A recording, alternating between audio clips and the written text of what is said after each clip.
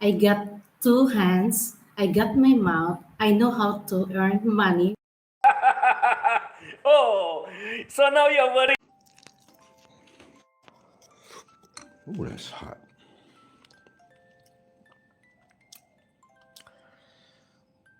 There you go. Doesn't that look good? Too much though. I can't eat all of this. They should actually rename my show The Regular Guy.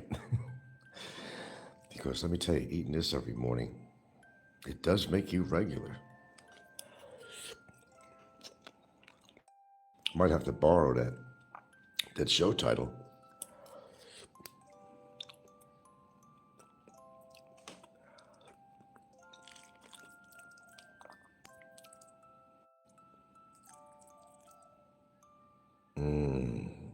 Nice.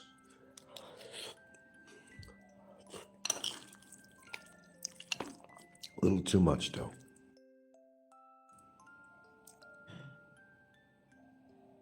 The regular guy. That's me.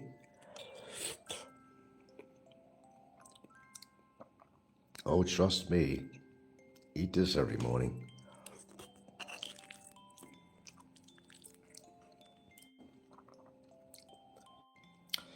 Okay, so while I'm having my oatmeal, oh, you don't see a cup of tea. I just haven't made it yet.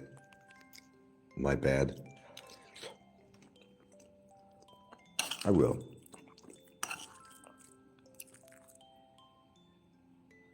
My favorite cup is in the other room. Just too lazy to go get it. Oh, thumbs up. Hello. Ooh, my goodness. Yeah, I'm the regular guy. A little hot. Oh. Oh, I forgot. I got to frost some blueberries. Where are you, blueberries? Ah, there you go. That's the carrot, you know. Follow the carrot. Like follow the money source. Follow the carrot. Follow the money source. Follow the blueberries.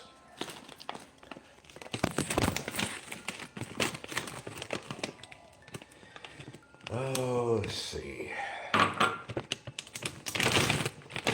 Let these puppies defrost. Oh, that's way too much. I'll be shitting blue before you know it.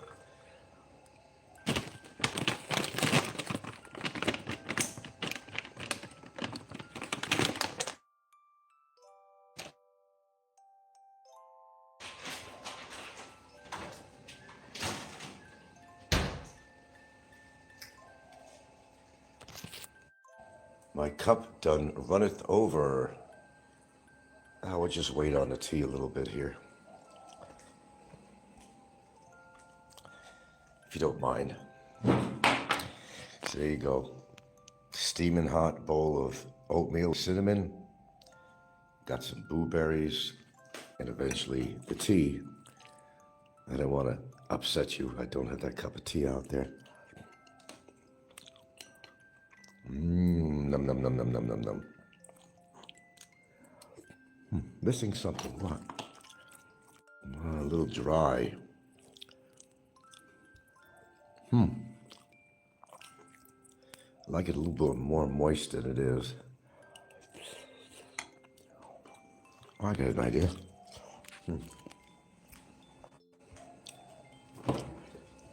Let's see, what is this? I don't usually drink milk, but I have to put a little non-fat milk in here just to give it a little bit of moisture.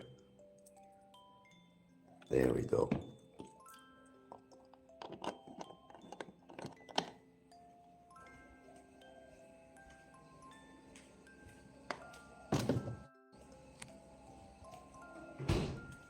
Okay, let's feel this one out. Ah, yes. A little better. Well, there we go. Perfectamundo. I guess I could eat the whole bowl. Can't do nothing with this yet. These got to defrost.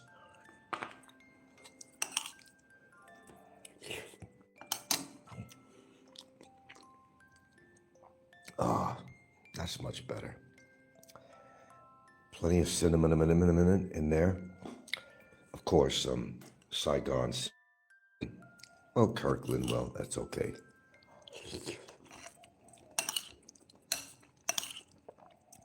Not bad. Num num num num num num.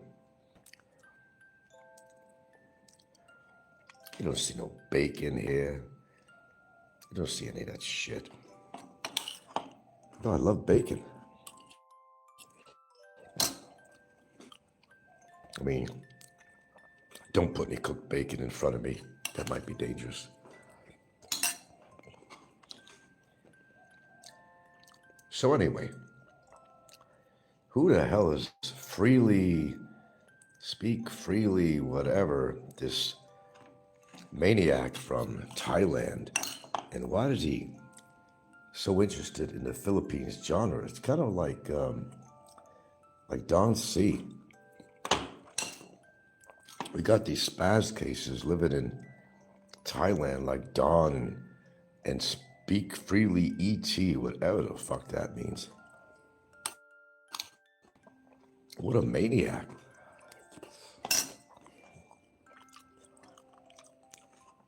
They let him walk freely on the streets of Thailand?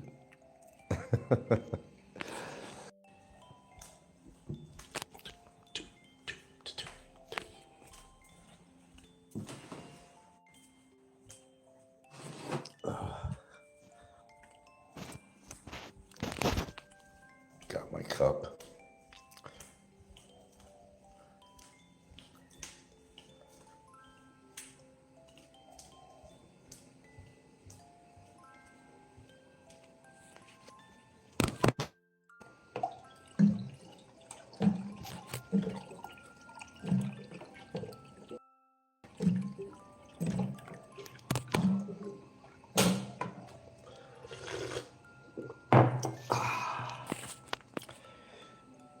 Let's get this puppy brewing. Give her 3 minutes.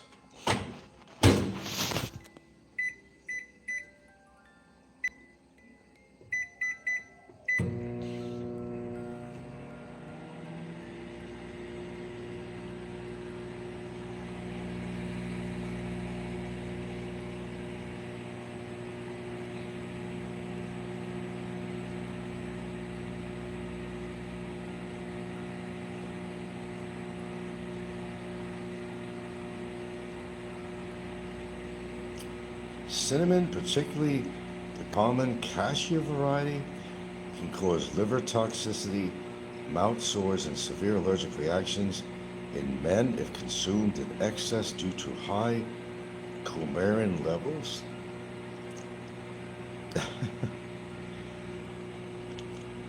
Got me on that one. Oh, how much cinnamon do I have? Come on. Oh, those are to find something wrong about something.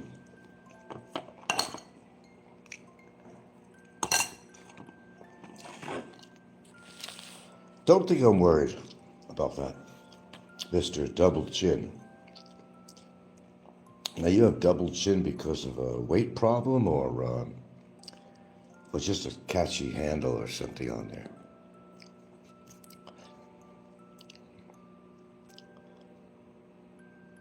Double chin. Sorry to hear that. Perhaps a weight loss program might get rid of that double chin.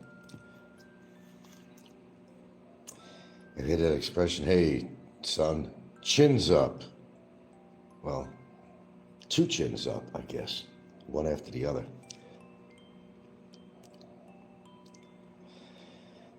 Okay, yeah,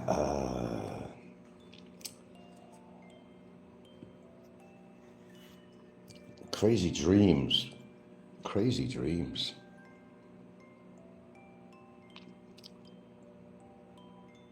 Doctor tells me,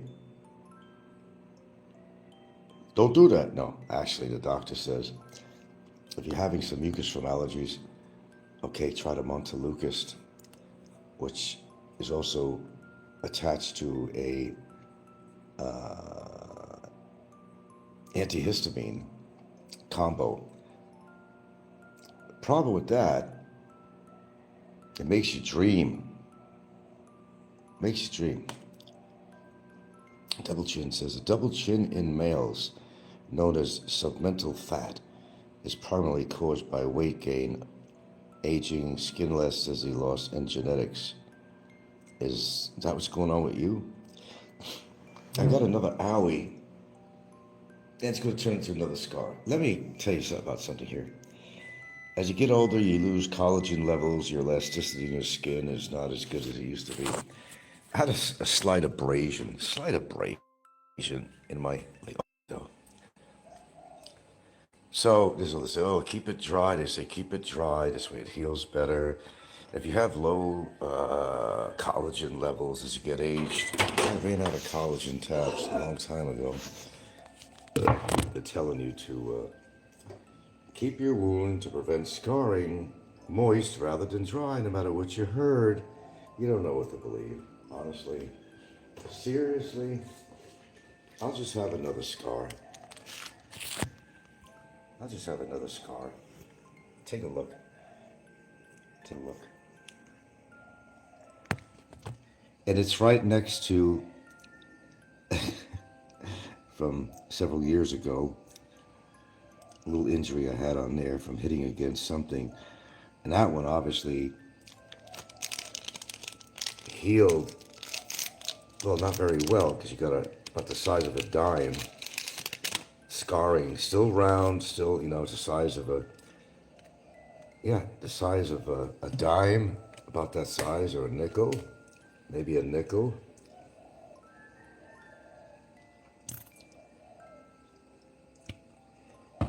And I was thinking to myself, doesn't that happen with diabetics?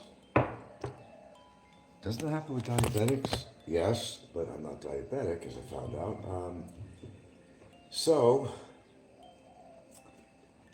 Oh, a little rosemary in my tea too, which is something different, but oh no, I don't have it. I don't feel like straining this. But I'll keep on adding that ginger though. Okay, put the ginger in there. And of course, turmeric.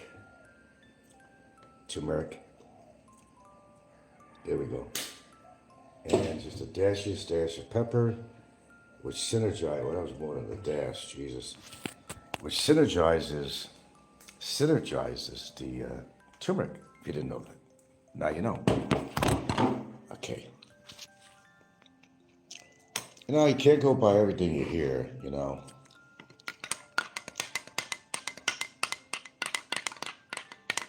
I'm still alive, so I must be doing something right.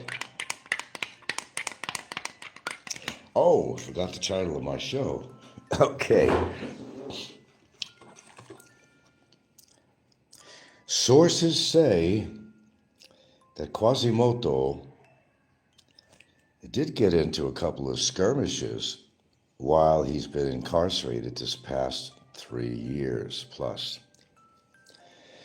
That may lay a burden of proof that there are other elements keeping him in there, because he could not behave himself and shut his mouth.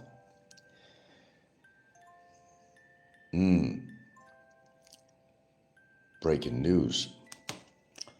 Don't ask me where my sources are. I couldn't tell you that. I'd be giving away a whole lot.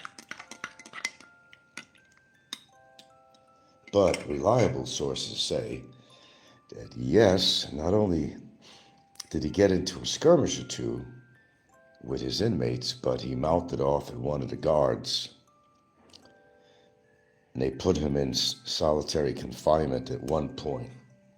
Not for long, for 2 days, but that's what happened. So he's kind of marring his good behavior situation in incarceration, which is not going to help his situation. Be a bad boy outside of the cell, but don't be a bad boy in prison. I wouldn't suggest that. I know, try to be a tough guy and fit in, and they know if you're tough or not, I'm sure. But people who are incarcerated are not happy with their situation, so it means they can be quite sensitive. And if you mouth off to them in any form or way, well, there might be a little reciprocity going on there, if you know what I mean. Something you can't do.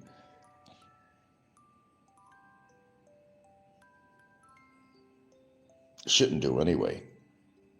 You just gotta be quiet, serve your time, eat your soggy rice and fish heads, and whatever you could do to bribe the guards to bring some food in or do favors for you. Normal stuff. It's supposed to be coming down on that shit too. I don't know, but that's never going to happen. Everybody's always on the take. I don't care whether it's in prison or whatever the hell it is, guards, or always somebody going to be on the take somewhere for favor system. Sneak in some cigarettes, but wait a minute. Are you not supposed to be smoking when you're in detention? Well, I know that Kuasimoto surely did when he was in Mandawi detention. Smoking all the time when he was smoking, and whether he still is because he can't afford it or his lungs was that bad that he had to quit, I don't know. I'm not there with a little CCTV camera to investigate him. I would say more on the expense than anything else. But don't they smoke in prison? Is it kind of like in the service? They say, smoke them if you got them, folks. Give you 10 minutes in the courtyard or whatever. Do they allow smoking in jail? I don't think they do. I don't think so. Well, I'll tell you what, that'd be a good way to quit, but it's not the way I'd want to quit. Unequivocally, no.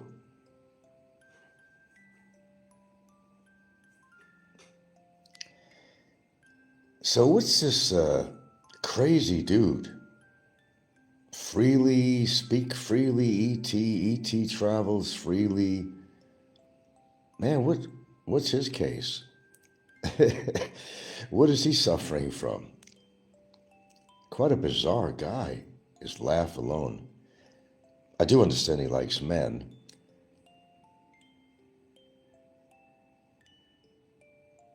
Maybe he likes them too much. That insane laugh and smile on his face. One flew over the cuckoo's nest for sure. Maybe he should have been in that movie. Man, we've been too young to be in that movie. He'd be a good candidate, though. A few other people on here, too. What's his situation? What does he do to survive in Thailand? What, his show? I doubt that. Does the guy work, make a living somehow, or is there some kind of a Looney Tune? I don't know. Is it kind of a state thing? Does he get money for being insane? I don't think they would do that even in Thailand. Don't think they'd have any programs like that. They're not going to pay for you to be insane. I highly doubt that. If they started paying people for being insane, be a lot of people on here making money. Free money. Free is good. Free is good. Thank the Lord. Free at last. Free is good.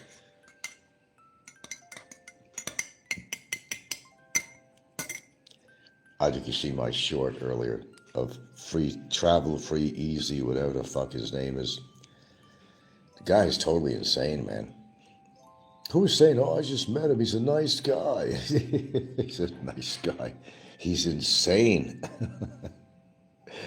I don't know what you guys define as a nice guy. Does insanity kind of come along with that? You're nice because you're insane. I don't get it.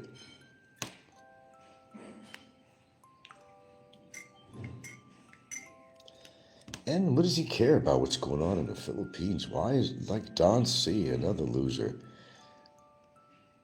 I mean, what does he have to do with the Philippines genre? Either one of them. They're not even in the Philippines. And they're vloggers or whatever you want to call them. Must admit, I don't get it. I'm questioning this cinnamon because the top doesn't close on here. And I don't know how oxidized or whatever this shit is.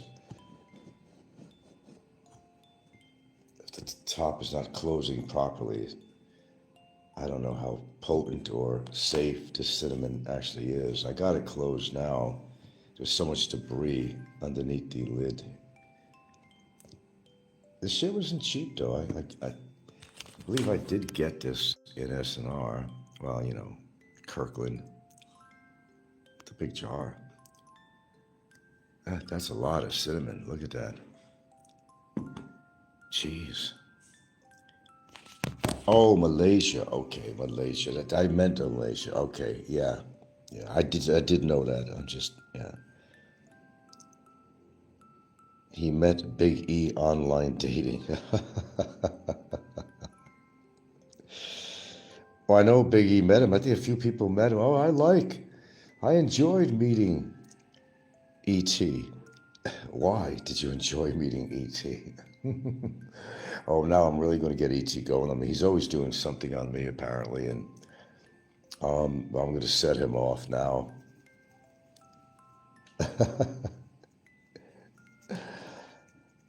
Yeah, that guy is out in left field, not coming in for the ball, man. I know he met a few people. Oh, yeah. That's right. Big E does talk very nicely about, my family likes him, and well, it figures. They would like him. They would like him. You really want someone like that around your kids? I mean, seriously? You don't know what the guy's going to do. So I don't know, I guess Big E thinks that's normal behavior or something, but coming from him, well, two peas in a pod in certain ways, I guess.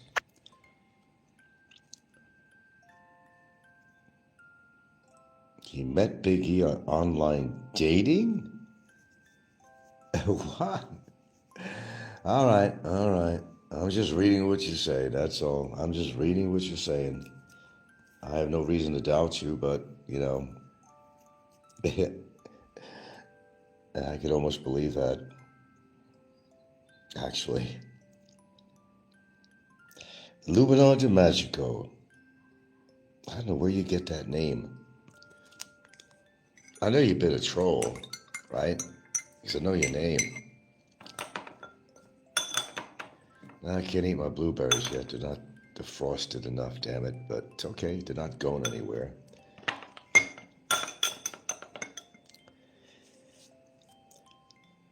Online dating? You don't say. Oh, we're going to have an all-day blackout tomorrow scheduled. All day, but, well, as long as I get the generator going, I got plenty of gas. See, I'm supposed to run that thing once a week just to get the gas flowing through the system, but I get lazy. Oh, I'll get it going unless the damn cord breaks again, but that's the one thing I do worry about. Oh, you're a magician. Okay, that explains a little bit on that. Well, if you're a magician, why don't you make these trolls disappear? That'll be your greatest feat of magic. No, that wouldn't be fun, would it? We need trolls around, right? That the idea? Well, if you're a magician, make Trump disappear. Why don't you make Trump disappear? Do us all a favor.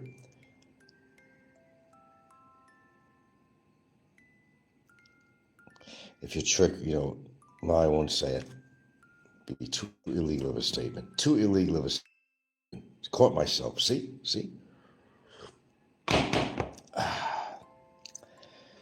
pussy is too hot. They're going to be shitting like a racehorse. I ate a lot of oatmeal. It's okay. It's rather than eating a pound of fucking bacon. I'll take the oatmeal anytime. Thank you.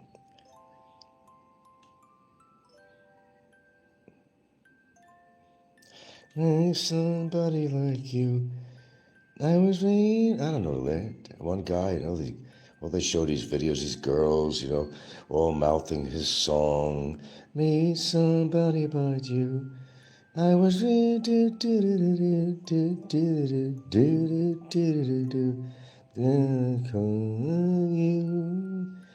for you. I don't know. Whatever his name is. And, there's something to say about these young women, they're so emotional on a song. Some men too. But every time you see something, it's a promotion thing, for his music. Forgot the artist's name, all that shit, because I don't listen to. But it's always these women, they're always mouthing off, lip syncing to his music. It's like they're sending a message of, I'm so interested in you, I'm singing your lyrics, I know your lyrics. Maybe you'll date me after the show or something. Young women's dreams.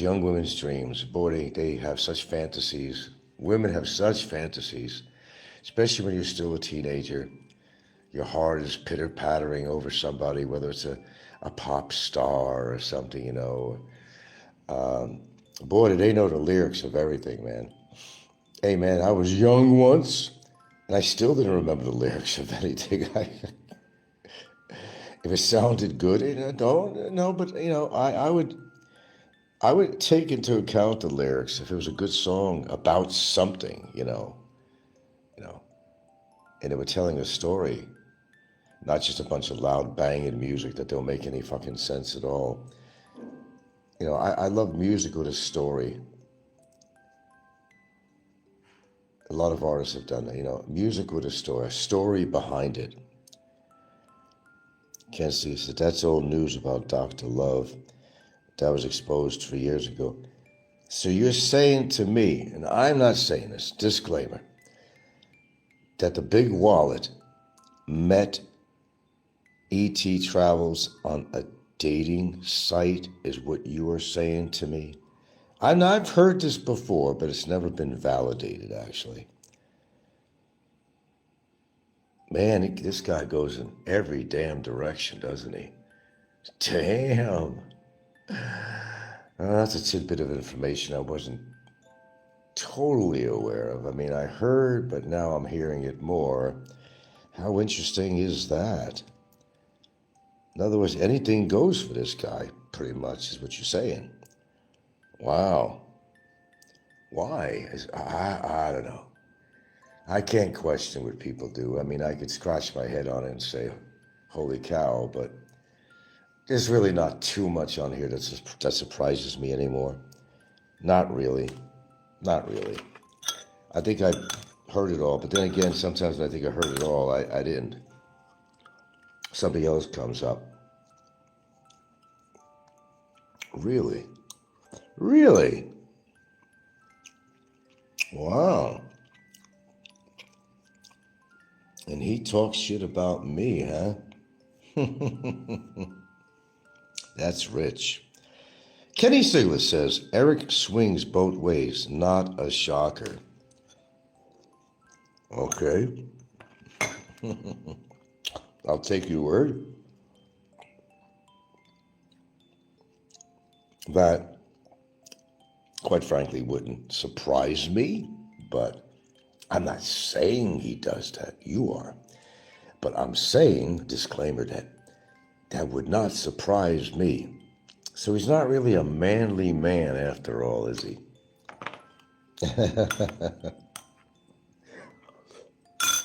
Well, in a sense, yeah.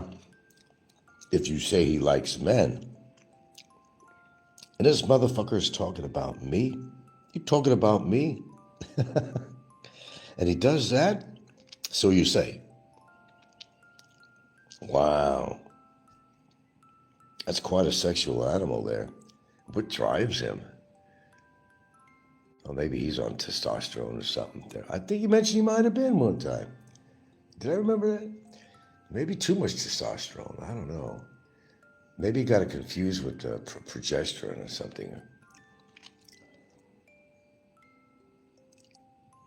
Wow. Well, it's not really a shocker to me. Shaka Khan. No, that's not really a shocker. It would not be a shocker to me, quite honestly.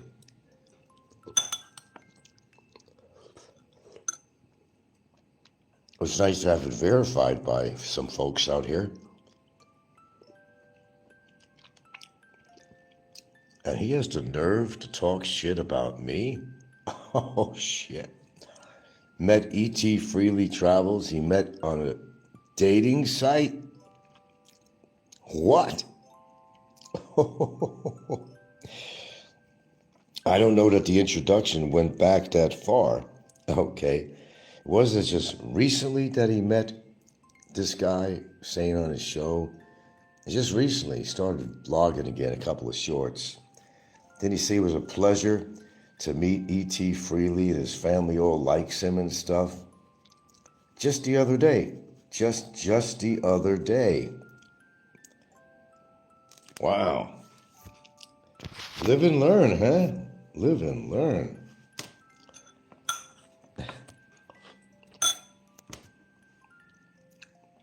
Now I could truly say that nothing really surprises me anymore. But there's my 13, folks, that everybody laughs about. There's my 13 on here. Hello, my favorite 13 people. You know who you are. Welcome back. Hey, look at that. Without you, I wouldn't have an audience. So thank you for being here.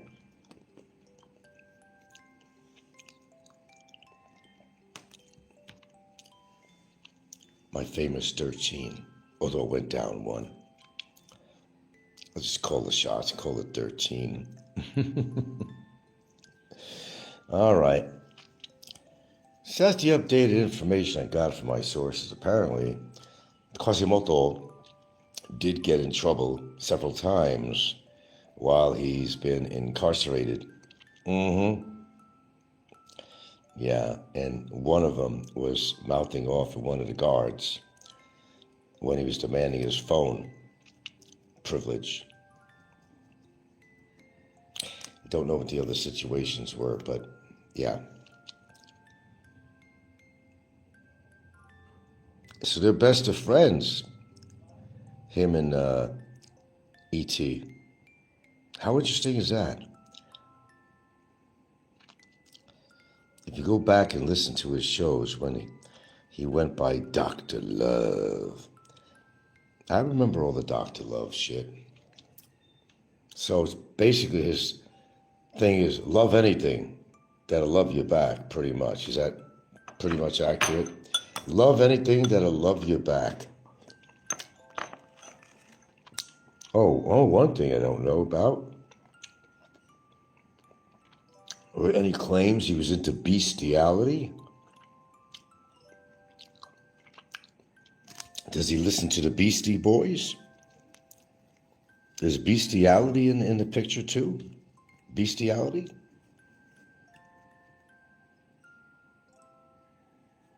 I mean, anything goes, right? Why not? Big. E.T. is obsessed with you and Princess. Oh, I know. Well, I think E.T. is attracted to me. That's what it is. I can't help it. Horrible picture he put up on me, though. I don't look like that at all. Thank goodness. But he posted an exaggerated picture of eye bags and wrinkles and making me look like I'm 105 years old. But, editing a photo is not going to change what I look like in real life. Oh, I know he's obsessed with me. Horribly obsessed, in fact. What do I do to these people to make them be attracted to me so much? I don't get it. I'm just an average guy. Well, compared to what some people look like on here, I guess I'd be above average, actually.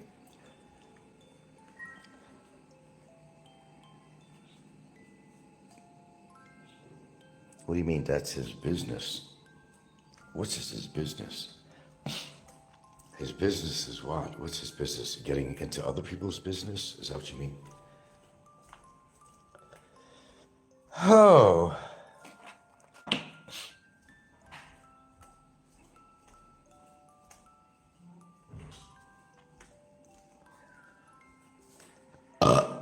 Sorry about that. Sound like Kuasimoto now.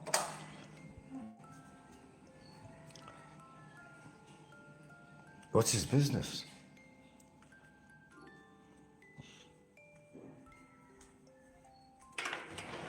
He has to make a living. Somehow. Doesn't he? You think he's making money on his YouTube channel? Is that what buys him food and rent and all that stuff? Really? Even in Thailand, you gotta work too, don't you?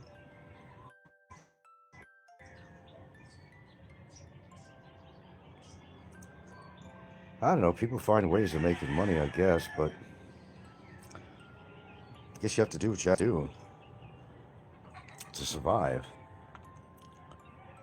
Oh, here we go again. This is what I'm talking about. See them burning trash? We stopped doing that. I was reading somebody's comments on the show, and of course, they were downing the Philippines, of course, which they do a lot. But the one thing they got right, it was on Jim's show, Asian Adventures with Jim. Jim was complaining about the pollution, but, not about his steroid usage. His nuts are probably shrunk down to a raisin size, I don't know, a prune size. 20 years of steroid usage. Look at this shit.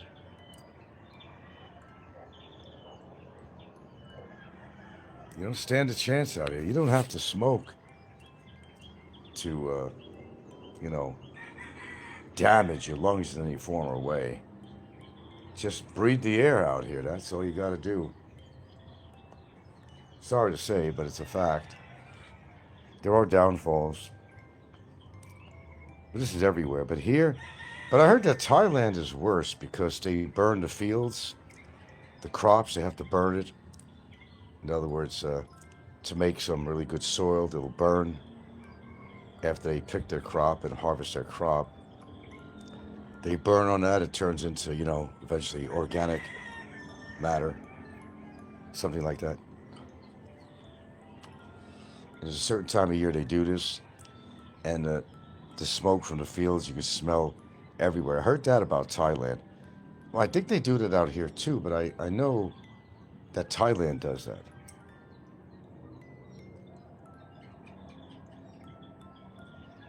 All I know is I've only been to Baguio once, and Baguio has, in a way, its own charm of such, but I didn't spend many days there. I couldn't if I wanted to, because, God, I remember the pollution was so bad. Maybe that's why they're telling people don't smoke in this town, because the pollution is worse enough. Not that little bit of cigarette smoke is gonna, really affect the existing pollution in Baguio. It's not gonna make a difference, really. In Baguio, you might as well put your mouth on an exhaust pipe. I wasn't there very long, but by the time I was there, I will tell you, even going up to Atok, whatever that mountain is, one of the second or biggest, highest points in the Philippines. What do they call it? Whatever, yeah. It followed me all the way up the mountain.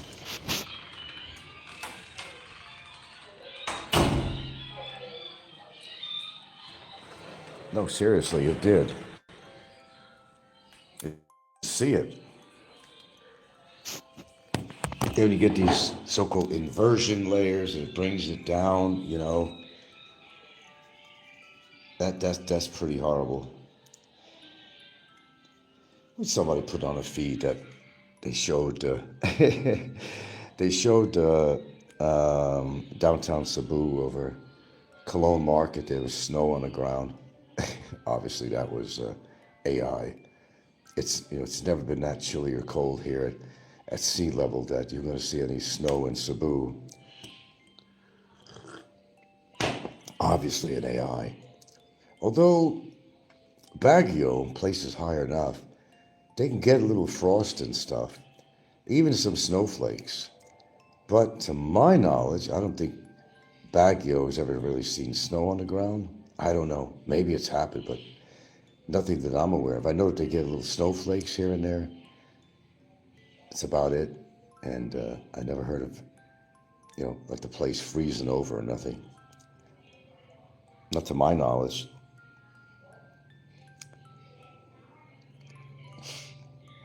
E.T. Speak Freely. And where'd he get that title? That guy's pretty messed up. You think? I think, anyway. And what's his interest in the Philippines? I don't understand that either. What is his, like, same as Don C. He's got a life and a wife in Thailand, and I don't know, she's supposed to be a Filipino, his wife. Is that what it is?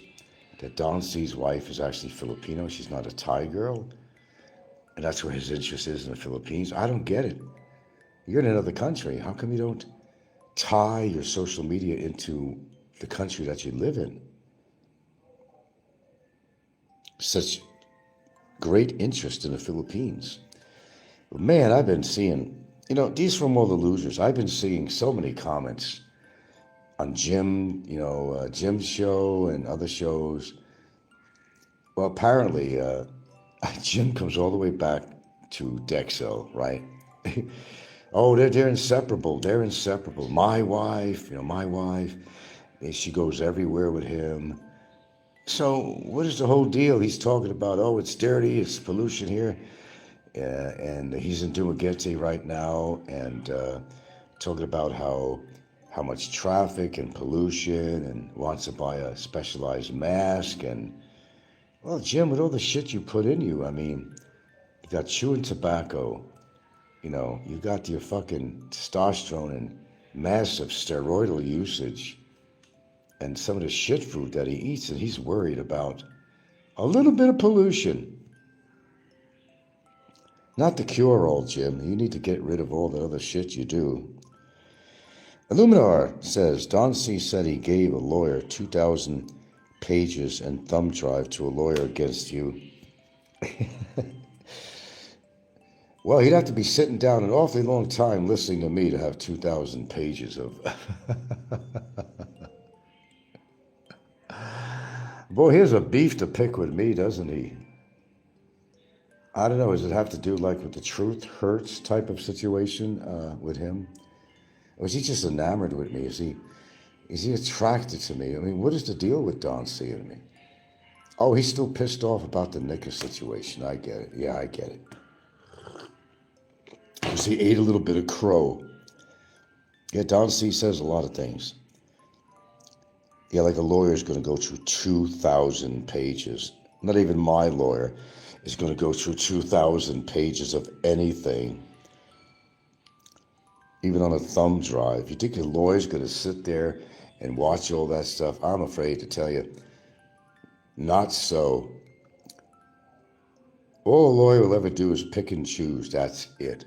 They're not going to go through 2,000 pages of discovery or an enormous amount of videos on a thumb drive or something. I know that as a fact. I know that as a fact. You should have seen the shit I gave my lawyer. He wasn't going through every one of those damn things. They had enough money and time, for him to go through that kind of shit. I am Maluz says Don C has a very weird... He does. So a lot of people do. They got A.T. Freely. Got Don C. Even Kevin. Of course, Popeye. I can't forget Popeye. Is he simulcasting me again? Or is he still in hiding from embarrassment from the expose? Oh, he's upset. There's no doubt. Don C is absolutely obsessed with me. There's no doubt about that. He'd love to see me dead. Oh, absolutely. Did I kick his dog or something? What did I do to Don C? Oh, I see. Didn't work out with him with the Nika situation. There you go.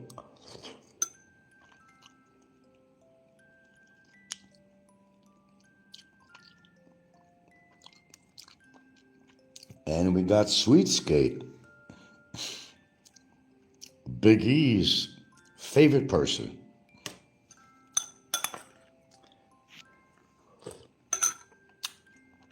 Well, Princess Anne, did Big E accomplish anything with you on the legal background, on the legal situation? A simple yes or no will suffice.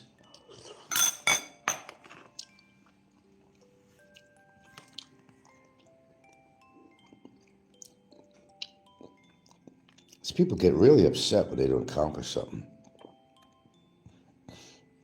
They get more upset and more upset. So what's the story? Do tell, Princess Anne. I understand that him and his significant other, remember all the shorts they were doing celebrating their so-called victory against you. Was there a victory against you? You already filed a case of him. He spread my pictures with no permission. You gotta have more than that. It's words too, Princess Anne. Not just pictures. You do know that, right? In your own defense. It's not just showing you pictures, it's what he said. Hopefully you've got that kind of material.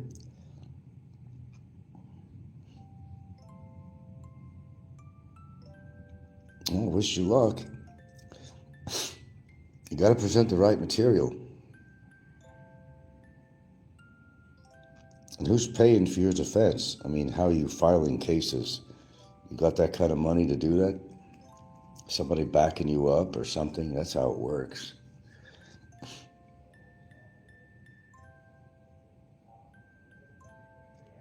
Spread will be S-P-R-E-A-D, but that's okay. I understand the wording.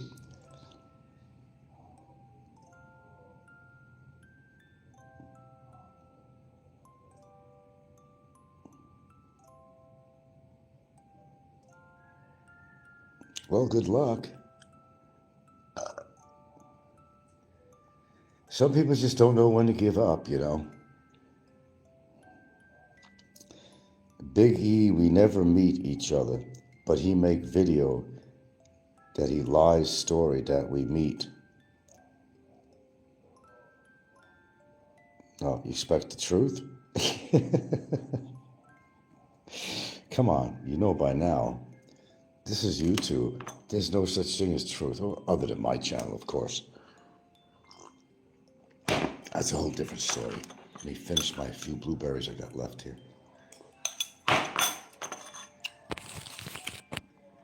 Gone.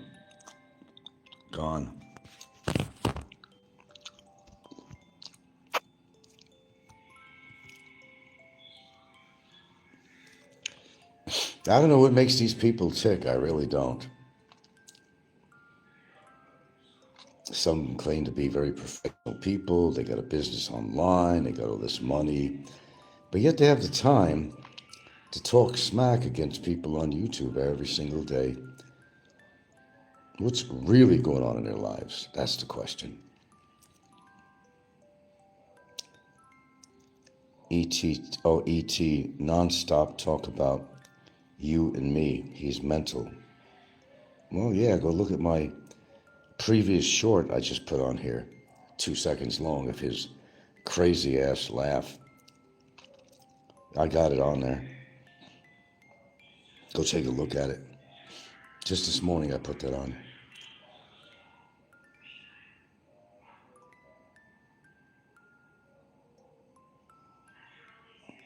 Yeah, we got a lot of that on here, Princess Anne. We got crazies as far as your, well,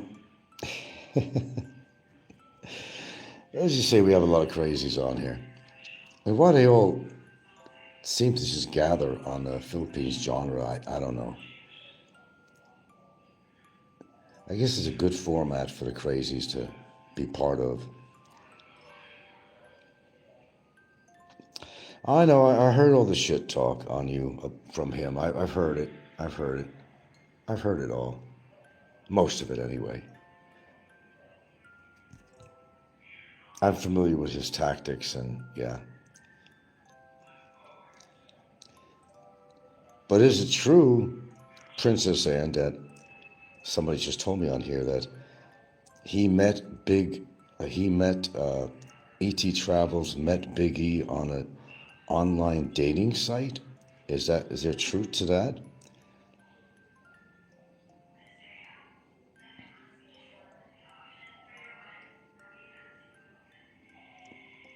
That's what I'm hearing. But like I said, would that surprise me? No, not at all.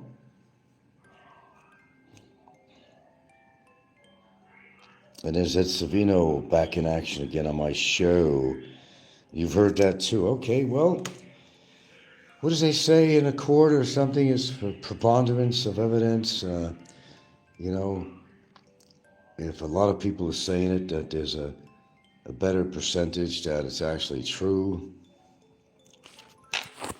Better to many people to hear it than one person making statements on that. Wow. Like I said, there ain't nothing on YouTube that surprised my lily white ass, I'll tell you that. There ain't nothing on here that will ever surprise me at all.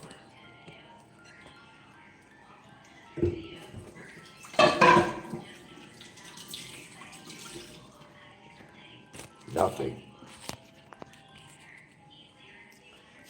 Yeah, I hear a lot of things on here, but need to be validated. Other things don't, because when everybody's actually heard it, doesn't need any. That's actually the validation right there, that everybody else has heard it too.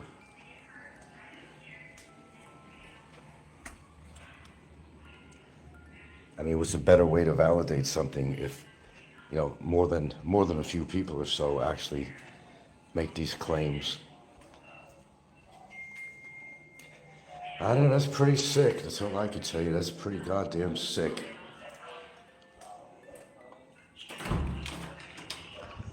That's why I laugh a lot against these people, because they're really quick to make judgment, to make some statement about me, but what are they doing?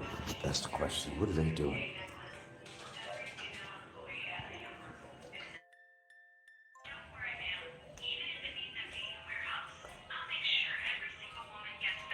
Trying to find a broom. Oh, here we go.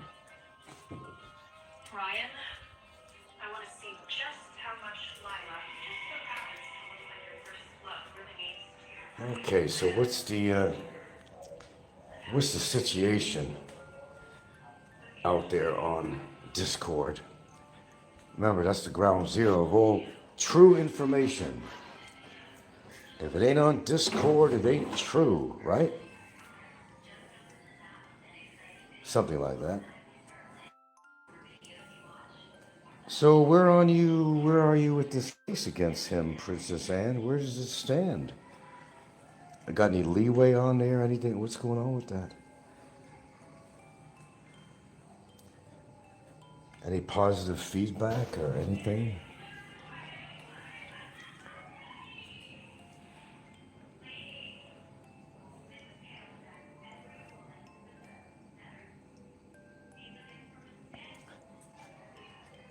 Well, she doesn't write very quickly. And sometimes she gets on here and then she's off, and I'll ask a question, then she's not there anymore, but comes on to introduce herself. Let me know that she's on here and she's listening. I'm a man of words, Princess Anne. Regurgitate a few syllables about the situation. I'm not a man of patience, necessarily.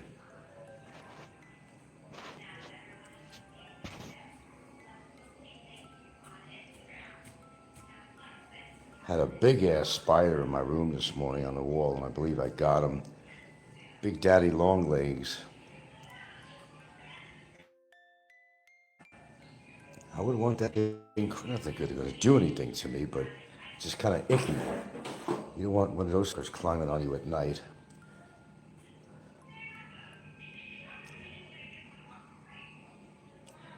Boy, I tell you, my legs are going to be scarred up. I think I need some leg guards. That's what I think. It doesn't take much. I see I'm already smelling that shit in the house. Someone's burning shit across the street, across the road. I'm already smelling that in my house. Come on, man.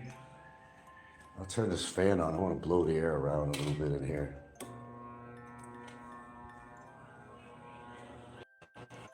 Always on, always on dating sites. You mean 2 women isn't enough, or whatever, or? Oh, that would be very suggestive. Now we're not, of course, we're not calling him this. Disclaimer. But that would be suggestive that he's a swinger. You know what a swinger is? That anything goes as long as it's sexual, you know. It could be men, women, combination, both. Damn. Damn.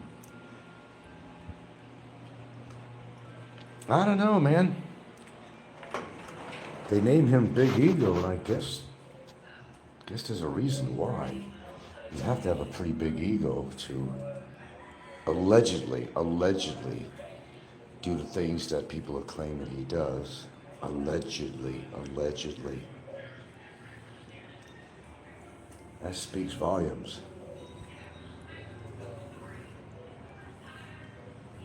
I don't know, I'm satisfied with one partner. I mean, what the hell do I need a headache for? Having a multiple partner. What the hell do I need that for? Seriously. One is enough.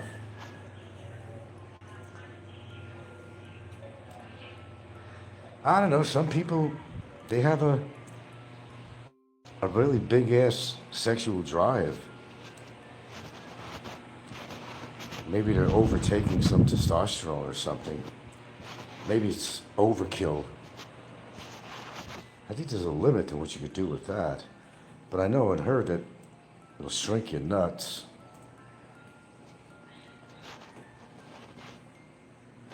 Something like that. Okay, hate to tell you this, but Mother Nature's calling me. I'm gonna have to go on mute for a few minutes, if you don't mind.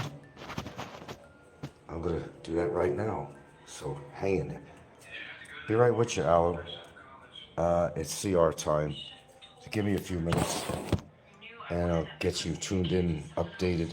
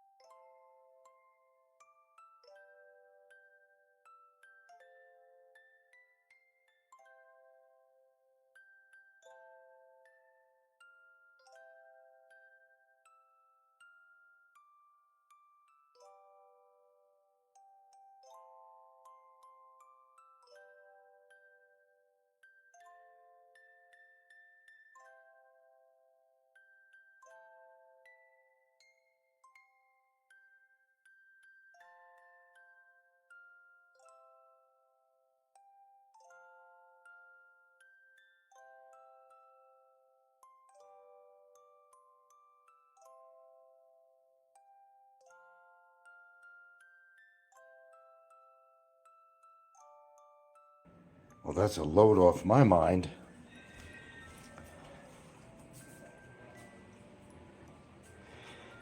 Okay, kind of update you. We were basically talking about that my sources say that Kuasimoto did get into a few skirmishes of some sort while incarcerated, and one with a prison guard over something. Well, I don't know. Maybe that's another reason they're keeping him longer. Apparently he can't keep his mouth shut, and oh well. Then, I guess it's supposed to be common knowledge that Princess Anne is on here right now, and others are claiming that the big wallet was meeting people on the online dating sites, and that's how he met free easy travel, whatever the fuck his name is. Were you aware of that, Aloe? Apparently, according to, and I'm just a messenger, to people online right now, they said that apparently he goes through all the online dating sites, men or women, it don't matter, or in between, and he still does. And that's how he met E.T. Freely. I totally wasn't aware of that myself.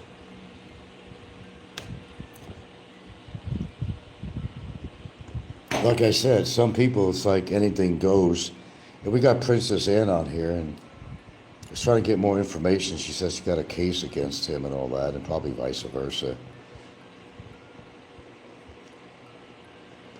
And it wasn't a Big E that said that, oh, he don't get involved with this shit, and, you know, he stays out of people's business and all this other crap. Well, duh.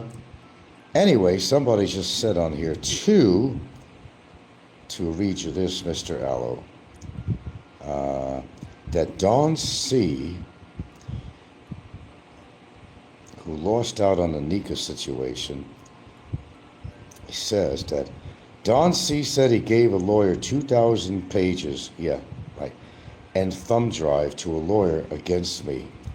And what I proceeded to say on that is that no lawyer is going to go through 2,000 pages of discovery or documents, nevertheless go through hundreds and hundreds of videos on a video card. That ain't happening, and it won't ever happen. I know, because my lawyer ain't going to go through that much information. Hell no. What do you think of that, Aloe?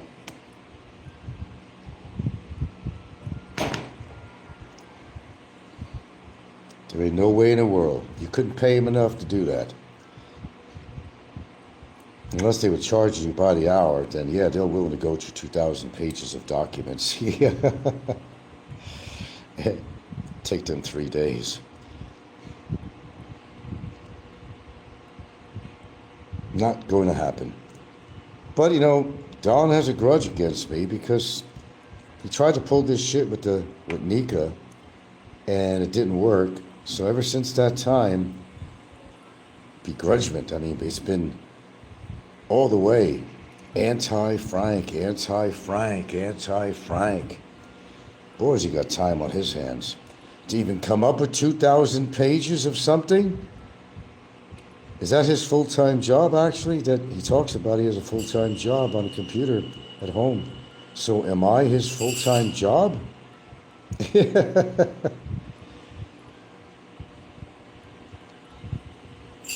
Incredible. No, he's not going to be happy till I'm 6 feet under or whatever. And as my viewers are saying to me, that he is absolutely obsessed with me. Apparently so.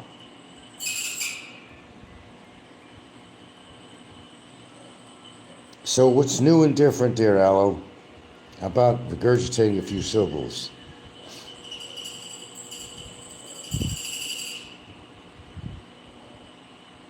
Or in response to what I just told you.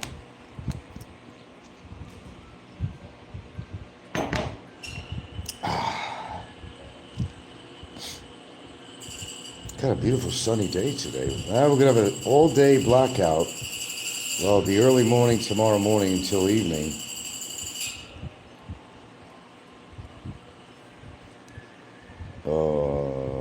Which upload was that? I have sent it.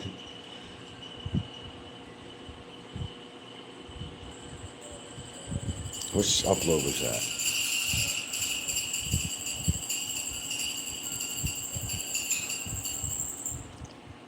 I don't know. Don's always trying to do something, and Popeye. You're not happy, listen, I'm in the ground or behind bars or deported. The latest video was E.T. Travels. I mean, I got an upload. I don't know what that's just talking about. A couple of second upload of the crazy disposition of E.T. Travels Freely. One of his insane laughs and looks.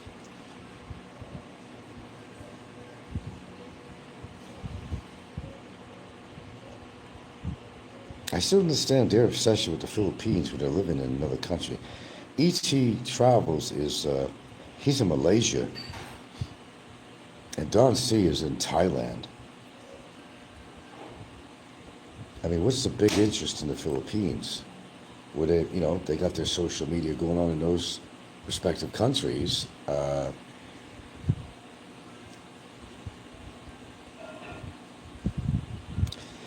Well, you know, you never know how a person's mind works or doesn't work, if you know what I mean.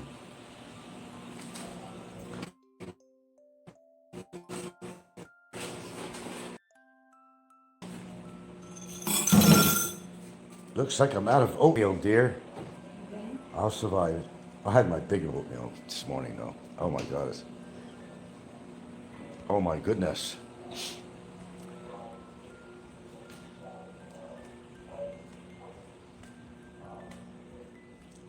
I'm sure you got my email, Aloe.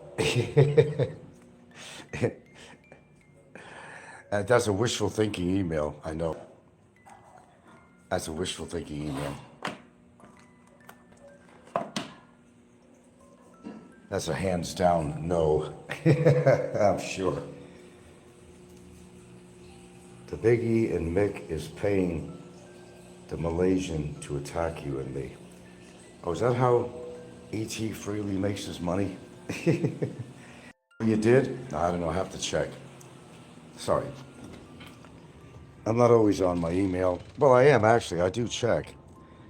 But since it's a new email address, I don't expect a lot of emails unless it's between, I don't know, me and an attorney or something or whatever, but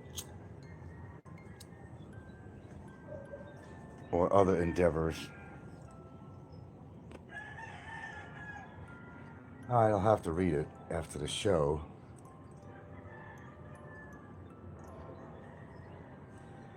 Man, what's going on with all these shark attacks in Australia, man? They were showing a picture of a sardine run. Holy shit. Well, yeah, that'll bring the sharks in.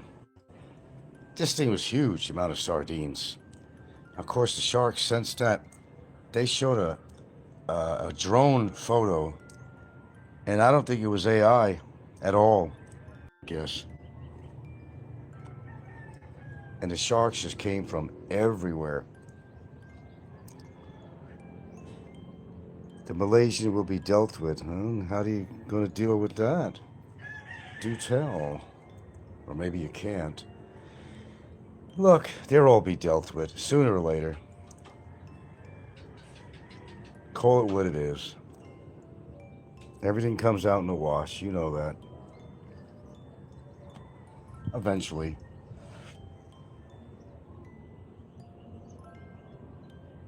You can't do what? Can't do nothing?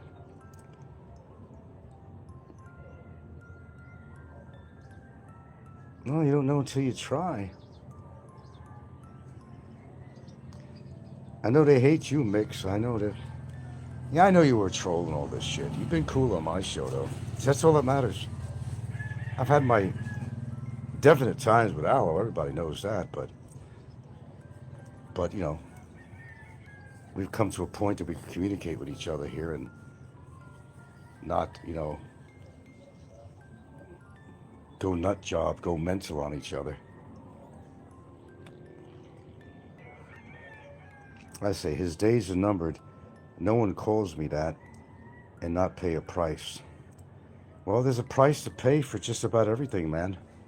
A lot of people found that out, didn't they?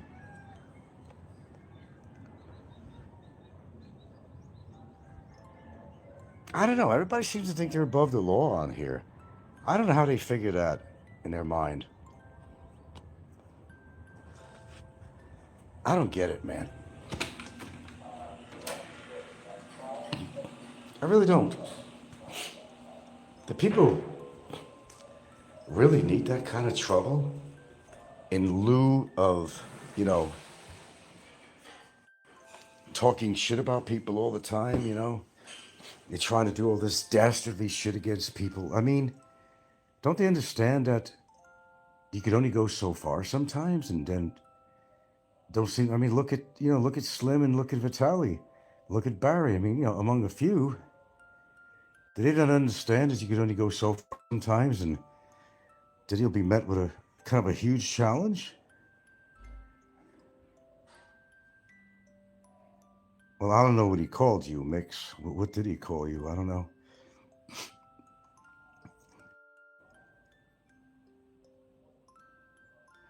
I'm not aware of everything. God, I had some weird dreams. There's one gal I used to date over in Seattle. Oh, it's kind of a strange story. Let me get into that a little bit. Sometimes, I always have a curious mind. And that's how I found out some gal I used to date, actually another one that passed away. I was very surprised. And I decided to do some research because, when you were heavily involved with somebody, sometimes you get the curiosity, how are they doing these days? Is life good for them? Have they got over their challenges? Are they still alive? Okay. And I did a little bit of research on this one gal,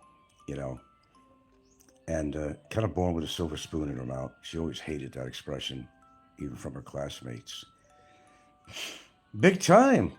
She married this guy, the very guy she took off in Seattle from to go to Concord, California area. Oh, he's just a friend, and he's getting me out of Seattle. I mean, she fell off the wagon with her drinking and felt that she disappointed a lot of people. So he had some job offer or something going on in California. Anyway, it turns out that he operates a number of, listen to this, it's a good story. A number of rehabilitation centers for men with addictions like drinking and drugs. Making a lot of money. She herself had various positions, but she wound up being a top 2% earner on a major real estate company in California, with a big name, top 2% earner. So whatever she inherited from her dad and mom passing away, and the thing is, good for her, because truthfully, I was not up to par for her future. When I was dating her, and I was in Seattle, I was nowhere at the time. I didn't own a house. She probably figured I never could, and, she saw an opportunity and she took it. And not only did she make money from her, the will from her parents, but she did work some big time jobs and then wound up into a major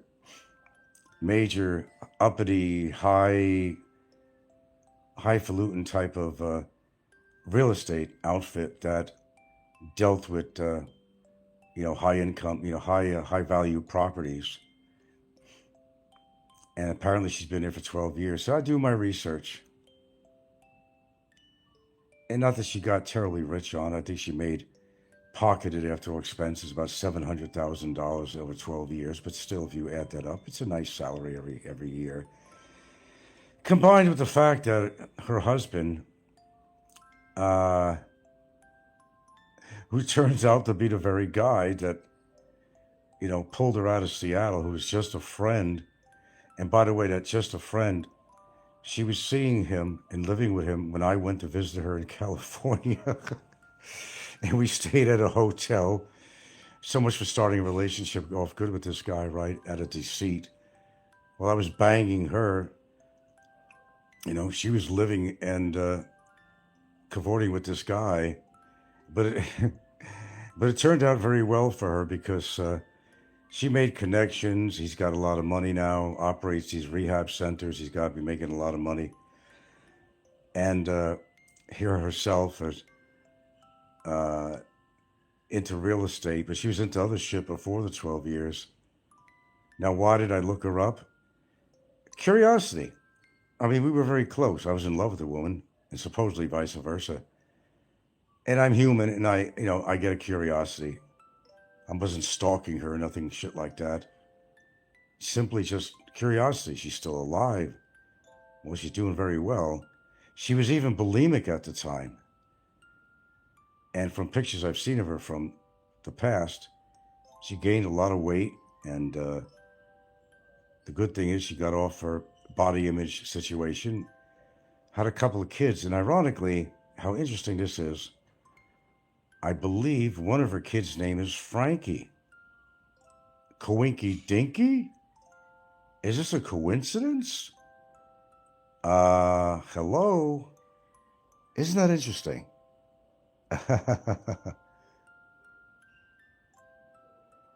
Frank, I'm going to what?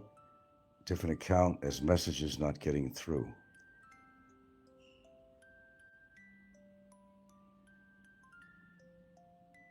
I don't know. I haven't had any restrictions on here. Anyway, modern day, I mean, it could not have worked out between me and her. There was no big shit that, in my time I've owned 3 houses. That's nothing. That's nothing.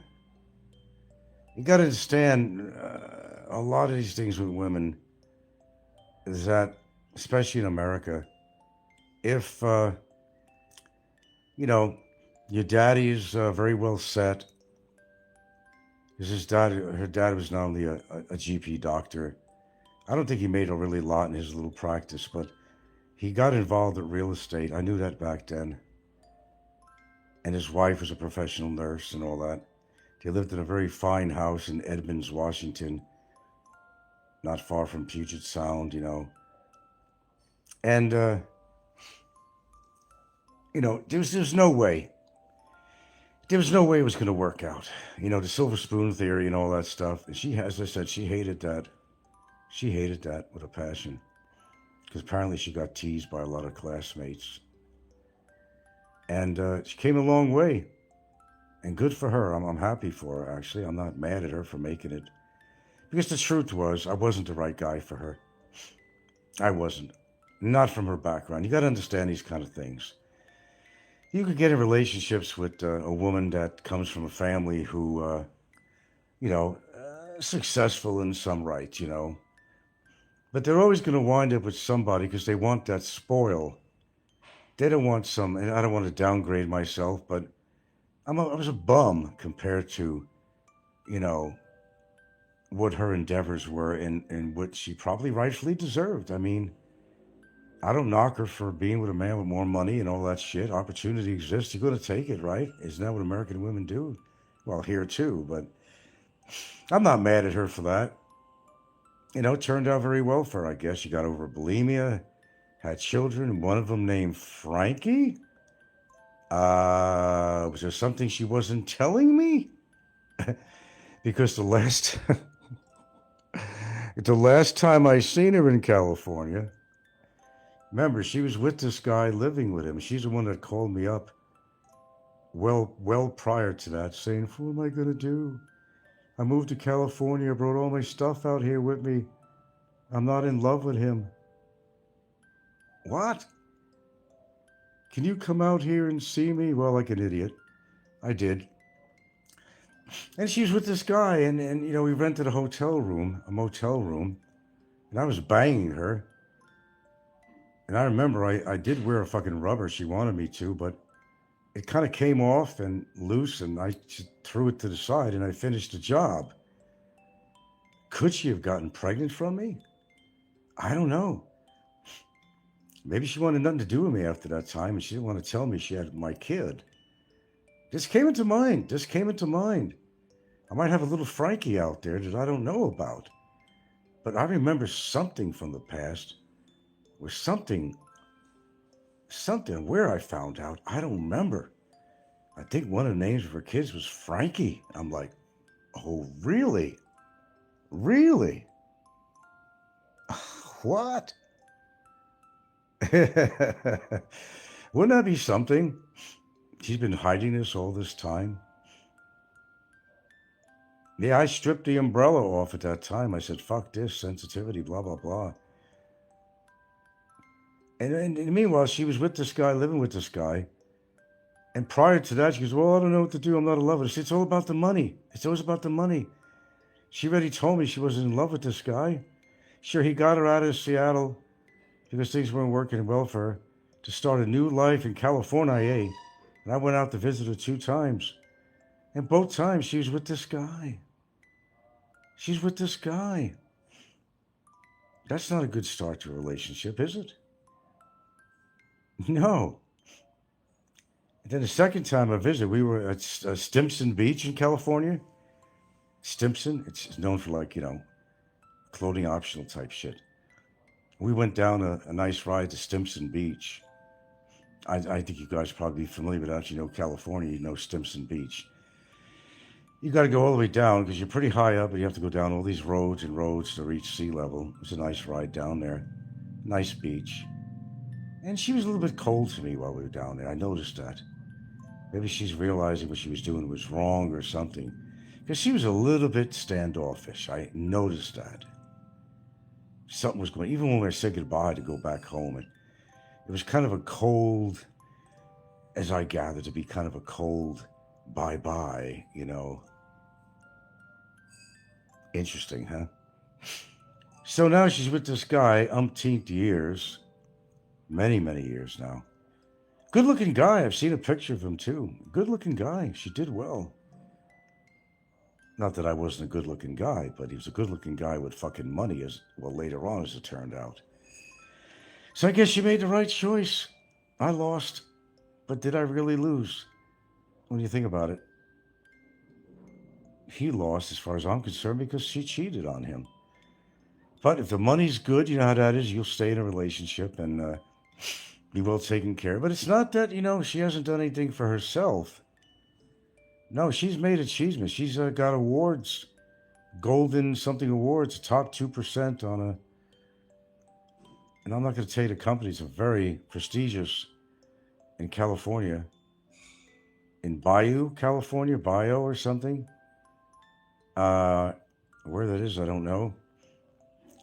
Well, there's another name for the area too, but I'm not going to divulge too much information. But she's the top 2% earner. And it really comes to about, well, it's not phenomenal, 12 years. She only pocketed, after all the expenses of a real estate agent, $700,000 in 12 years. So if you want to break that down, how much is that a month, But it's still okay. It's still okay. And it's still not bad. I mean, his income, hers, unlimited. Fat bank account. Probably a decent house. I think they own a few properties. I told you, I'm a good researcher.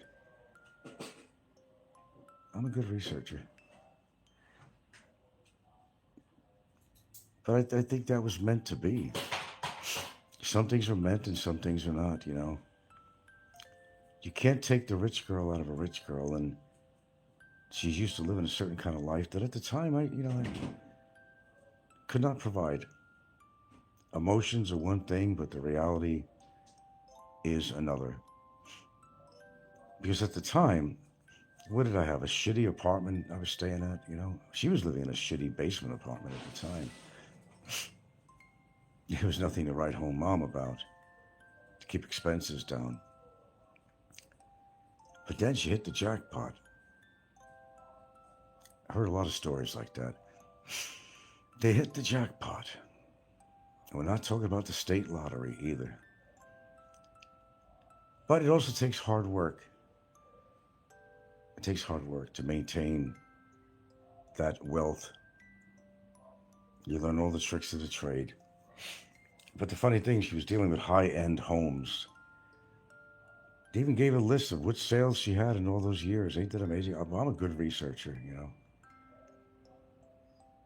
Well, I'm decent, half decent anyway. But these things generally don't work out. You know, your intentions are good at the time, and you know there's emotion and all that stuff. But the reality of it is that they're gonna want somebody who can take you out for these elaborate dinners and all that crap, and you know they're not gonna want a McFish sandwich. You know what I mean? So that that was acceptable over time. I got over it. I got over it. It was emotional for me that she basically gave me the brush off. She didn't want to come back to Seattle and tried to get me to come out there. That would have been a real disaster. She had a daughter at the time, so it didn't work out with her out there while I'm stuck in California. Expensive place, just more expensive than Seattle. I mean, in many ways. Would have been a disaster. See, you got to think, and I guess I did think and figured it out that that just wouldn't work. You see how a woman can entice you because of her looks and stuff like that? You know, you can get really enticed with it. And you're willing to do almost anything to be with them. But she gives me the old bye-bye speech of, well, you know, I got to take care of myself. You know, I can't marry you. And meanwhile, she's living with this guy. You know, I can't marry you. But you know, it just worked out for the best, obviously. Looks is not everything, but I've seen what she looks like these days. She's still not bad looking, but she don't look like the same person that I was with. But then again, she was waif thin when I met her. Well, you know, bulimia. Drinking, bulimia. I don't know about her drinking, but apparently she got over the bulimia. She had a kid, everything. If you're bulimic, believe me, you'll almost kill yourself if you watch your stomach grow from pregnancy. You had to have gotten over that. There's no way that you could, you know, deal with that if you're still in your mind, you know, and actions when somebody has bulimia. Body image, it's all about body image. I can imagine what she probably went through. I can imagine.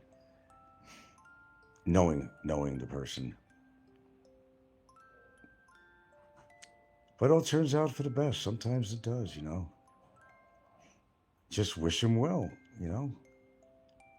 Found her gold mine, and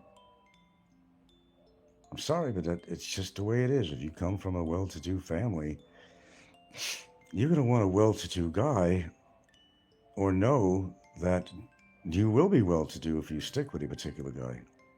Good-looking guy, too. Look like a Hollywood actor. I mean, look good-looking guy. Good-looking guy. As guys go. Of course, I'm not interested in guys, but I still have eyes, and I can say, yeah, she's got it all. A good-looking husband, money in the bank, properties, top 2% earner in a very highfalutin real estate agency.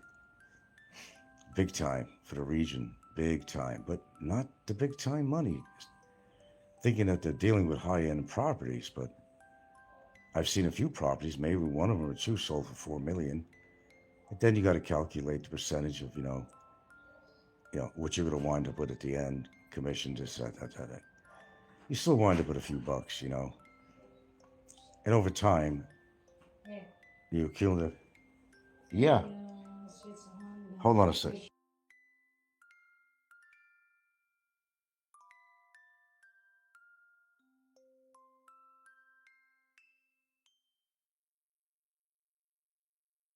I got to turn on a pressure washer here. Jay, we gotta get hot water with the shower. My lady would like to take a lovely shower. But you know how these water pumps work. You can't, water heaters, you gotta have a certain flow. Come on, folks, read a few syllables. I'm gonna lose my voice, for God's sake. Okay, sorry. Okay. Sorry about that.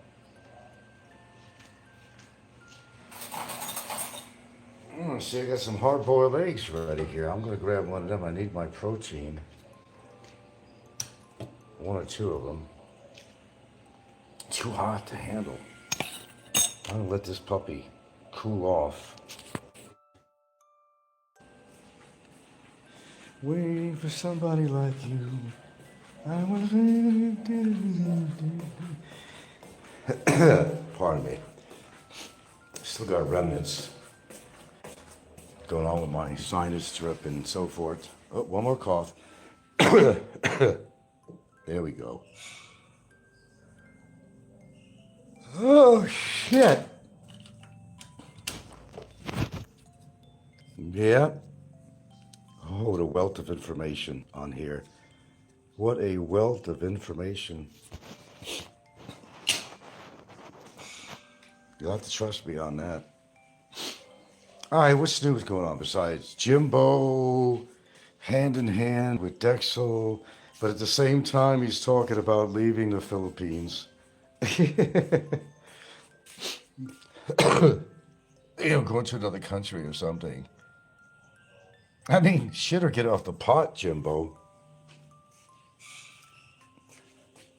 Wrangler this. Big Ego's humility post is hilarious. Humble Eric, the Stanford grad.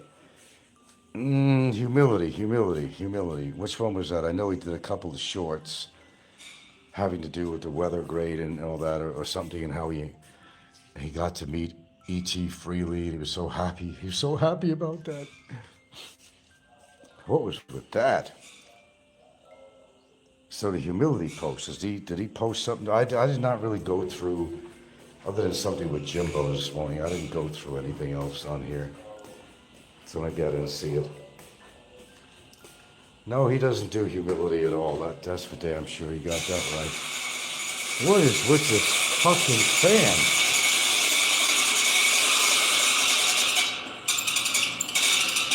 Yeah, something's hitting somewhere. We have to figure out where it's hitting.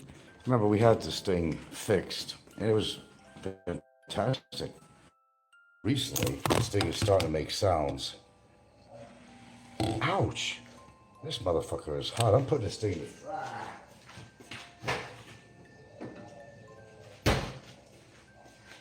Putting that damn egg in the freezer a few minutes.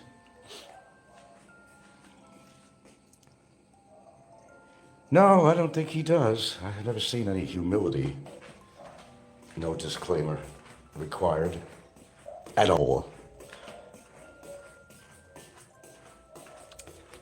What is today's date?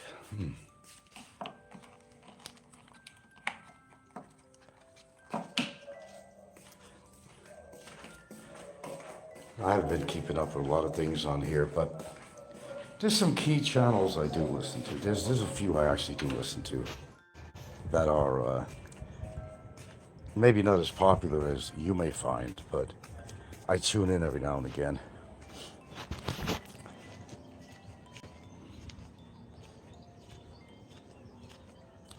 Look at that. Remember this huge tree here? So I wonder where all the red ants are going.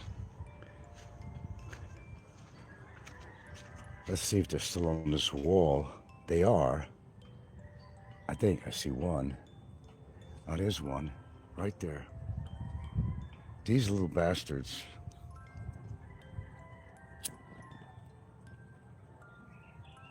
Bye. They're not crawling on my dogs or me. Though they're trying to figure out another nesting place now.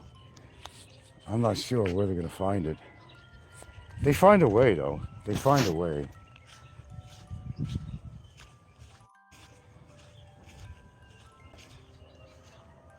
Now, this is ridiculous. The coffee, they probably had it on the electric bike or something. And it winds up right here, right? Come on now. Really?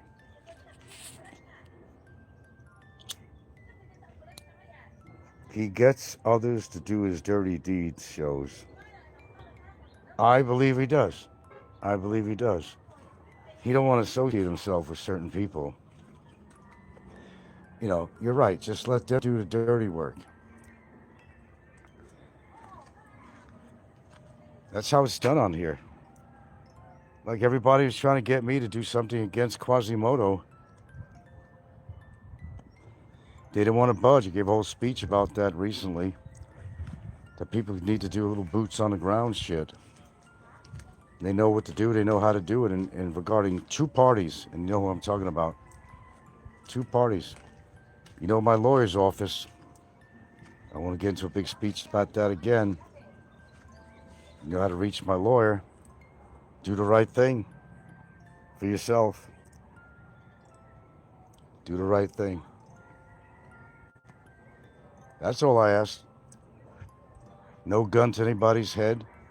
Just examine your conscience and do the right thing before there are consequences. And I read the consequences.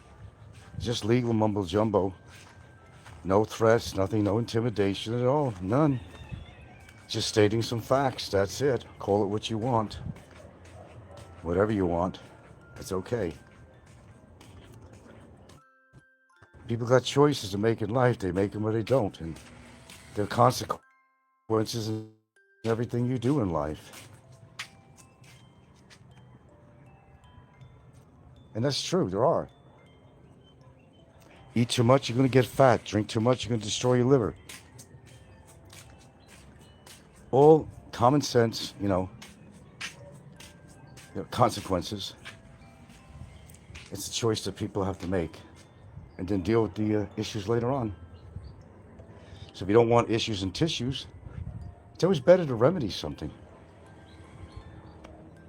before it turns ugly. I mean, does that make sense to you? Makes sense to me. Take care of business. Open for business. Car loan. That's a good, I've heard that before. Why do you call him car loan? Was he in the car loan business or something? That's one part I never heard. Was he a financial salesman for sale of cars? That's rather interesting. Him and Paul would get along real well because Paul was a salesman.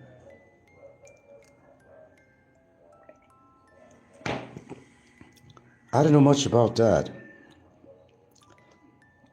What do you know on that, Aloe? You know anything about that? Are you still there, by the way?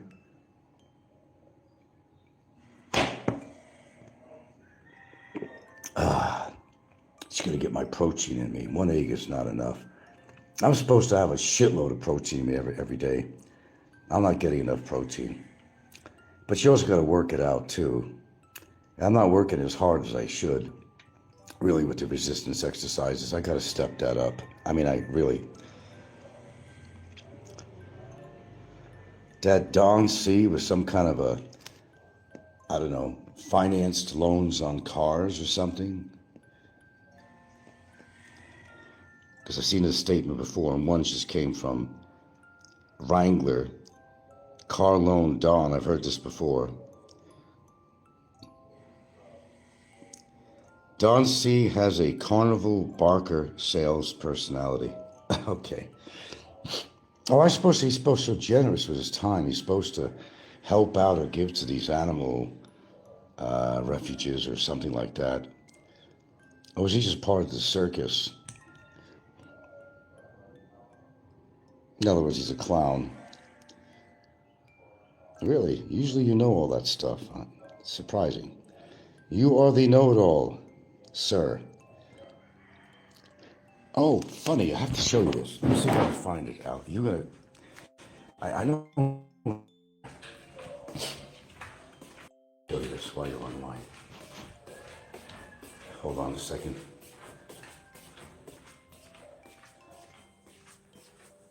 Okay, where did she put it? Where did she put it? Where did she put it? Where did she put it? Hold on. Oh God, I didn't know this was falling off. What's going on with the... Oh, my God, this thing's coming unhinged. Oh. The cabinet door. Why is that happening? Oh, shit, I didn't know this. Now, I gotta show you this if I find it here. Where is it? Where is it? Oh, man. I'll be damned. Yeah. Hang in there a second. No.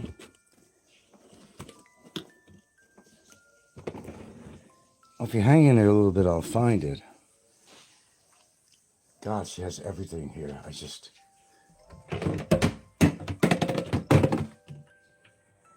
Oh, wait a minute.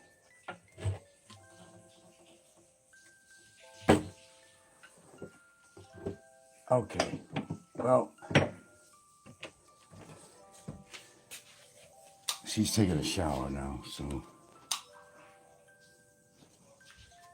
Basically, she has a purse or, whatever they call that.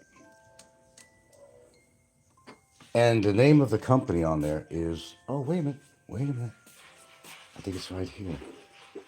Let me check.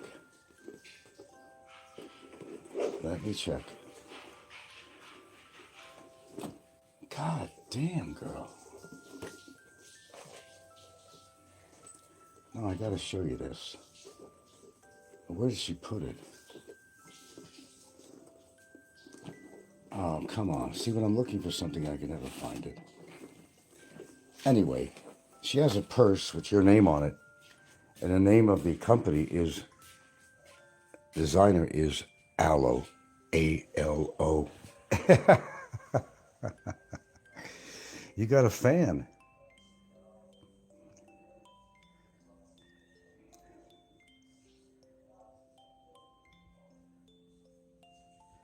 Yeah, now he's an AI CEO, LOL. Yeah, okay. No, she actually has a purse, and I noticed it last week. I said, oh, God, let me remember to show Aloe this. Yeah, in big letters, A-L-O. She's displaying your name. I didn't make this up. She comes out of the shower. I'll try to find that. Now I discovered I got a cabinet there in her little cubby that those metal hinges, one of them is coming off. I got to try to figure out why. Yeah, I know he's a big CEO of everything. That it makes you wonder, well, why did he move to Thailand?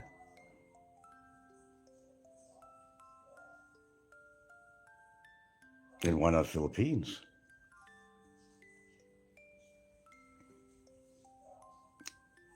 But if you're still on in a little while, when she comes out of the shower, I'll try to see what that purse is and show you it. See, I'm not kidding. I already displayed that, but you never saw my show on that. I just happened to notice she was walking around me one day. She had her little purse on a strap, and there it was, Aloe, A-L-O. And I laughed about that. I said, Aloe would love to see that.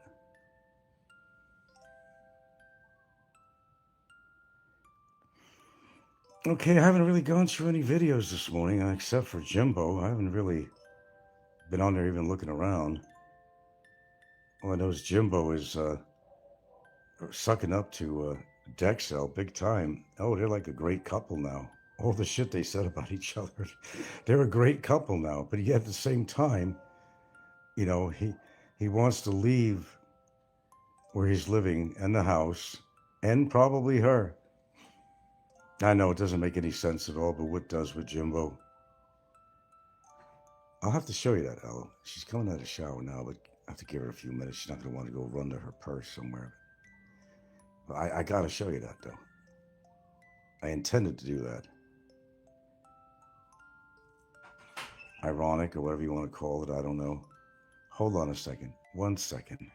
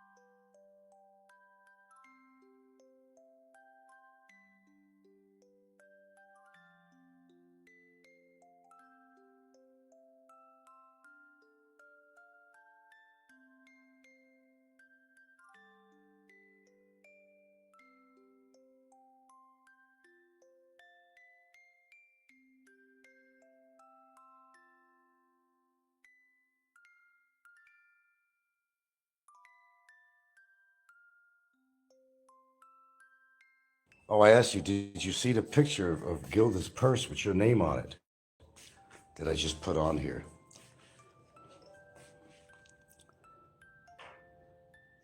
Mute him, mute him.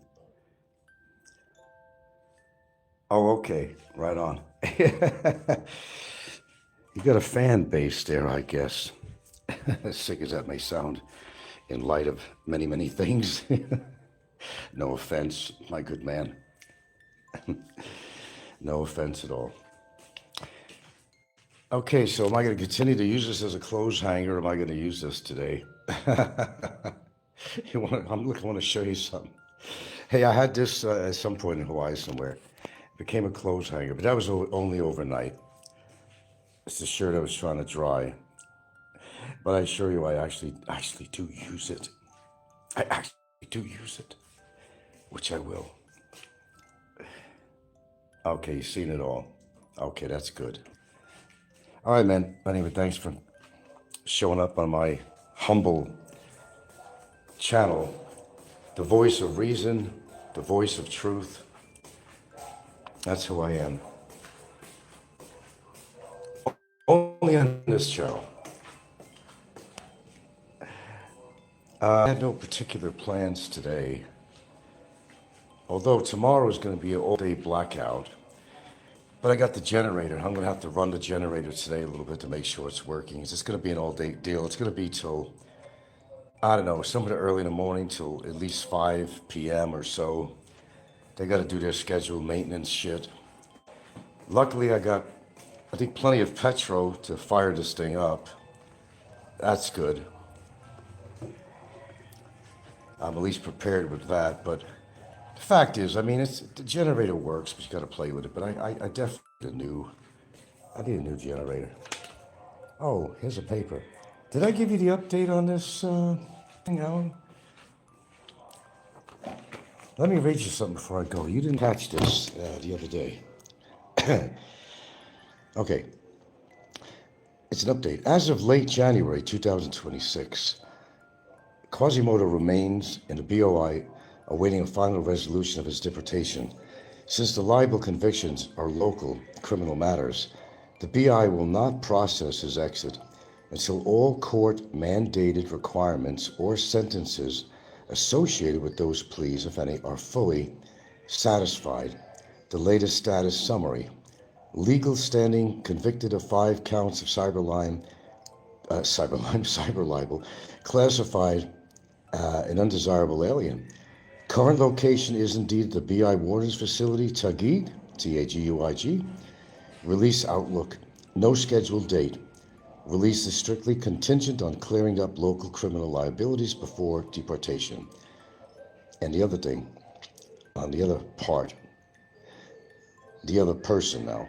If complaint against me is proven to be false or malicious, the person who filed it can face both criminal and civil damages. Perjury under RA 11594, lying under oath in a sworn statement, may face perjury or filing a bad faith oath, O-A-T-H, faith oath, under Article 183 Penal Code, punishment from 6 months to 6 years. Then criminal charges, Section 46, who conceals, harbors an alien, a fine of up to 10,000 pesos and imprisonment of up to 10 years. Oh, I got my sources too. I got my sources, Allie. Allie boy, my brother from another mother. There you go.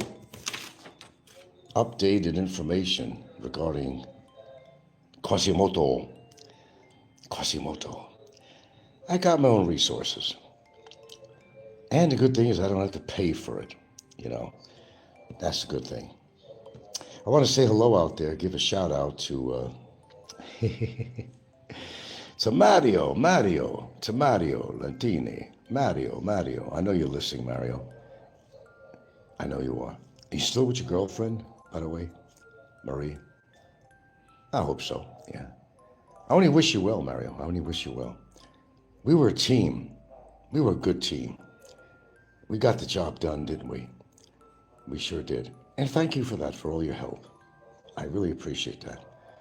despite our, little crisis between me and him, I do appreciate the hard work you put into this. So I'm going to thank you publicly. Thank you, Mario. Good job. We both thank you, actually. You're critical. Some of the things you were really critical in your help and your investigatory nature. No, but I've heard about Mad Matthew. No. I'll have to look him up. Yeah, I'm going to. I've been hearing about him. Let me make a note of it here on paper. Here we go. Matthew.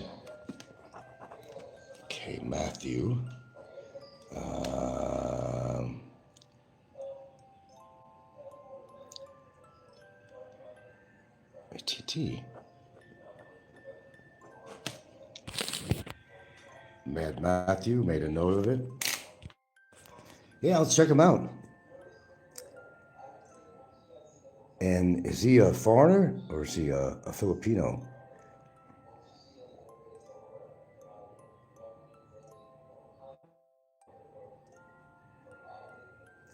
Yeah, I'll definitely check it out. Yeah, I've heard his name before. I just haven't gotten around to listen to his channel. Let me know what you think about him. He's American, huh? From Philly. Oh. Oh, Mad Matt, he got monetized in only 14 days. That's pretty damn good. He must have had something to say, and people who listened. How come I don't have? As controversial as people have made me on here, how come I don't have 100,000 subs? Why is that? If anybody deserves it, I do. Wow, 14 days. Only chicks get that status, if you're halfway decent looking or just being a Filipino alone, having a channel, you'll get monetized in no time at all. After there's like 175 million people in this country. Due to mathematics, people like to hear the gossip from another Filipino or Filipina. You've already got it made just being a Filipina. Wow. I just don't see myself being monetized here. I just ain't got the ammunition. I just don't have the viewers. I'm sure I probably have the watch hours in by now, but I don't think I'm qualified. And should I do that anyway? And question is, should I? And why should I? Don't get me wrong. I'm nothing against extra money. I have no problem with that at all. But, the realization is that I was monetizing. I wasn't making shit, People are too afraid to donate and stuff, They're too afraid. What people are going to think about them. All you need is a 4K watch, 4,000. Yeah, I got to look at my stats. Oh, it went down to 500 subs now. Remember, it used to be, it was 1,000 subs? And now it went down. No wonder it's so easy. 500. I'm not there yet. 4,000 watch hours within the last 12 months. Well, because of the fact that channel was taking, I was off. And then, past 12 months, I should qualify. I got to try to look at my stats on here. Who knows? If I'm staying on here, I might as well get monetized. Yeah, now it's only 500. Of course, look at Ray in the Philippines. He was happy as a clam. He got monetized, and his head got a little bit more swollen since I noticed that Ray in the Philippines, his head got a little more swollen since he got monetized. Matt really put Ricky in his place. And by the way, where's Ricky been? I haven't been watching too much. Usually I get a notification or something, but I haven't seen too much on Ricky's postings. I'm sure there's things going on in Ricky's life that he's not going to share with anybody. Okay, goes to say. Does Matt show a picture of himself? Does he come on camera?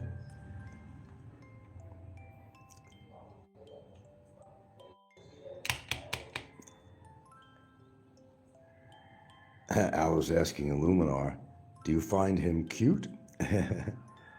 So Ricky did 4 shows on Matt. Yes, so he did. Ricky was on yesterday. See, I'm not, I'm not checking all the time.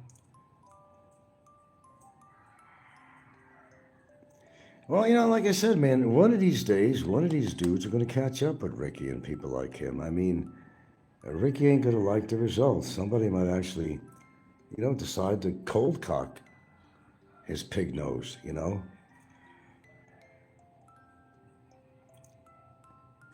I mean, shit, it could happen. But see, they don't look at it that way. They figure they can get away with everything they want on here. I told you 1,000 times, that's not true. You get away with everything you do on here. It's just not true. It's not true. Oh, I know what I gotta wash here. God, this is nasty. Pardon me, mats. Okay, before I carried away, I gotta get off here. So I can get things done. I gotta work out a little bit. I gotta take a shower and all that. I'd love to stay a little longer, but the more comments that come in, it's just, a lot of procrastinating things done this morning. The sooner I get things done, the better it is. Then I can see what the hell I'm doing with the rest of the day. May decide to go on the beach today if it ain't too hot. We've had some pretty good weather lately. Pretty see whether that cool spell is over or not. It feels pretty warm outside this morning, so I don't know. If I do go to the beach or something later, I'll probably do an upload or something. Would you like that? Well, we could do that. All right, Alan, take care, man. Say hello to the missus for me, will you? Give her a little kiss for me. I know she tells you to behave all the time, but you probably don't listen. A wild man on YouTube and a maniac in bed. Isn't that what it is? Isn't that what it is, Aloe? Oh, Popeye doesn't like all this sweet talk with you. Oh, Popeye. You too, Popeye, can actually socialize with people and, stop being so bitter. Look, my girlfriend has your name on her purse. What does that say, okay? Okay. All right, man. Nice having you here. Thank you, everybody who showed up on my show this morning. I'll watch the Mad Matthew guy as soon as I finish doing what I need to do. I'll make my own little evaluation of him. I'm glad that there's people on there that feel about Ricky what I do. And Ricky's a scumbag. Let's just put it, lay it out. The motherfucker is a scumbag. And, I always say that their time will come. And I don't say that easily. I just know I have reason. If it's not from the efforts of people, it's just going to be Mother Nature or something that's going to say, hello, sir. This is your repayment for being such an asshole. Thank you, Aloe. Before I go on, I found out something about Popeye. A very interesting situation. I better shut up. I got some music in the background. The kids are playing. They pretty much took over the house. Lay in my bedroom like an invalid while they...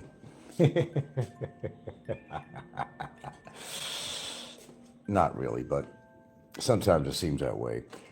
Interesting factoid here about poops.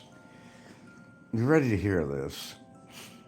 Okay, at one point he didn't have a disability, but here's what he concocted. You ready for you know what he did? Let me tell you what Popeye did. Popeye kind of trumped up things and got into a VA disability situation or a regular Social Security disability. What he did was, okay, and here's how the beauty of this works out and where his daughter plays in on this. Are you ready for this evaluation here? Okay, so, all right. There was a time he didn't have any disability, but he played up on one because that would benefit him financially on getting a disability Okay, so figure he got the disability, but you see, he would need a caretaker. So since his daughter was unemployed and had a kid, and to make things easy on her, he got her. This is interesting stuff. Found out he got her to get the job as his caretaker. This way, not only would he benefit with a disability benefit from the VA, but she would be making a salary and living in his house and not paying any rent. Breaking news, breaking news, breaking news. Popeye is a scammer after all.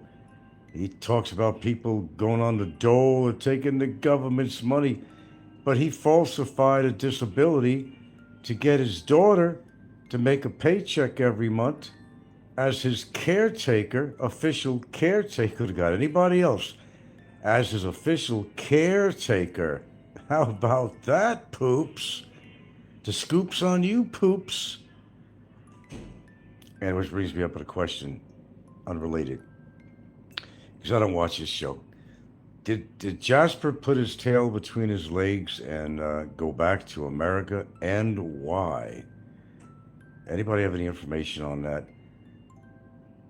Very rare that I've ever been to, except in the past when he was controversial, pretty much still is, I guess. But did he leave Boracay to go back to the United States, and why? I saw a funny thing on him on a show that's called This Is Not Jasper. And this Asian guy was doing something. It was really very well done. It was him outside at an airport tarmac or something, and he was leaving for America with his suitcase.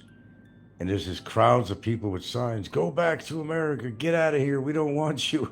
There was a crowd of protesters out there. That was very well done. That was very well done. God, I wish I could do something like that. I had the energy to learn. But that was pretty funny. Oh, I got 7 up already, man. 9 watching, 7 up. Those are good scores for my... Yeah, so what happened with Jasper? But get back to this, Popeye, who's rah-rah America, do everything right the American way, and he goes down on people that he says are getting false Social Security benefits and all that shit. You know what he went and done? Yeah, he's on a disability status, although he really doesn't have a disability, as I found out. He's acting like he's got a disability so he could collect money.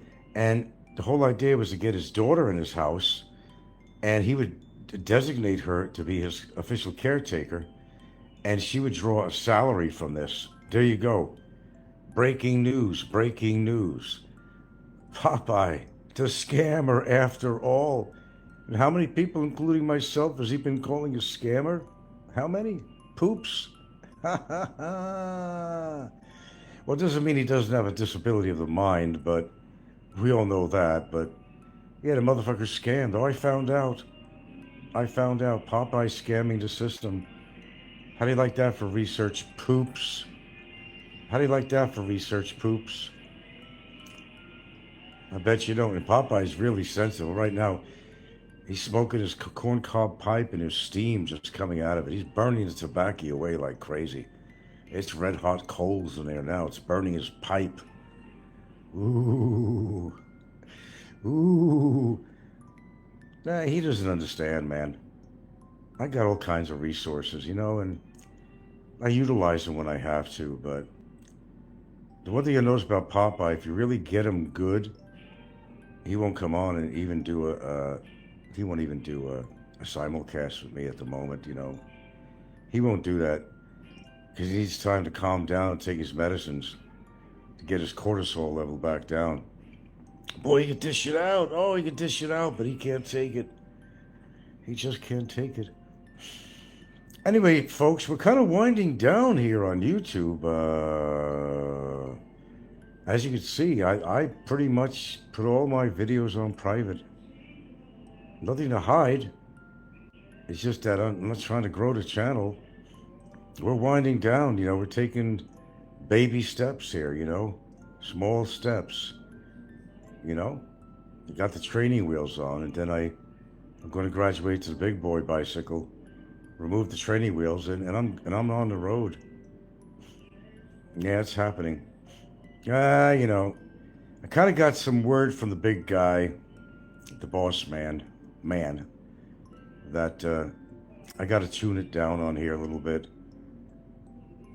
Yeah, just getting too involved in everybody's issues on here.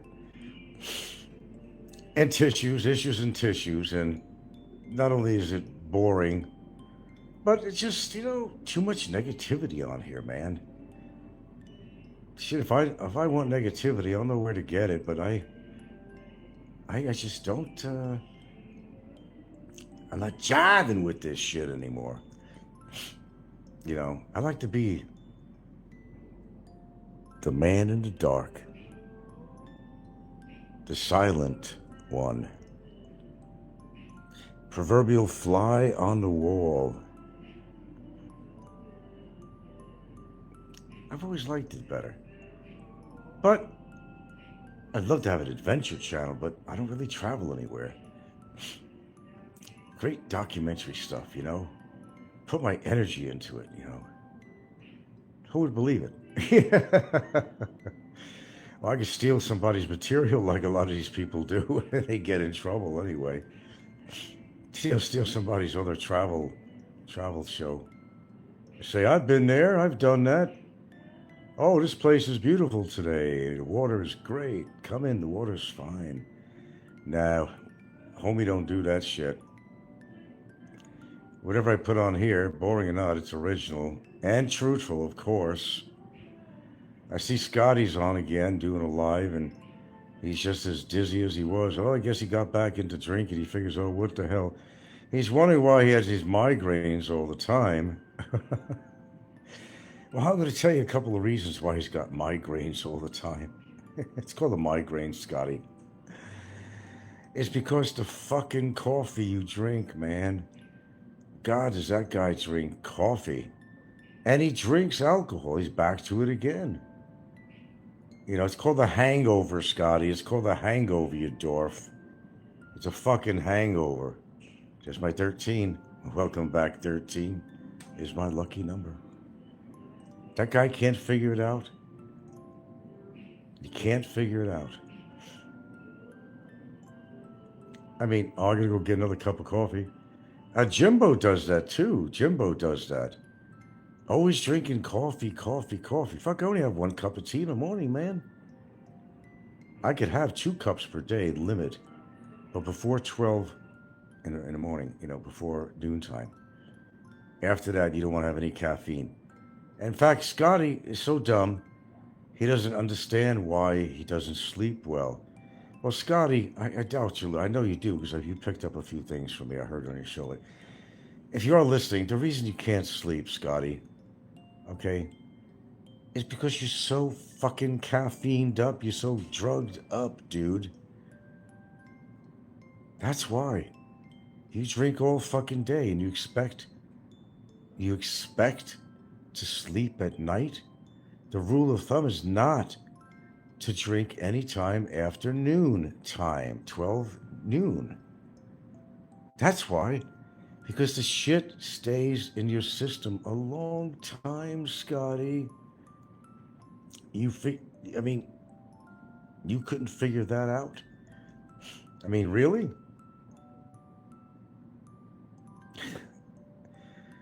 Anyway, and not to mention, I don't know if he drinks any of those energy drinks and all that shit. Well, that's going to do it too. You can't do both. And if you do too much of one, you're not going to sleep. And, you might be getting migraine headaches from that. Duh. And if you keep on drinking, yeah, you're going to get, hangovers in the morning. I mean, what is there to figure out? Even I figured that out. And I'm not exactly an Einstein. I'm pretty close in many ways, but I'm not exactly an Einstein.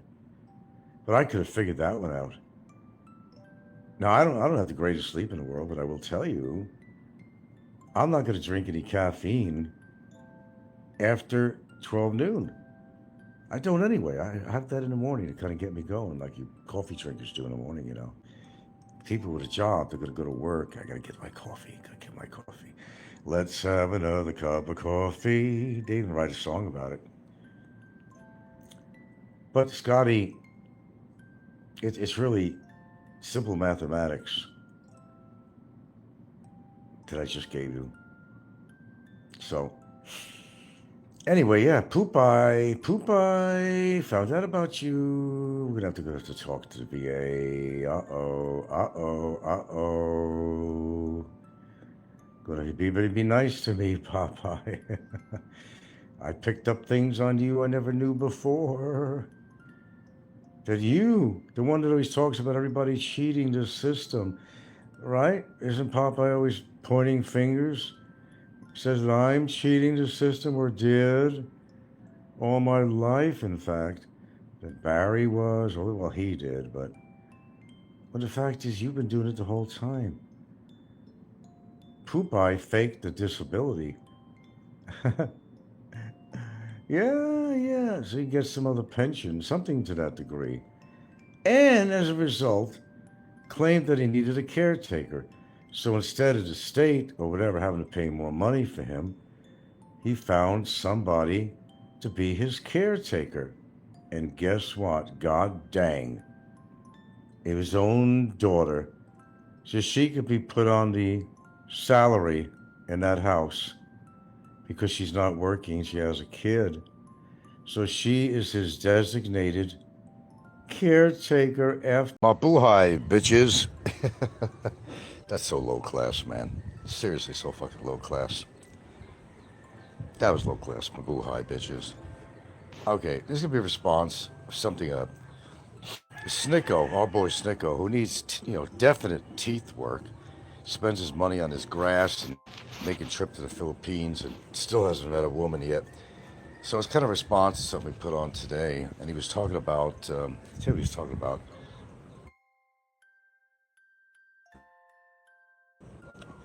That people are cowards who take out their camera and photograph an event.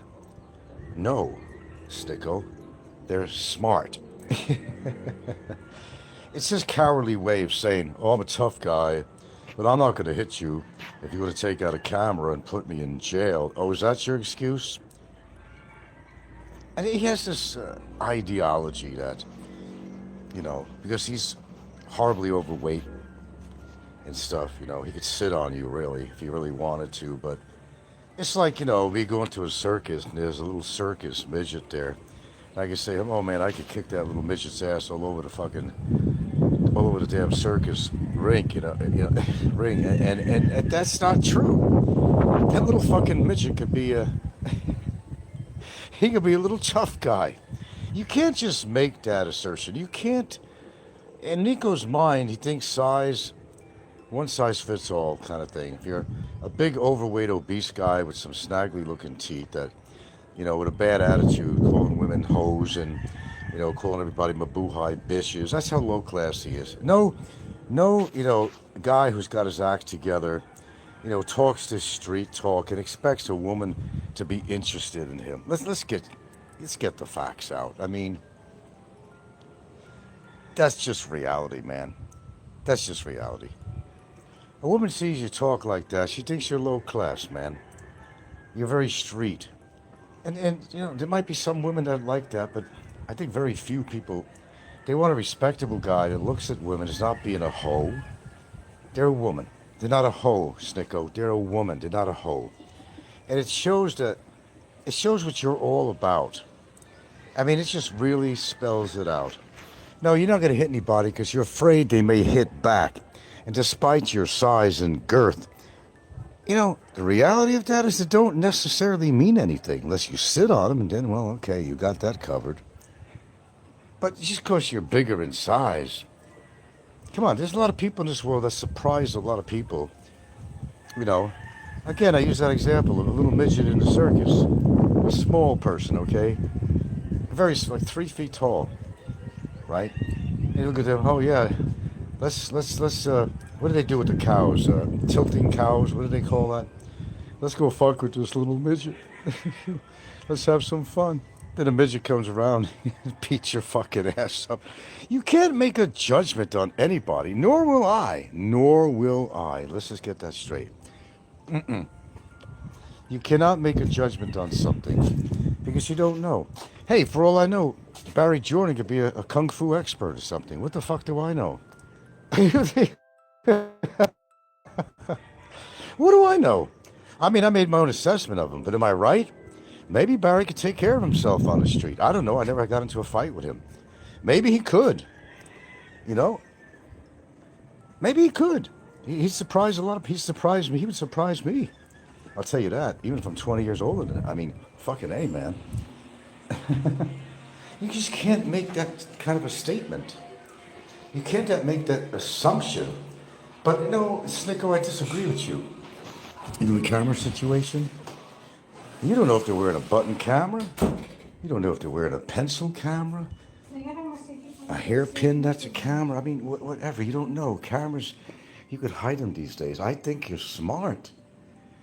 I think a person is smart to get things on video for their own defense. But Snicko doesn't see it that way. Well, he's afraid.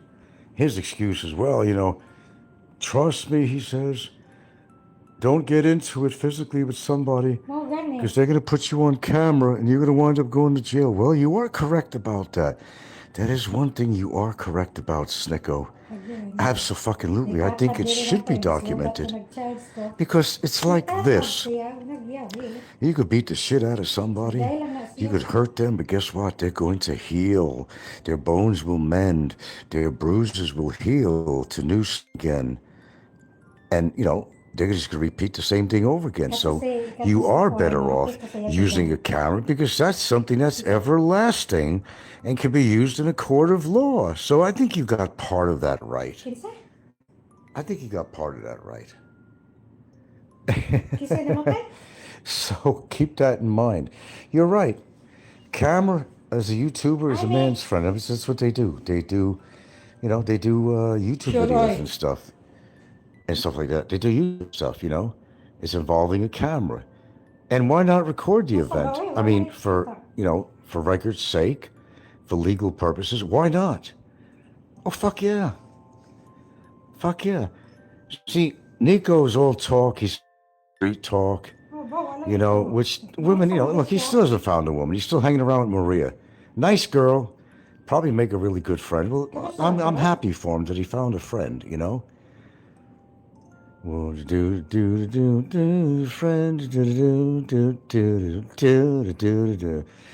I'm gonna tell you about my best friend. It's nice that you're not alone, though, Snicko. That's really nice. But, you know, you're getting old. You're 50 years old, dude. You're not 20 years old anymore. It's time to settle down, find a real woman to settle down with. You know, your choices as you get older, I hate to tell you this, has become slimmer and slimmer. Or you're not becoming slimmer, but your choices are becoming very, very slim. And, you know, it's one thing to go to the Philippines and hang around with a woman friend and all that stuff that you can't fuck because, you know, oh, then he talks about blue pills and stuff. Oh, yeah. Well, you know, here's the thing. What do you need a blue pill for if your machinery don't move? And do you really need a blue pill at 50 years old? Yeah, that's still on the younger end of the side for the blue pill. My goodness. Yeah, but no pill is going to work if machinery doesn't move or groove. Doesn't that make sense? You know, Snicko the tough guy. Oh, he's such a tough guy. Streetwise, bandana, tattoos. That don't make the man. And it doesn't make a man wearing a fucking bandana or having some gnarly teeth and having a big mouth claiming you're a tough guy. I bet you that little midget in the circus could kick your fucking ass. Don't be surprised. You can't make an assumption by size, by age. You just can't do that. Okay? Because the truth is, you don't know. I would never know. I could approach somebody on the street that's giving me shit, right? And they might be, I'm not a real tall guy to begin with, but let's say there's a guy that's Base. shorter than me. And, I could make an assessment and say, I'd like to see this guy hit me. Watch what's going to happen to him. But that's, that's not a reality, man. You don't know. Bisag na yun. Hello, Bisag Luminar. ako I yun, would never kasi understand ako why he acts the way he does. It's so pathetic. Well, that's Kung why, wala in gyapon, part, kung dako, never mind of the physical attributes he kung has wala from this gani, accident in the kung service. I'm sure that doesn't help, but, adto gyud dito. a real woman will see beyond that and see if the person has something inside rather than the ugliness outside. Okay, that's pretty apparent to people. He can't change that. He's got nerve damage. You can't see in one eye. Can't smile. And it's not his fault. It's not his fault. But still, whether it's his fault or not, they do see that. But the saving factor is if you really got a nice personality, you don't refer to women as hoes, because they're not all hoes, Snicko. And you act streetwise. Your little greeting when you come on your show is Mabuhay bitches. Oh, that's really impressive. Oh, that's just so impressive. I could understand why they want to flock to you. It's what you say, Snicko. It's how you act, Snicko. It's your whole demeanor, your whole character is why you're not going to find a woman. And all you're going to do is have a friend to bum around the Philippines with, and that's fine. That's fine, but we've never seen you with one fucking woman in 10 fucking years that I've been on YouTube. I've never seen, always, I don't show my women on camera. No, no, no, no, no, no, no, no, no, Snicko. If you found a real girlfriend, you'd be displaying her all over YouTube. I know you would. I know you would. What do you think, Illuminar? He'd be flashing her all over the place. That's a fact. Yeah. He found a woman, but unfortunately, all she wants from him is friendship, And that's good. She knows what she wants. She knows that he's not her type for a loving relationship of sort. But friendship is a good alternative. And if that's all you can get, that's better than a kick in the ass, I guess. He says I'm 100% correct. DJ Jazzy. Brevis offered Snikkos 200,000 pesos to get in a ring with him. But Snikkos declined. It was going to be a fundraiser for Obama. First of all, the breadstick would not put out 200,000 pesos to anybody. He didn't even give Barry any money. He didn't even get, comes in with a bag of vegetables, except one time he came in there with some brisket just to impress the viewers to get a little attention. Yeah, he wouldn't give no 200,000 pesos to anybody. No. And he's a fucking breadstick anyway. I don't know. Does Brevis look athletic to you? Hell no. He's a breadstick, man. You could break him in half. You could break him in half. Brevis has a big mouth, but then again, we all know that anyway. There's nothing new about that. We just laugh when Brevis makes a statement. Fazio used to offer money too. Remember that? He'd never go in the ring with anybody. Remember Fazio was offered money? People go in the ring with him, or me in particular. I was one of them. Breadstick versus the sumo. Yeah, that would be interesting. Jazzy Jeff, you don't have to retract your message there. Don't be afraid to say something on here. Seriously, man, I know, but see, the thing about Snikkos is that, and he's always me. He goes, I don't talk about people. Go read the comments I left on his show if it's still there. Just go read the comments on his show. Yeah. I ain't worried about the blue pill. Well, what good is a blue pill for him? Or any color pill if the machinery's not working? How do we know that his private parts didn't get blown up in that explosion on the military vehicle he was in? How do we know? Explosions underneath, it goes up. Okay, what's the first thing it's going to hit? It's going to be his nuts and his pecker. How do we know he even has a set of nuts or a pecker? How do we even know that? If you want to get real about this, maybe he can't. Maybe he just can't. I'm just speculating, Anything is possible. Anything is possible. Anything is possible. Ipaputol na kung mga saras. Just think about it. Okay, it's not gravity, but let's see the law of physics. Ipaputol na kung mga saras. If something explodes from underneath the vehicle, explosion's going to go outwards and upwards. It's going to hit your lower extremities first, then it'll get to your face where he got the damage. So I'm thinking that he got his nuts and his penis blown up, blown ass up. That's what I'm thinking. That's what I'm thinking. And that's why you don't see him with no women. He ain't having no sex with nobody, man. He's in love with his grass. Even that wasn't successful. No matter how much he spent on his fucking lawn, he always winds up dying on him anyway. That's why maybe, just maybe, that's why he only has a woman friend, because maybe he can't perform because there's, he's got probably a catheter there that catches urine or something and whatever, so he could function and allow his bladder to bleed out, You know, what do we know? We don't know. We don't know, but when you think about, what is it, an IED explosion, and you're on one of those steel, military vehicles, Humvees, whatever. Okay, that's going to come from underneath. Okay, so the explosion goes upwards, correct? And if it goes upwards to the flooring of the vehicle, the person who's sitting in that vehicle, it's going to be their lower part of their body that's going to get hit first, and the residual of it is going to affect your head, face, whatever, and the ceiling of the vehicle. It's a law of physics. So I'm thinking, he ain't got no pecker, and he ain't got no nuts, and he ain't got no balls to meet anybody. Michael Dowdy. Up-armored models such as the M1151 include underbody blast plates to protect against landmines and improvised explosive devices, EDs. Seat armor specific both on titanium. Well, then how did he get his ass blown up then? Supposed to have been an IED. How did he get his ass blown up then?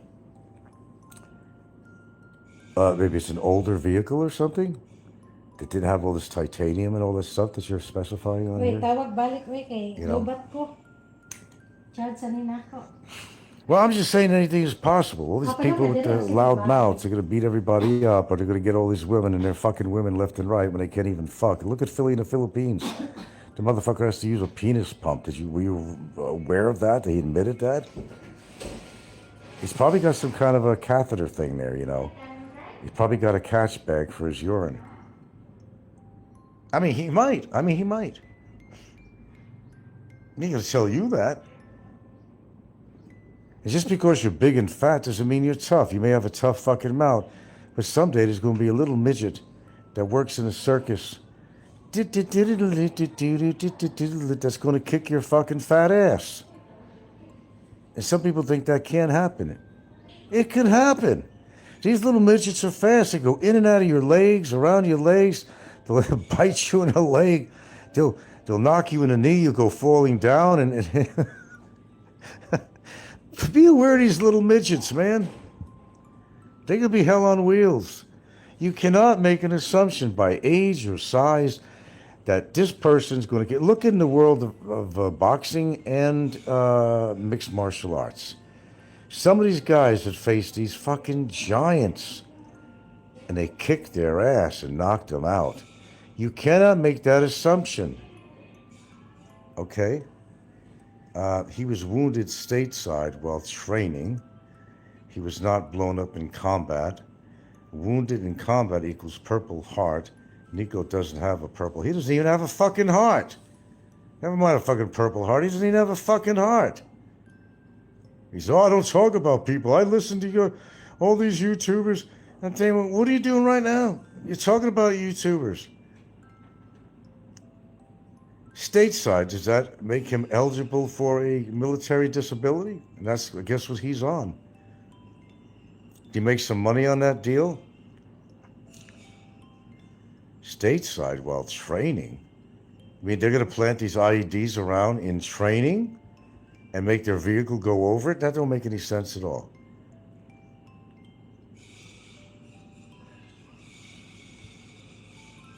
Well, I wouldn't think someone like him would earn well, you know, I mean, he doesn't even have a fucking real heart.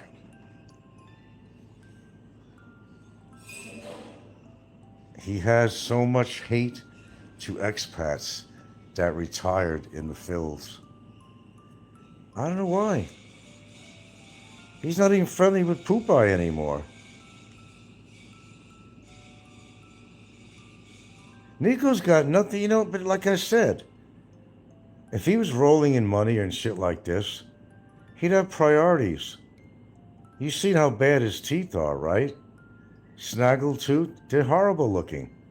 But he has spent thousands of dollars on his fucking lawn, right? Rebuilding fences in his yard, taking trips to the Philippines, and it's cheap to get dental work out here.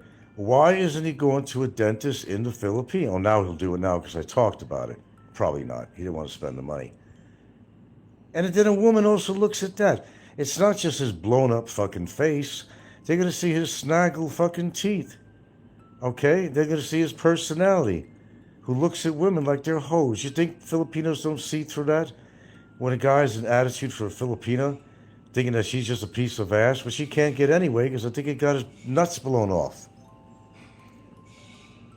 I think he got his fucking nuts blown off. That's what I think.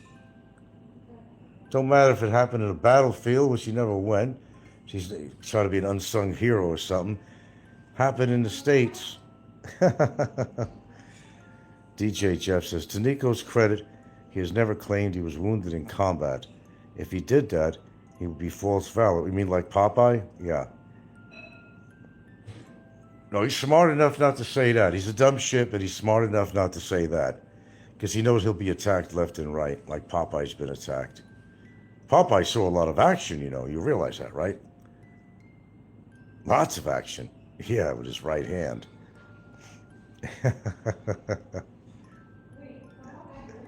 Now, what is Popeye collecting for the Navy he was in? I came up with information that he got on a disability status, pretended he needed it in order to hire his daughter as his full-time caretaker. This way she makes a salary too. That was a breaking news I had earlier. All my resources told me.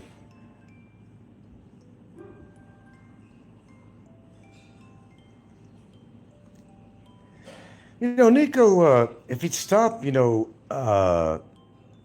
he stopped being such a puss, you know, if he stopped acting like all this bravado and trying to upclass himself a little bit, in the way he talks and looks down at people, he could be a likable guy. I mean, he does possess a sense of humor. I imagine if he tried really hard, maybe he could become likable. I could even like him. You know? Anything is possible. I doubt it, but, you know, his whole disposition, it just reeks of street-type person that women just don't like. They don't like that. Jazzy says, your source is correct. Clausen is on disability and his daughter is his paid caregiver. Oh, you knew that too? Okay, a lot of people probably knew this before me. All right, folks, you know, preponderance of the evidence, you know, of opinion. And he's always talking about people on the dole or people collecting government money that shouldn't. That's exactly what Popeye's doing. That motherfucker, you know, unbelievable. That motherfucker got on a phony disability to hire his daughter this way she could still stay at the house where she's been anyways and be his real caretaker and get paid for it. Wow. Wow. Ain't that something? And Papa, you're talking about me or other people? Hey, look, dude, I didn't work no fucking 40 years of my life. Let me tell you something. I didn't get my Social Security because I didn't work. Okay? You know how that works. You got to work to get it. And if I was on a disability status at one time, it's because I was grilled psychologically and physiologically. Whatever one it was qualified me at the time to collect the disability that I, motherfucker, paid into I even paid for LTD when I was working for Parks, which stands for long-term disability, Robert. I put in every fucking paycheck for LTD, long-term disability, mofo. That's right. Talks about everybody else not playing by the rules, but Popeye is not playing by the rules. Imagine that. Him not playing by the rules. Never heard of. Unheard of. There you go, folks. Now you know, if you didn't figure it out already, like this guy did. And somebody else I know. Embarrassing, Popeye. You really are a little sick bastard. You really are, man. You really are. You're a joke and a half. By the way, do you know most of the trolls that come on your channel, Popeye? I found out from sources that told me from Discord and other places that they're all laughing at you. They only come to your channel because they know what you're going to talk about. They want to make fun of you. You think they're laughing with you, but they're laughing at you. They are laughing at you, dude. They just come on there for the entertainment because they know who you're going to talk about. They know you can come up with the same old little skits, the same little shit with Home Alone, little skits on Home Alone character and all this shit you put on there, the same old shit. You're burned out, worn out, played out, you're out. About time somebody just puts Popeye in his place. But then I do that all the time. Hey. Jazz says, now that Fazio's dead, Clausen might be the most pathetic person in the genre. Oh, let's examine that. Yeah, yeah, okay. I'd have to say he is, giving it some thought.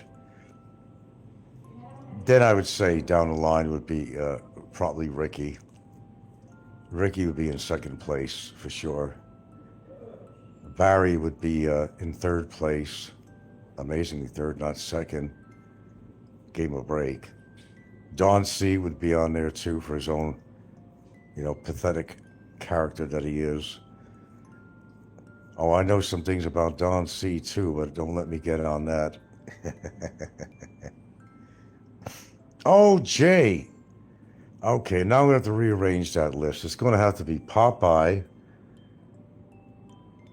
And I'd say Jay, then Ricky, then Barry, and let's see, on the hit list of current people who are vlogging, that is, I would say Jim from Asian Adventures with Jim. He's pathetic. Have to put him on that list for sure. Hey, by the way, what's with Jasper? Did Jasper put his tail between his legs and move back to the States? What's the story on that? Does anybody know what's going on with him? I don't go there. Because somebody did a little skit on him. You know the guy that has the name of the show, This Is Not Jasper? That's the name of the show, This Is Not Jasper in the Philippines. He's an Asian guy, I think, who hates Jasper. He did a funny little skit there where some AI shit, he's on a tarmac going to get his plane. He's got his luggage. There's a big crowd there behind the wooden horses barrier, and they're all cheering him on for leaving the country. Don't come back, and we're all different names on the signs. It was pretty good. It's pretty good. So Popeye, you're found out, motherfucker. It's crazy. Jeff says, yeah, Jasper ran out of money, so he went back to the U.S. to beg his dad for more money. Yeah, what was he living on? But wait a minute, though. He was making a lot of money on his show, wasn't he? I'm sure he was. A lot of money. I don't know. How many views did he get up to? And what was his excuse for leaving?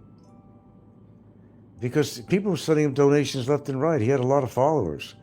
And boy, he is an ugly motherfucker, isn't he, man? I even doubt that he even got laid. He should join Jay and Snikkos, form a little He-Man Woman Haters Club. Go back to the Little Rascal days from TV. The He-Man Woman Haters Club. Yeah. How could he run out of money? Oh, that's right. He was renting some high real estate apartments, right? Is that why his money all ran out? Trying to make an impression on the chicks that he was wealthy or something, or is that what actually happened?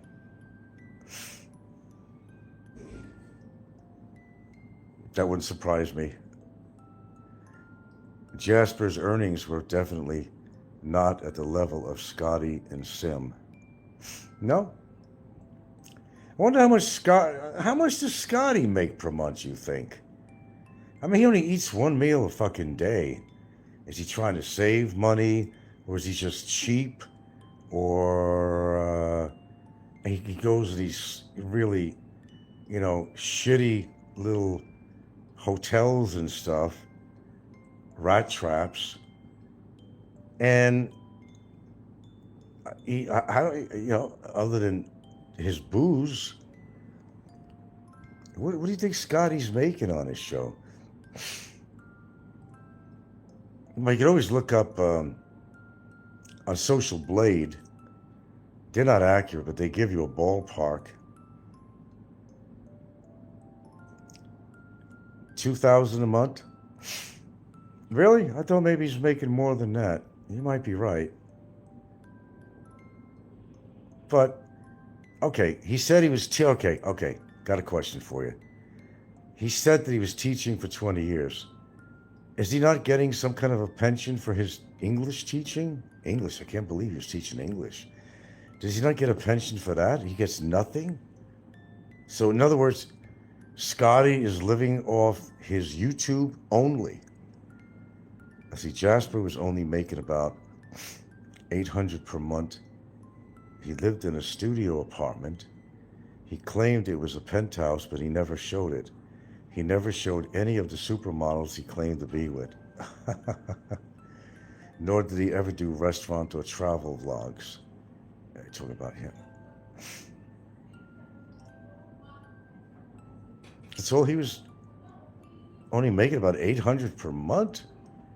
$800 per month? Wait, come on, man. Come on, he got donations too on his show. Not Scotty, we're talking about Jasper, right? Yeah.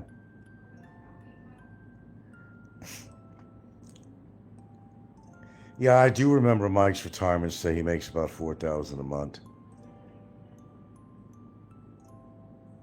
I don't know. I think maybe his best is around $2,200 a month. He's not that popular. I mean, he's, And what really happened with his wife, Janet? Why did she leave him? What's the story on that? Why did Janet leave him? He tries to tone it down like Trump does regarding the Epstein files. He's doing the same politics. Why did she leave him? Because he was too married to YouTube other than her?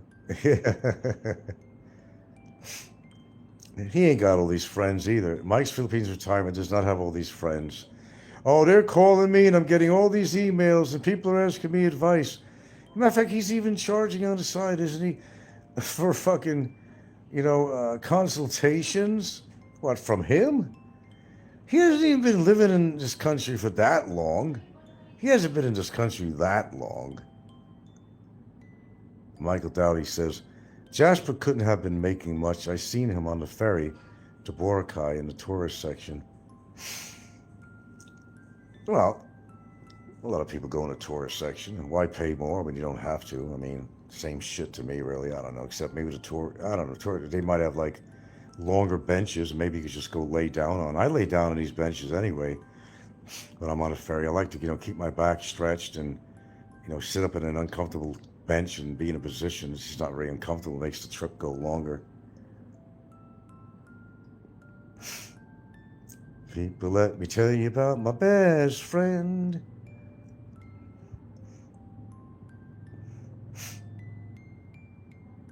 So now we know about Popeye, the truth. Now we know about Jasper. And we know a little bit about what you think that Scotty makes. But what about his 20 years of teaching? He gets no financial feedback on that. He lied about, I decided I didn't want to do that anymore, and, whatever. They're all lying. Every one of them is fucking lying. They all got a fucking story. They all got a story. None of them are telling you the truth. None of them. I know things about another guy, I won't mention his name. Suppose he has a lot of money and shit. I learned a lot of things about him that I'm not going to talk about on here. No siree, Barbaroni. This guy is full of shit too. And what he does in his lifestyle, guys, you may believe it. You may not, but it's true. It's true. And I'm not going to mention the guy's name. I'll leave it at that. But someone you know very well on here, a very big presence, and what his lifestyle is really like, and what he's running away from. It's funny how I could find out all these things, but I do. That's why when I'm ready to expose these people, I will. If the time's got to be right, or if they pull some crap on me, I will expose them like they've never been exposed before. After all, I got all this time on my hands because I'm just a retired old man. Okay.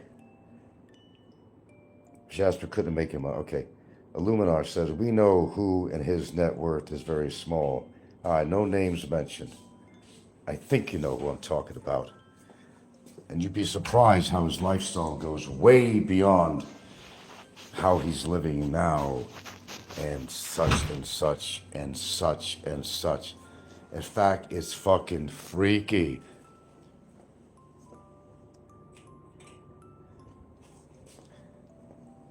She's freaky. She's freaky. She's freaky. I mean, it's sick. It's actually sick. It's sick. Let me just say that. It's fucking sick. You guys see things on a surface level, but you don't know what goes on behind their lives. And if you knew of half of these people, what they were really doing with their life and all that, you would certainly understand. Hello. You'd understand what I'm talking about. Yeah, I do know a lot of things, guys. I don't reveal everything on here. I do it very slowly, but I also do it when the time is right. DJ Jazz says the aircon repairman sold the house when his parents died, and that's where he got his money. Oh, you talk about the aircon man. Oh, okay, I think I know who you're talking about. What you talking about, Willis? I believe it came from family money too. Yes, I do. They lived in Newport Beach. His parents had money. It must have been a expensive house. Yeah. He didn't earn all that money.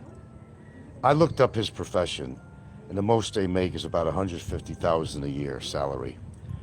I know exactly what his profession and position is. Believe me, I know. Which, there's nothing wrong with making $150,000 a year. Figure that's an average of, well, shit, that could be $12,000 a month. Or certainly, there's nothing wrong with that. But it's far-fetched than, what he tries to make people believe.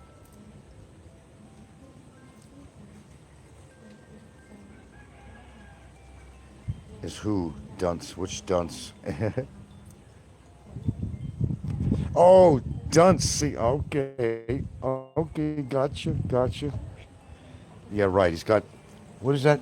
2,000 pages or some shit like that, or I don't know, whatever. I was talking to somebody about him today, actually. Coinky Dinky, I was talking to somebody about him. I know a little bit more about him than he thinks I know. Don is all fucking talk. He talks about Don C, Don Cunt. It's not everything he talks about. Nope.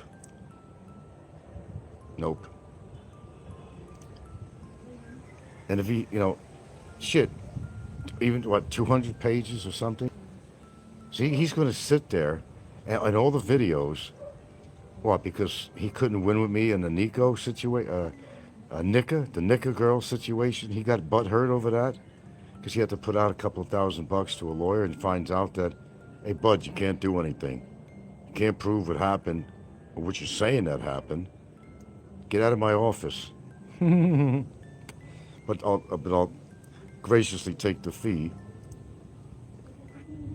God, time is so short. Man, I listen to some sad sap stories on here. I don't like to listen to this. People with cancer and shit. They ain't got lived long, and they're fighting for their life, and they're trying to find any cure, any chemo or radiation or any other alternative medicine just to survive. Sorry, I'm just going to get a little signal because where I'm standing. I'll go back inside in a minute. He's not even in the country. He's in fucking Thailand. The jurisprudence, jurisdiction. But his idea is to give this information to somebody else who's in the Philippines. That's how Don C does it. He can't do shit from Thailand, first of all, okay? He can't do shit from Thailand. He knows it. I'm no lawyer, but I know that much. He just doesn't want to see me win. He's just, right, so far he's been batting 0 with me. And he's trying, oh my God. Is he trying so hard? So hard. I mean, he's putting all his energy into me. When he could be putting his energy into his own wife. How about spending a little time with his wifey poo? Spend some time with her. Jesus Christ, seriously. God, these guys just get carried away with shit, man. It's so fucking embarrassing. And they're embarrassing themselves, man.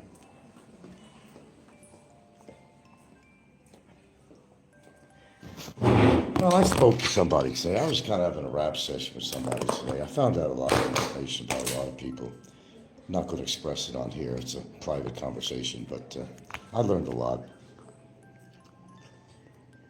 I learned quite a bit. More than I ever knew.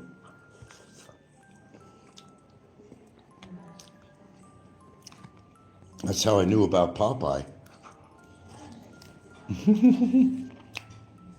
The very person who's talking about you're un-American if you're cheating the system. This whole time. Get it out in the open, folks. Spread the word. I know it as a fact that Popeye is leveraging the system. And he even got his own daughter to be his caretaker so she can make a check every month. Yeah, for real. For real. Imagine that. Imagine that. Big mouth.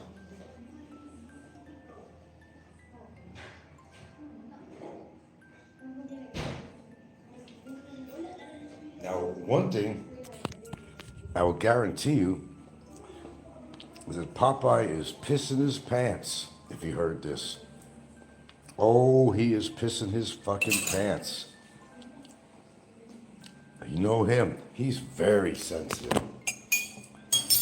He's one of the most sensitive people on here. He'll go into hiding when he gets so mad he can't contain himself.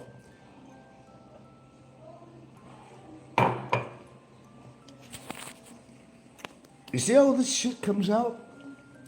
Sometimes this information comes out without you even trying.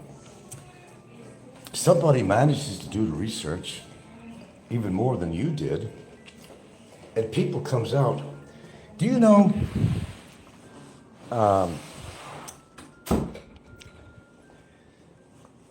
and you guys remember DQ, right? DQ, I believe, is behind a copycat channel, okay? Now, the guy, we'll just call him DQ, he's one of these nerds, he's a research nerd, okay? And this guy does have access and spends the time, relentless periods of time to research people on here. He really does. DQ, remember DQ? Remember DQ? Oh yeah, I'll tell you another guy that was really good was Wally Barr. That's his real name, not DQ, but Wally Barr. Anyway, DQ is behind a lot of shit on here, which mostly people don't know. And it is believed that DQ is behind the copycat channel.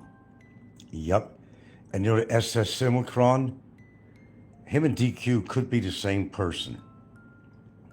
I've been finding out there's little drips and drabs of information. Okay, I want you to think hard. Now I'm gonna pose a question to you. Who, and you know you've been following me for a while. Who was the vlogger? Listen, think. Who was that vlogger or person a long time ago that said that me, little old me, I was responsible for the breakup of his marriage? I want you to think about who that was because my memory is not serving me. Do you remember this guy? Although he came back to thank me, he might have even been on somebody's live stream several years ago, thanking me that you think you got me, you broke up my marriage, but I met an even better woman. Thank you for that. That could be the culprit, the one that's pushing stuff all the time against me, that's even formulating that channel. Yeah. There is a guy. There's a guy. And it wasn't somebody that I think really, he made a lot of comments, but I don't think he had his own show. But he used to come on people's shows, if not just for comments or otherwise. And this guy, because you got to think, who has the most, revenge against me on here when you think about it? I know you'd probably be wrong. This guy claims, how would I do that? He claims that I was responsible for breaking up his marriage. You never heard that one? You never heard that one? Oh, yeah. Who would have reason to go after me as much as there is going on, This guy, who would have the most reason? He believes that I don't know, how did I do that? To who? I don't know. Maybe I exposed him, photographing young girls or something like that. His wife found out about it and she left him. That might have been the case. I don't know. But I can't, there's nothing wrong with my long-term memory. And I can't really think. The only thing I can think of is, at least that's what this guy said. I'm just repeating what this guy said, that I was responsible for breaking up his marriage. I'm not kidding. So I was talking to somebody today about this, and I just can't figure out who it is. Because you got to think like in a crime scene, gathering evidence. Who would have the most reason to try to dig information about me? And when I say dig information, I'm going to tell you something else. This person was actually, and listen to me, if I went to the hospital for something, this guy was calling. I'm not kidding. Listen to me. How desperate a person this is to find out any information about me.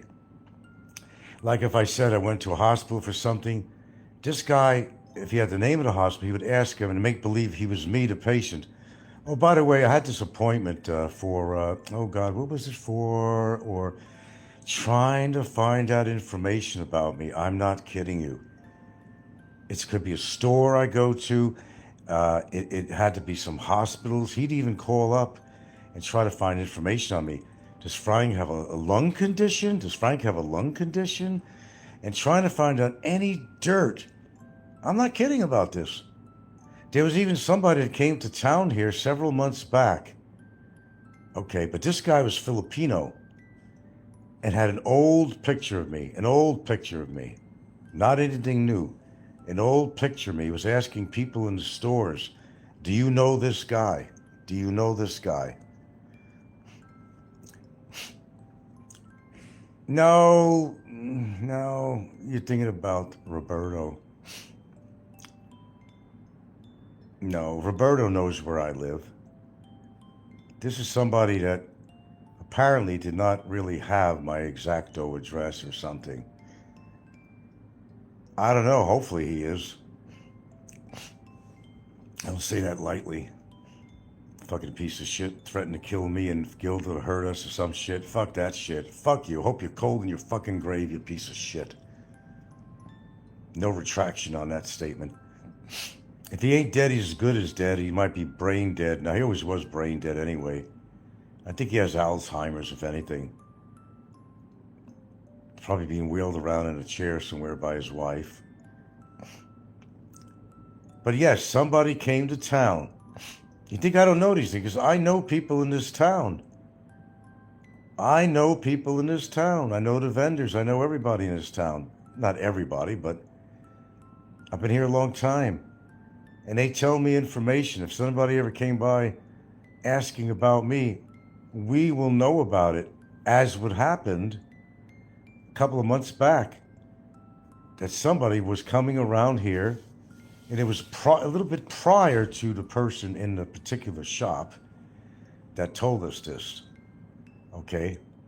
Well, by the way, someone who came by was asking about, they told us to my girlfriend, that showed a picture of your boyfriend. And apparently it was an old picture of me, not even something new. Passing it around. Do you know this guy? Do you know this guy? Do you know this guy? Yeah. Jeff. Jeff who? Jeff. Jeff who? Jeff.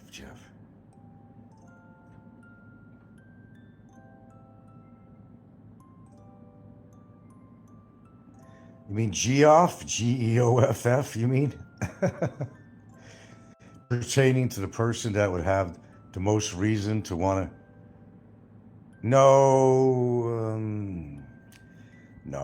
I do not think Pinoy Troll would go out of his way for that. No, I don't think so. No. I wonder how the boys doing there. I mean, you never know. No, but I think he tried to... No. The guy also is from here.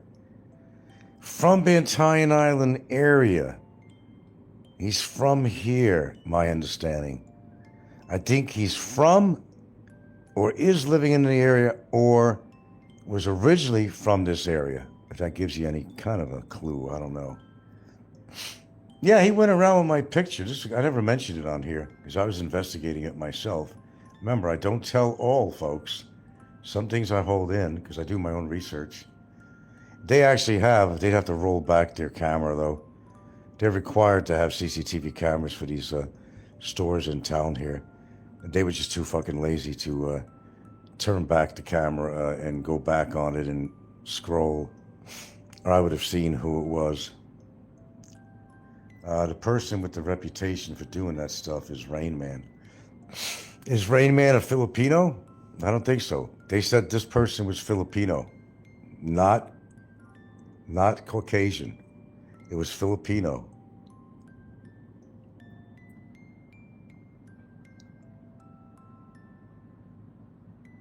Oh, Rain Man is Filipino? Could be. That's interesting. Oh, okay. That's a clue. I don't know. Rain Man has talked to me on my show in the past. I don't know if he has a lot of shit against me or something. I'm not thinking he has that much against me. I don't know. I don't think so. Oh, he has things against a lot of people, but I don't know if he would go out of his way to go try to find out where I live. You know. But getting back to Snikkos, his photo was on Discord, huh? Really? That's crazy. Yeah, I'd like to get a picture of Rain Man. I mean, I'll tell you what, you'd be surprised at things I learned. And sometimes, even without effort, I pick things up. And contrary to what you believe about me, that I'm going to tell you everything I know on YouTube about these people. You got me wrong. You got me totally wrong. I keep things certain to myself until the time I need it. And then I expose these people. And also all the information I keep on everybody. I found out stuff about somebody you were talking about earlier that lives an unusual lifestyle and how deep it goes into the Philippines, and holy shit, the things I found out. This person will not go back and live in the Philippines again. There's more information than I thought I was going to get. And I know why he will not reside back in the Philippines again. He'd rather stay out of the country.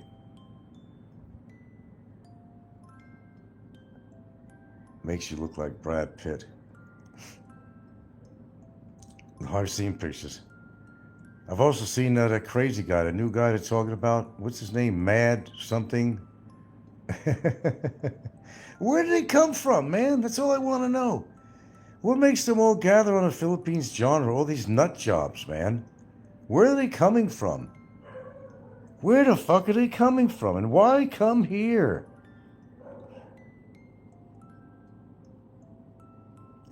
But getting back to Snikkos, you should listen to his fucking show. He doesn't do all the things he's talking about that other things that people do. He don't talk about people. You know, he don't talk about people. You know, the hell he doesn't. Like I said, I'll say it again. Save your money. Put it in your fucking teeth. If you can't rearrange your face for plastic surgery, you motherfucker, at least get your goddamn snaggletooth. Fuck your lawn and what you spend on your lawn. Fuck your trips to the Philippines. Spend on your fucking teeth. That's one thing you could probably do with your money. You piece of shit. He talks about, these are all cowards, people with their cameras. No, they're not. But even he said himself that, in the same breath practically, he said, you know, I'm not going to go get physical with anybody. Everybody's carrying cameras. They're going to record everything. I'm not going to wind up going to jail. Now you're getting it, bud. Now you're getting it. You're finally getting it, Snikkos. I absolutely encourage everyone, because you got to keep the story straight. They may have tried to attack you, and they may turn around and say, no. He tried to attack me.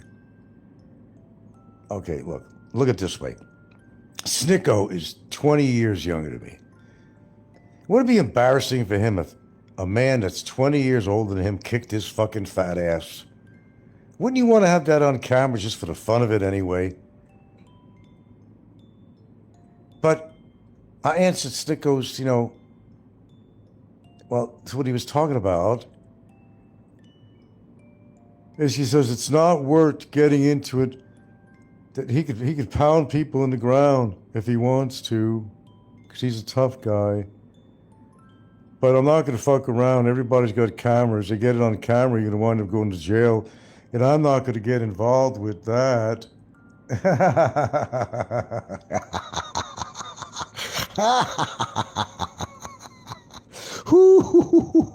You're right, Snikkos. It could be a button camera on my fucking button on my shirt. Okay? It could be a bow in my hair. I may wear a bandana that day. Could be in my bandana. It's not always a cell phone. They got modern things you buy in Lazada, my favorite place. Could be nothing. Could be the ring on my finger. It could be in my shoes. It could be the button on my shirt. You just don't know. You don't know. And you'll never know. Nico begged you to date Maria? Well, I understand. Why can't he get Maria? Because his fucking parts don't function?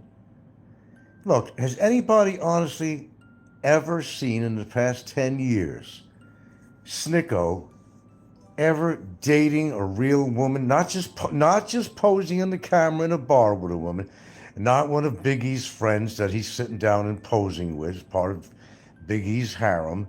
No, not Big E's women friends and stuff like that. Have you ever known Nico to actually go on a real date with a real woman, not a friend woman? Never. Never. Never. Never. That IED probably did more damage than he's willing to talk about. It's not out of the question. And by the way, I am compassionate, believe it or not. I don't envy anybody that went through what he did. I don't care if it was in the field or it was in the States, practice or training or something. No, man, I don't wish that on anybody because I wouldn't wish it to happen to me. But the fact is, it did happen to him.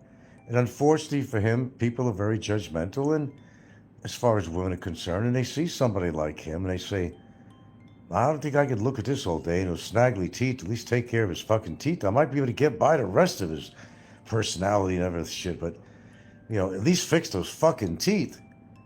Fix those fucking teeth, Snicko. Fix those fucking teeth. Pass the word. Fix those fucking teeth. Fix those fucking teeth. Fix those fucking teeth. Fix those fucking teeth. Fix those fucking teeth. Fuck trips to the Philippines. Fuck your lawn. Fix your fucking teeth. Fix your fucking teeth. Did I say that? Fix your fucking teeth. Fix your fucking teeth. Boy, they sure do a lot of fucking talking about everybody else, but look at them. Look at them. Alfred E. Newman looks better than this fucking guy. He got to get his act together. He's 50 fucking years old now. The guy's 50 fucking years old. And all he could do is hang around with Maria, who's a good girl, by the way. Me and Gilda thought she was an all right person for the small time we known her, or met her. Nothing bad to say about Maria at all. Nothing. Zero. Did Big Ego say he was going to pay for Nico's teeth? I don't know. I never heard that one. He still hasn't helped Barry out yet. Word is that they're not going to help him out. That's the word. The bird told me the word that nobody's going to help Barry out. They're not going to do it. They're not going to do it. I also heard that they're not really going to be putting a lot of money out to Barry's ex-girlfriend either. Nope. They played their part already. They got her a lawyer and all that other shit.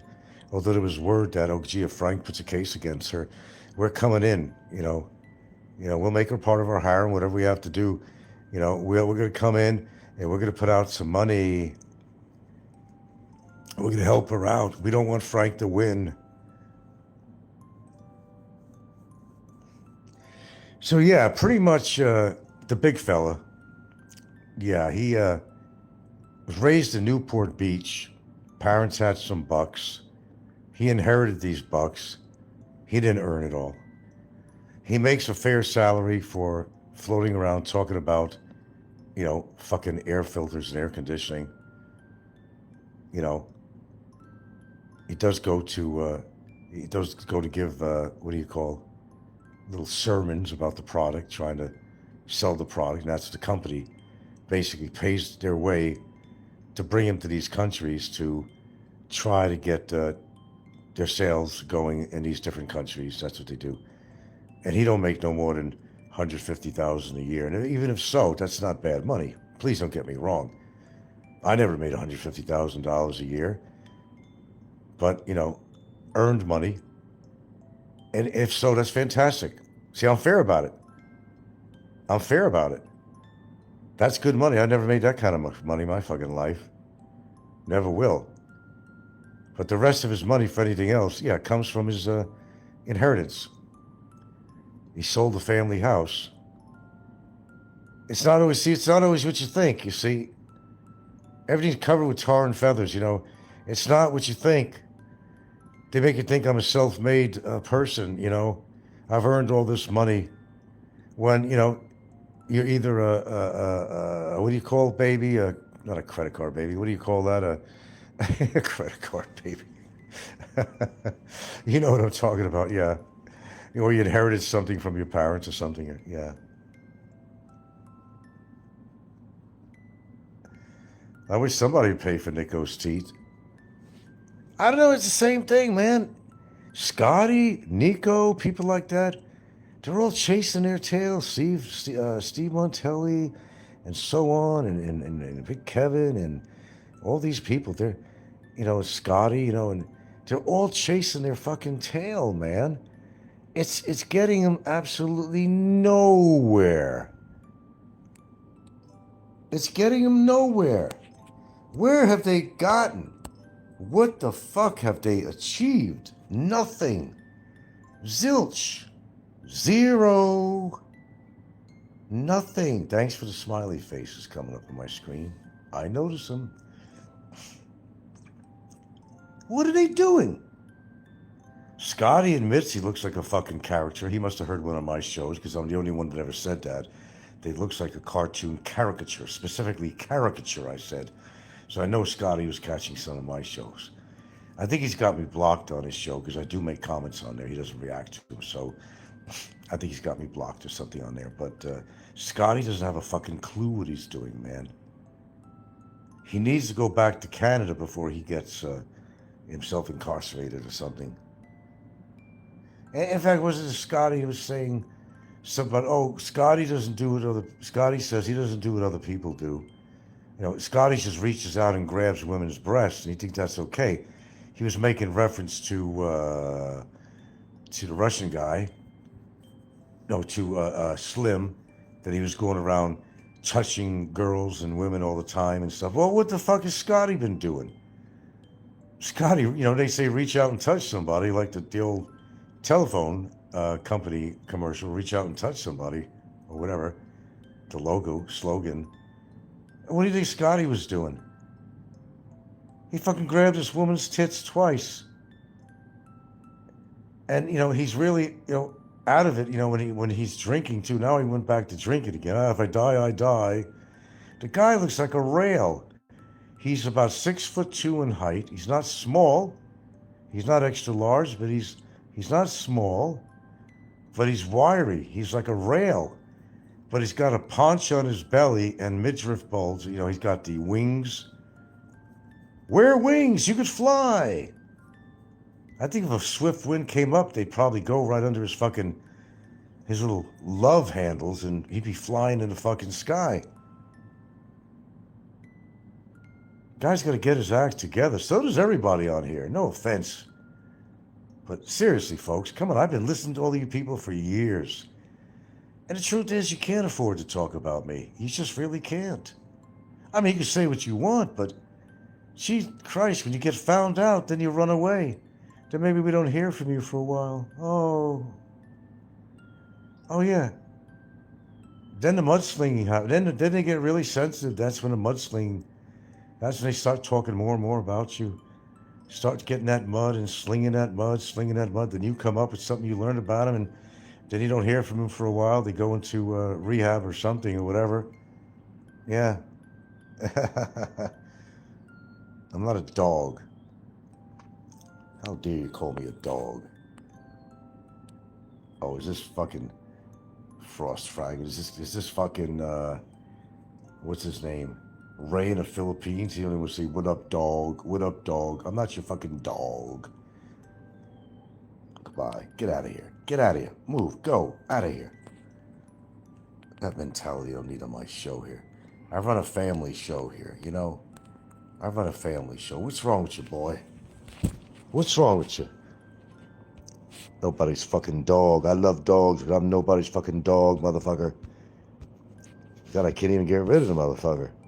What's wrong with this phone? Need a new phone. Hear that? I'm trying to get rid of him, but I can't. Oh my goodness. Okay, you can stay.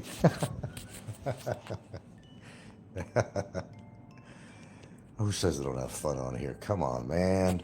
Come on, man. Oh, I learned a lot of stuff about Ricky, too, today. Oh, my God. What didn't I learn today? I had a very productive day. Let's put it that way. Very productive.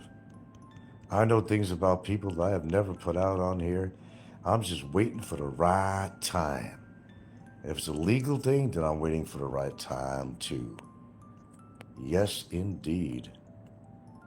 Know what I'm saying? Okay, man, I gotta go. I got a woman here I gotta pay attention to. She is part of my life, you know. Not YouTube is something I go on, but you know, I like to watch movies. I like to spend time with my girlfriend, and that's exactly what I'm going to do right now. Actually, right now. But I want to thank you all for showing up. And Snikkos, get a fucking life. Get a fucking life. Go find a woman, man. A woman that would want you. You're right, I don't like you. Never liked you. You talk through a filthy mouth. You don't respect women, especially Filipinos. Women are not hoes, unless it's their profession. Let's get that straight, Jack. Stop putting down fucking women. You're no better than a fucking hoe in the street anyway, motherfucker. Women are not hoes. Don't refer to Filipinos as hoes. They're good people. If they choose that profession, okay, you can call them a hoe. Call them whatever you want to call them. If the shoe fits, wear it type situation. But don't call innocent Filipinos hoes. You know why he calls them hoes? Because he can't get them. He can't even get a hoe. Hi ho, the Cheerio. He can't even get a fucking hoe. They don't even want him. And it's not what he looks like. It's his fucking whole constitution. It's his whole fucking street attitude. That's why he can't get somebody. Snikkos lucky you didn't cold cock him on the boat when you saw him. Not without getting something on camera. He would have had to make the first move. Look, I'm not stupid. All I had to do was get Ricky to try to lift his fucking hand on me. That's all I needed. I think people are very well aware. I like to document things all the time. Because unfortunately, you know, before the cell phone ever came along, it was very hard, other than a big camera in your hand, a 35 millimeter, you know, whatever format you were using. You know, when cell phones came out, man, it's one of the greatest things. You could document things. That's why we got an information highway out there that's awfully large and people find out.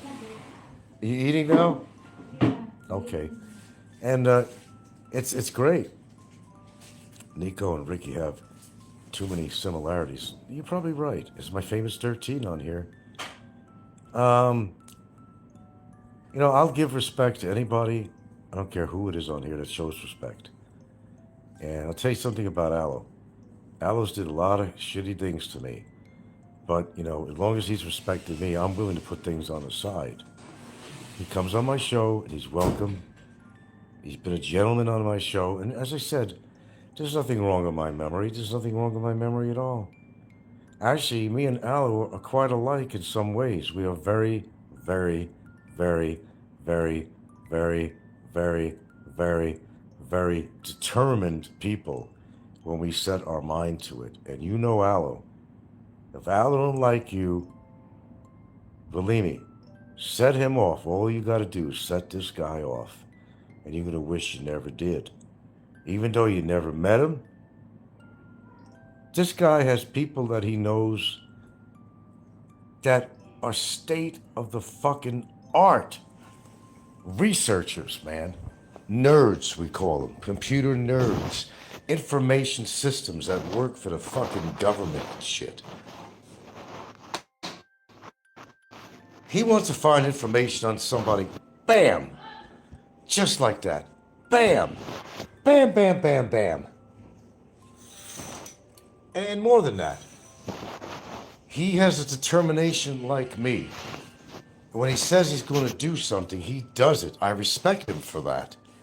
That's what we have in common. And I know you don't want to mess with Aloe. Nobody in their right mind would. Because whether you like it or not, that's a very determined. And if you ever talked about his family and somebody did in the past, oh, forget it. You made an enemy for life. Just like you made an enemy for life with me. You talked anything about my girlfriend and family or dead members of my family, and many people have. There ain't nothing wrong with my memory. Nothing. Well, well, well. This is good.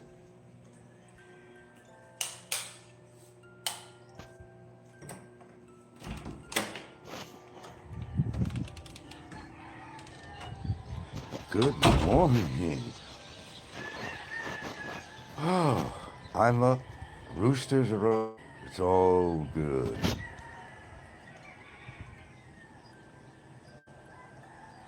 It's all good.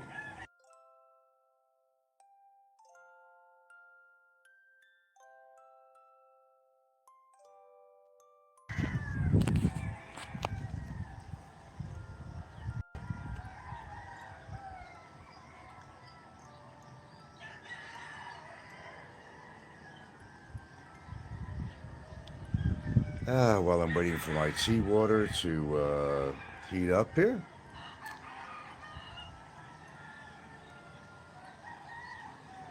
I don't know, a rolling stone gathers no moss or something like that. We'll wait till the masses show up. There we go. Build it and they shall come.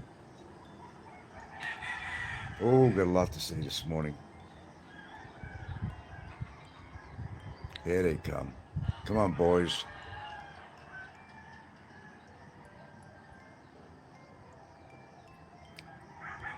I am hitting nerves. I am hitting nerves. Mmm. They don't like it when the mud pies get thrown back. Oh, no, no, no, no, no, no. I'm hitting some nerves. That's when you know, when you get a reaction from somebody, that's when you know you hit a nerve, or two, or three. That's when you know.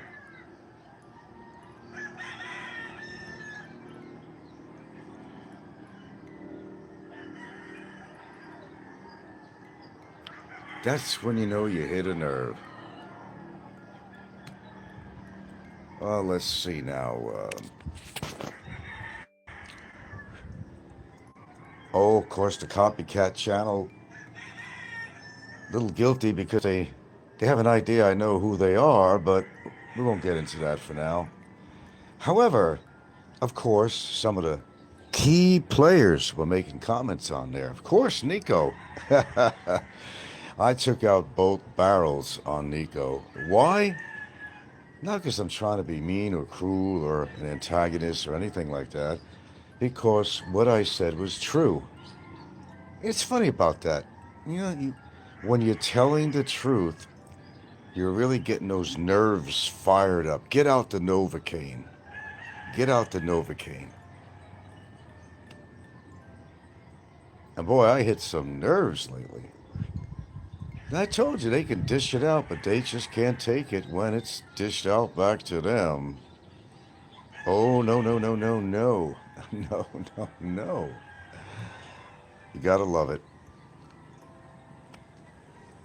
You know, if you can't stand the heat, get out of the fire. You know what I'm saying?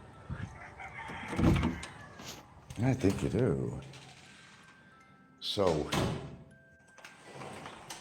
let's start beginning here. Oh, not until I get my tea going here. No. Get the water out. I ain't gonna be able to drink this shit. This is hotter than shit. Oh, what's morning? Damn, I haven't had any lemon for a while. Well, let's get going here. This is getting good. Seems like I've hit a few nerves on here. Holy shit. How do you know when you hit nerves? Well, it's very simple. You get a reaction. Lights, action, and camera. Oh my goodness. Did I hit some nerves lately? Where do I even start? This is a hard one.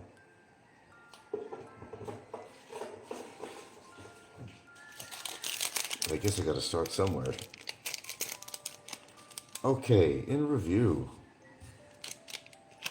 Lately I've been kind of a freelancing on here a little bit with some words of encouragement and some truth, lots of truth, as information comes out about these do-gooders of the community that have a lot to say about everybody, and especially about me.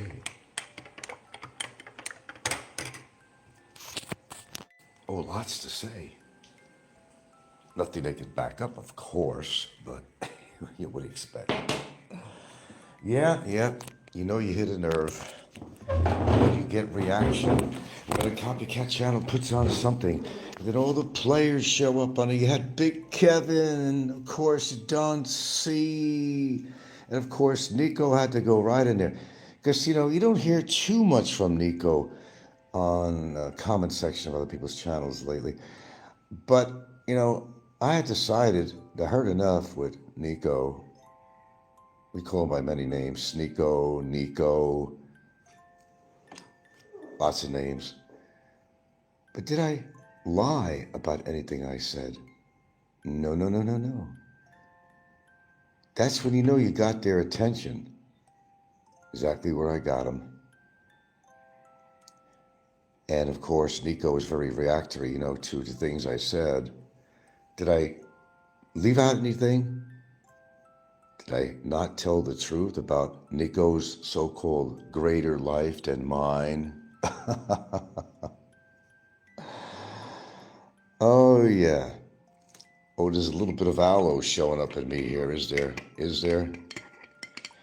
Well, you know what? Let me tell you something about aloe. He's always been quite an adversary, but I will tell you something. When aloe gets into something, he gets into something. When he devotes his time to put out the truth about people, oh, he's exaggerated things, of course. But when aloe gets going, he gets going. He sure does. Now, let's see. Big Kevin had to make a comment on the copycat channel. Copycat, can you believe that? Somebody's awfully pissed off at me to create a copycat channel. Oh, they have to be, because I might have hit their nerve too sometime, and that's why they have the copycat channel. When you hit a nerve, they react. Dentist, please give me that shot of Novacaine. I can't take the pain. You hit a nerve. Oh, gee. When the shoe's on the other foot, oh, everything is different now, isn't it? Everything's different. Isn't it, boys? I love the statement from Big Kevin saying, what he was saying? Nico's a better parent than I am to my daughter.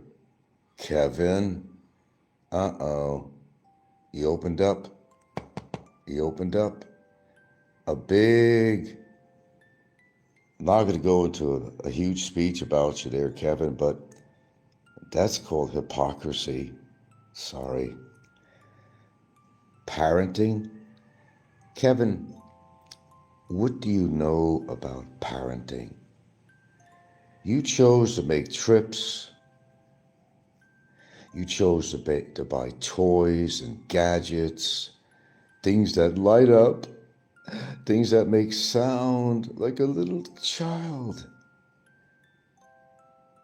The money you've made through the years, through your begging on your channel, where has any money gone to your children that you revere so much?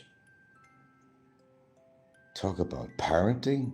Kevin, you can't talk about or make judgment on somebody as a parent, not you, and somebody else, but we'll get there. Kevin, you chose to make trips. You chose to take people's money for the sole purpose of visiting your children, Kevin. But no, no, no, no, no. What did you do, Kevin? You bought little toys and gadgets, stuffing your face with donuts, and well, you had to go get on Ozempic because you couldn't control what you put in your mouth. But you have a lot coming out of your mouth, don't you, Kevin? You have a lot to say, but you have nothing to back up, do you, Kevin? Parenting? Questioning my parenting? Good one. No, we need to question your parenting and Nico's parenting, both of them, who made comments of such nature. Kevin, let's review this. Your interest is more on making money on your show historically.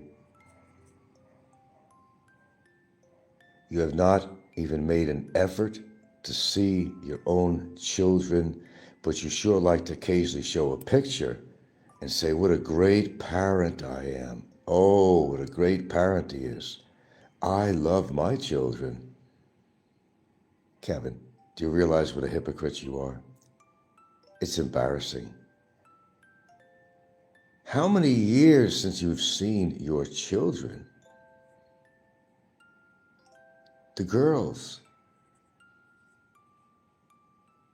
Oh, you got together with your son at some point. I don't know where this was. How about the girls? You spend your money on this and you spend your money on that. And my understanding, they're just, in Australia. And even like when you spent some time in Thailand, it's not a terribly big trip, really. Not that big to go to Australia. You could have went and visited your children, but all these years, Kevin, all these years, you didn't make one concerted effort to go and visit your own children. Now, if there's no friction between you and your children, I don't see where that would be an impossibility to do. My situation is a lot different. Way different. Yours, well, there's no friction. How about putting all that money that you stuff your mouth of food with and buy you little gadgets that make noise and light up? And all these fucking donations you've gotten through the years, but you couldn't put the money together to see your own children, Kevin? Both barrels on you this morning, too. Kevin, you're a glutton. You're a glutton. You and food are like, it's like, you're sewn to the hips. You and food. And all the booze money you spent on these prostitutes in Thailand could have been money to go give your children some kind of support. It could have been to put on a flight to go meet your children. So Kevin, shut the fuck up. You hypocrite. You glutton. When was the last time you seen action? What? Alaska? Well, you got a few kids to show that you did see some action, apparently. But you have no respect for your children. How dare you make a statement on the Copycat channel, questioning me as a father, what a bad father I am. Really? I mean, really? You could make that statement?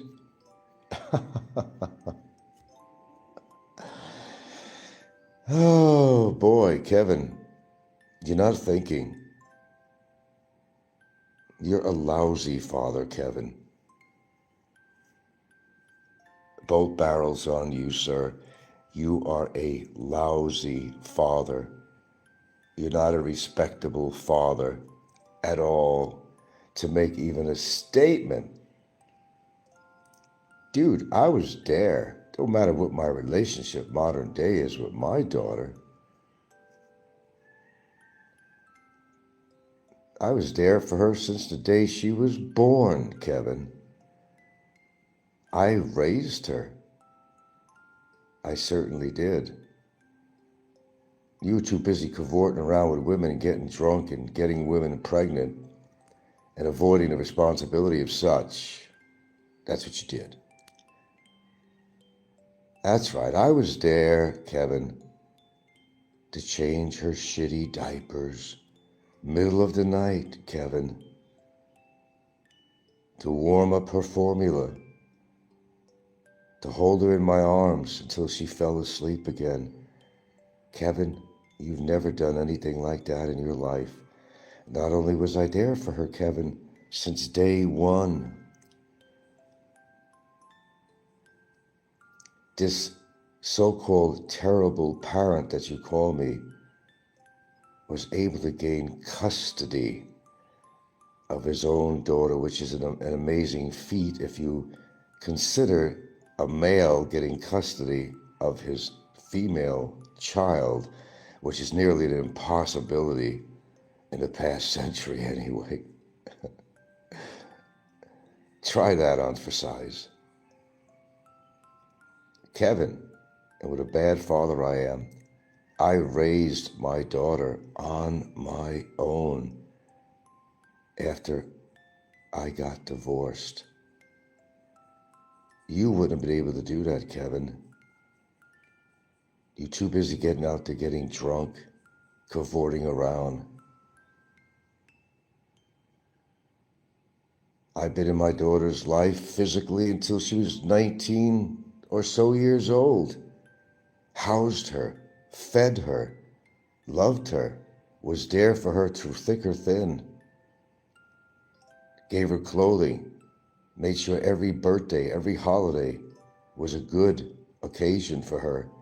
The slightest toothache, she was there at a dentist. The slightest cold, she was there at a doctor. Where were you, Kevin? Where were you, sir? Tell us, where were you? Nowhere. Your children are growing into adulthood. When is the last time you've seen the girls? When is the last time you've actually seen your children? What effort have you made to go see your children, Kevin? None. You're too busy buying your little toys that make noise, and they light up in different colors. You're a man-child, Kevin. You're a man-child. You're a man-child. That's what you are. You can't afford to say anything about fatherhood. And you're certainly not the father of the year. Neither is Snikkos. Let's move back on to him. Of course, I hit a nerve with Snikkos because he came out of the woodwork and decided to make some comments on the Copycat channel. That's when you know you've hit a nerve, is when you flush them out. And then when a show comes on that has anything mentioned about me, that's when all the players come in. Don C. That's when Snikkos will come on and want to join the club. That's when Kevin comes out of the woodwork. Oh, yeah. And they always have a lot to say. It's okay, because you're going to get deported. You know something that I don't? Because you wouldn't. And I would say not to hold your breath too long. You might pass out. Nobody's at my door with guns drawn. Trump's ICE agents are not here either. I don't expect that. This is not America. Used to be the land of free speech, free opportunity, and all that stuff. Now, under the Gestapo rule, makes the Philippines look damn good, doesn't it? And it is damn good. There's my 13. There we go. All right, back to you, Snikkos. Of course, Snikkos had to come on and make comments. Of course. Because I hit a nerve.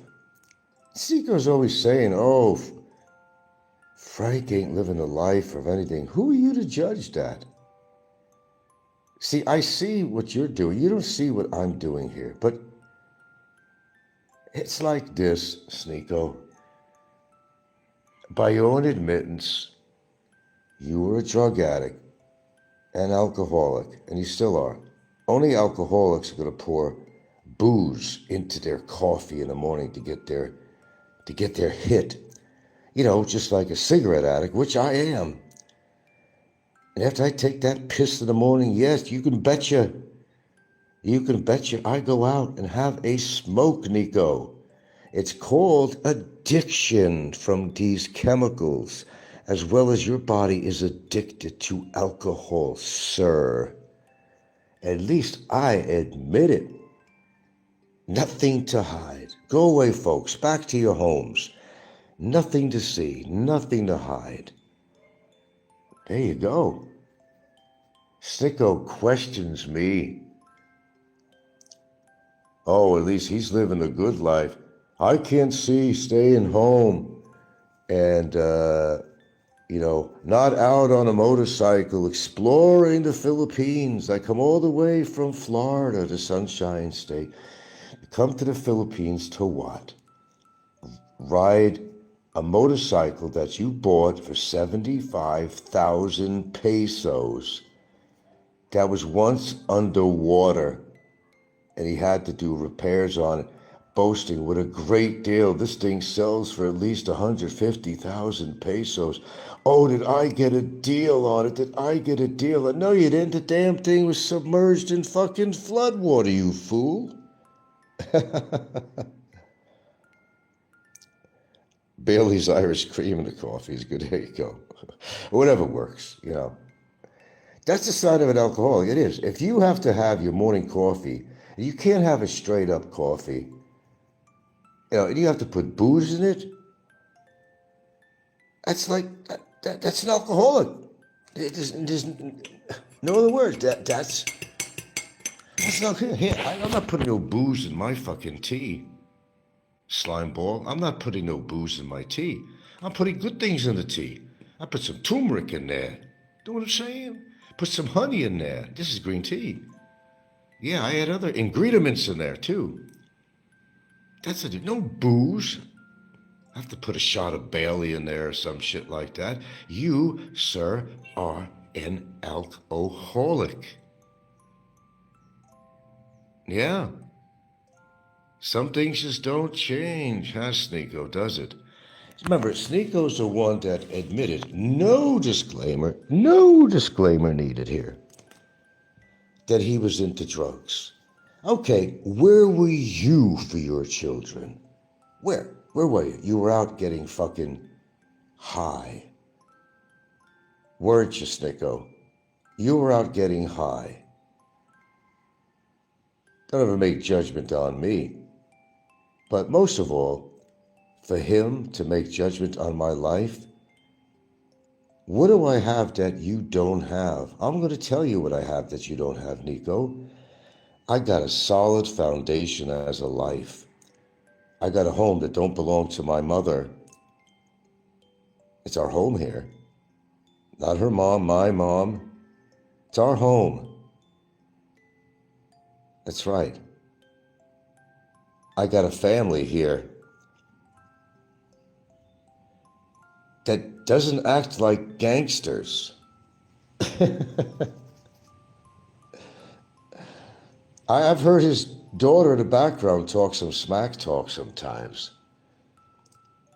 Nick Snikkos is rough around the edges.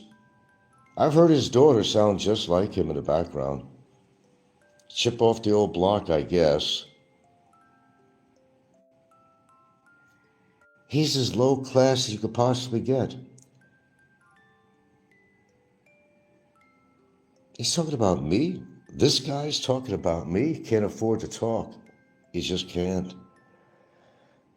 I was never a street drug addict. Never. Oh, I had a family member that was. That smartened me up, so I never went in that direction. That wouldn't have been me anyway. It just wasn't who I was, wasn't my constitution. But you were a drug addict, Nico. You admitted it. You said it on public media. Okay, so we got that out of the way. That it was basically justified, or that I could say that you were because you admitted it. No disclaimer needed at all. Not one bit.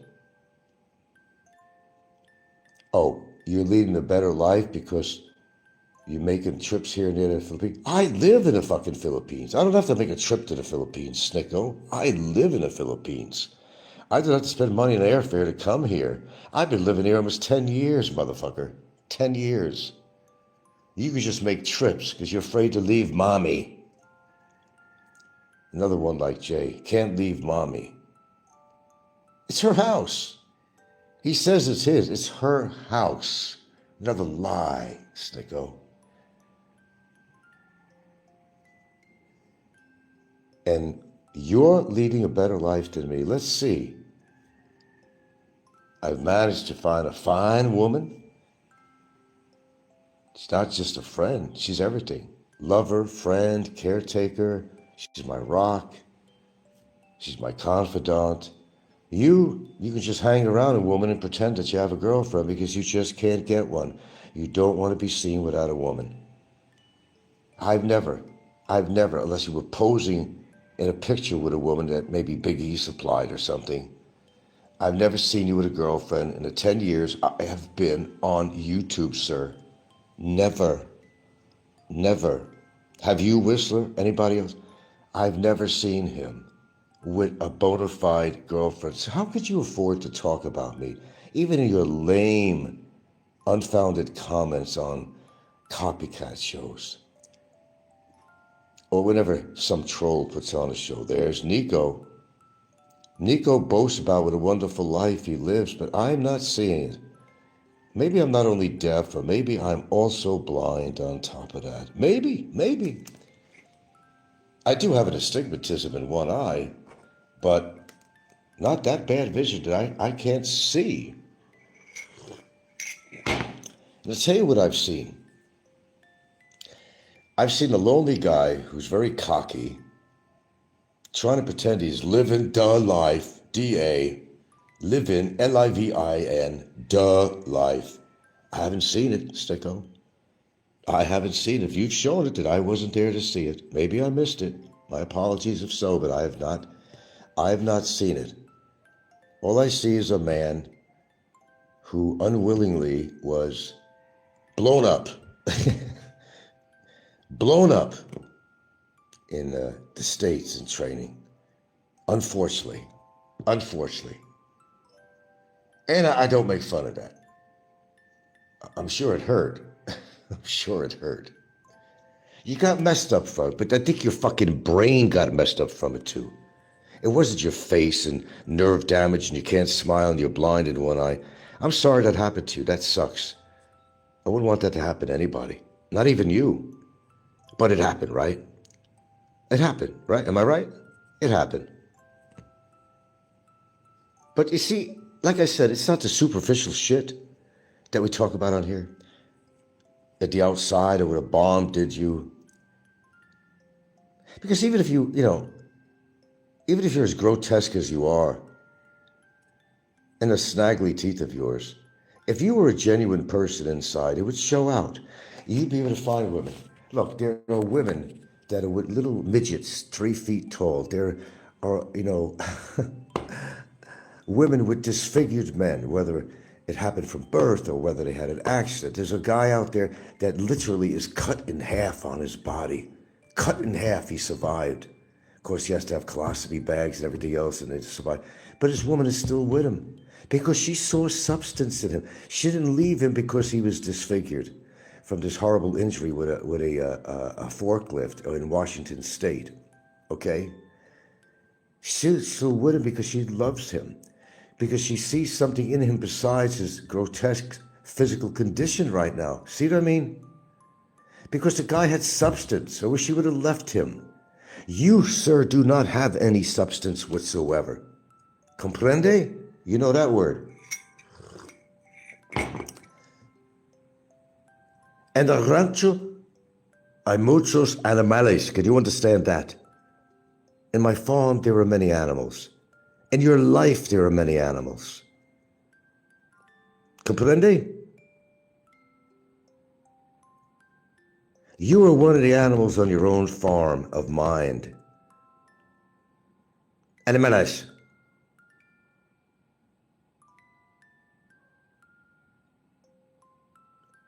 You are your worst animal. ¿Por qué? Well, listen. What comes out of your mouth is basically trying to reinforce what you don't have. What you don't have and never will. Unless you make changes in your life. Quit your drinking. Quit running your mouth with lies. God, que lástima. What the fuck is wrong with you? There's never be a comparison of my life and yours. We are like universes away from the reality of who's living a better life and who's not. We are a universe away. A universe.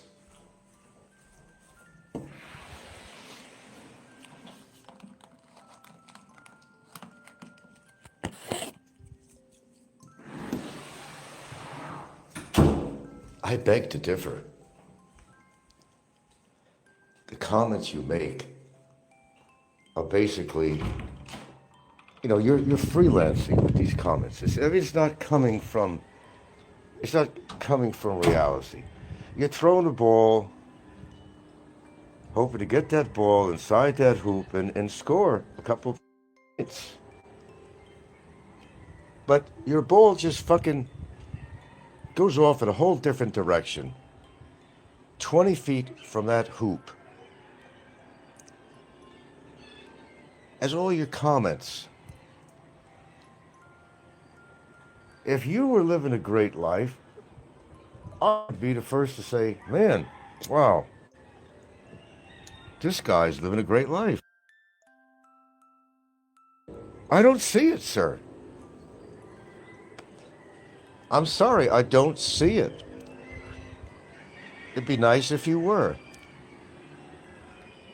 Instead of people being jealous of how somebody's living their life, and by the way, living a full life means, I'm out there. This is the only place over here, by the way, on this island that offers this skydiving. In all of the Philippines, I understand. If I wanted to, I can go skydiving, but I'm not stupid enough to do that. I am grounded. As I always use this, I am grounded. I'm okay right here on the ground. I don't know what you expect a 71-year-old man to do. 71, and I live a better life than you, and you're 20 years younger than me. Are you going to make it to my age? I don't think so, because you're still drinking, and you're still obese. I'm sorry to fire a couple more barrels at you, man, but when you open your mouth again, I'm going to respond, and I'm going to reinforce what I say. Do not expect to live to my age, sir.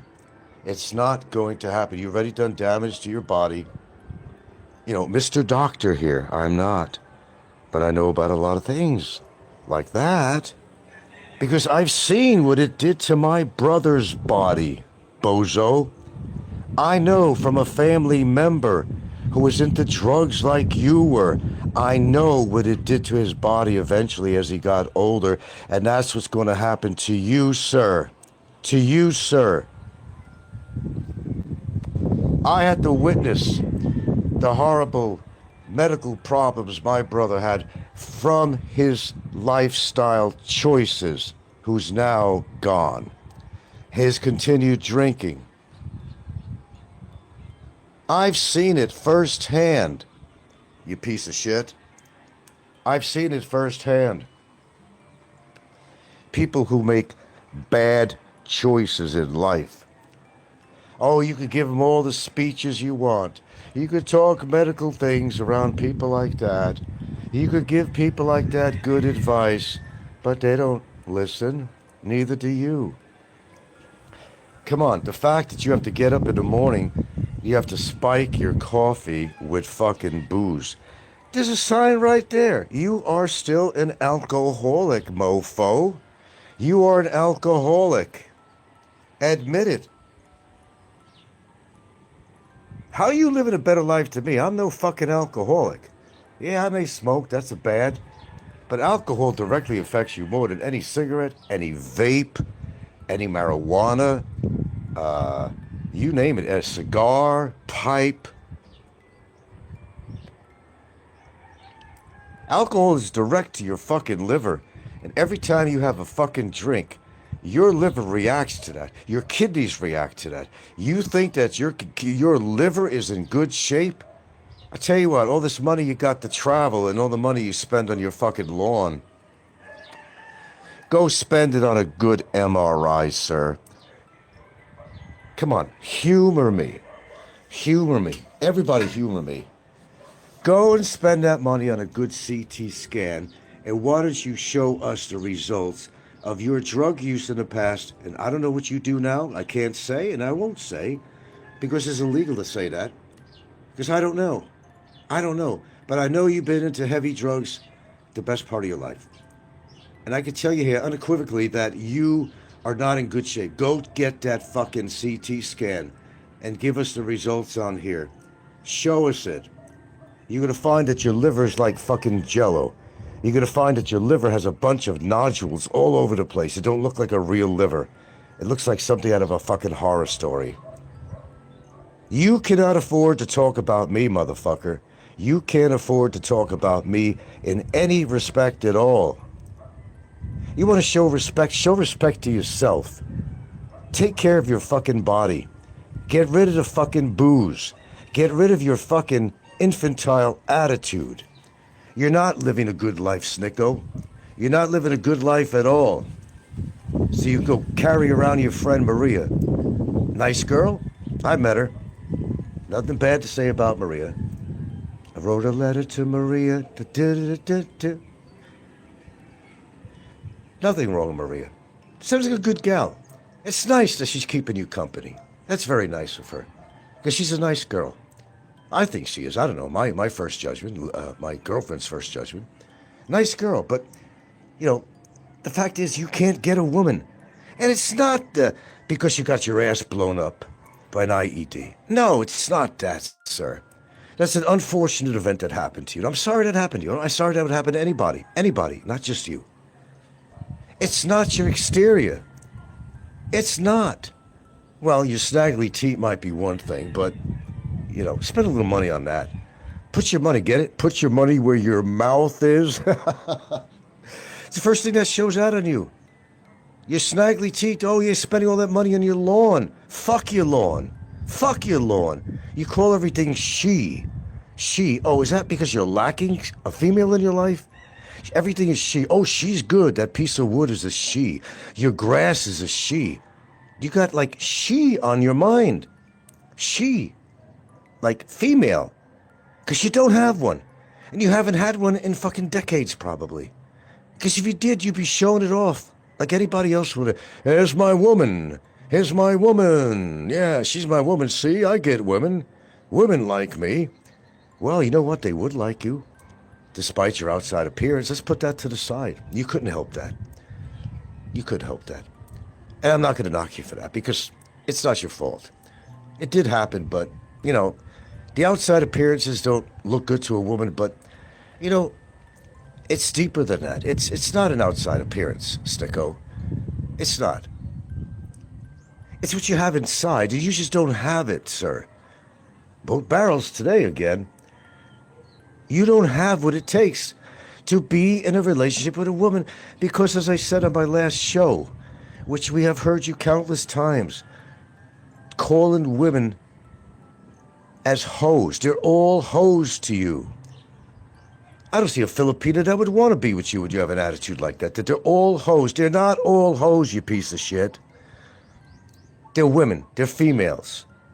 They're not hoes. Not all of them. That's like a blanket statement that all women are bitches and all women are no good, all women are using people, all women are scamming men.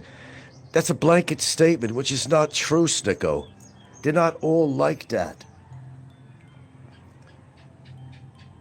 How dare you make a statement like that? My woman's not no fucking hoe, you bastard. She's a Filipina. She's a woman and a good woman is she. She's with me because she wants to be with me. Nothing to do with money. Money was never in the factor from the first day I met her. Didn't care. Even asked, what do you do for a living? How much money you make? Nada. Nada.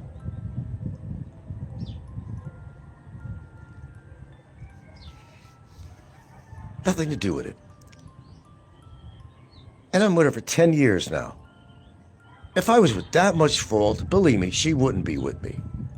She wouldn't be anywhere near me. Not even near me. She's self-sufficient. She doesn't need me in her life. If it's like on a financial issue, hell no. Hell no. She must be with me for a reason. My swarthy good looks, perhaps? I don't know. She had to like something about me. She basically technically owns a house. Yes, that I bought. She kicked me out of town. Well, she can't. I have a 25-year lease, but that's besides the point. But let's just make believe I didn't have a lease. If she didn't want to be with me, she wouldn't be with me, period. There are no chains, no balls and chains on her. I got like 4 different entries and exits in this house. She'd be out or I'd be out the door. But besides that fact, let's kind of move on back to where I left off. How dare you come on people's shows and try to compare my life to yours or your life to mine? You know who's living the better life. There's no question about it. I'm with a woman 24 hours a fucking day, and I love being with her 24 hours a day. I don't need to go out in the streets and find other women. Don't need it. Don't need it. And I don't want it. You'll be lucky to get one woman that takes an interest in you, and I'll tell you what, I'll be fascinated, even happy for you, believe it or not, because you could find a woman that takes you for all you got. Your horrible constitution, your horrible way of looking at women, that they're hoes. You're a horrible person. You are a horrible person. And it's not your monstrous looks. It's not your obesity. Oh, that's another thing, besides your drinking and your bad liver. You're obese. If you're so righteous, then you'd get a little bit of self-recognition and take responsibility to yourself to lose that fucking weight. Oh, what is that? You did some videos when you met up with, who was it, McFisher or somebody? And you're at some gym. There you go, Mick. There you go, Mick. I don't see you doing what he's doing. He's doing some squats or something. You're just standing. There you go, Mick. There you go. Why don't you do that? Why don't you lose some fucking weight? Oh, man. Sorry he just woke up. It's been a marvelous show. Richard? No. Talk about Kevin. Some comments he makes on the Copycat channel. And Nico, who also made comments on the Copycat channel. And people like that. Don C. All the players. And I'm getting my barrels out, firing both barrels. Because Nico seems to think, oh, well, it started off out with Kevin, where he saying that I'm not a good parent, and I took out both barrels on him and reminded him that he's not in his kid's life and he'd rather spend it on toys and things that light up different colors and all this money he could have spent on visiting his children. It's just in Australia, man. He's not made one concerted effort to go there and visit his child, but instead he buys all these little gadgets and he buys his donuts and things that light up, and he has a lot to say, Kevin. But he's on the list of one of the lousiest fucking fathers on here. He had opportunity to go visit his kids in Australia, but no. He'd buy gadgets and new camera equipment and new microphones. He hasn't seen his kids in how many years? His daughters. And he's talking about me being a bad father. Well, I'm not going to go into that scenario again, because I just did. Pretty much proven that I'm not a bad father at all, despite the fact that me and my daughter don't talk now. I did everything for my daughter. I wasn't into drugs. I wasn't out boozing it. No. From the day she was born, I was in my child's life. And I spoke about how I changed her dirty diapers. I got out up in the middle of the night to cradle her in my arms till she went to sleep and warmed up her bottle for her.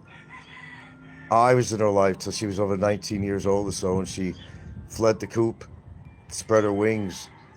I was there. Kevin, you were not there. You were not there, Kevin. I know.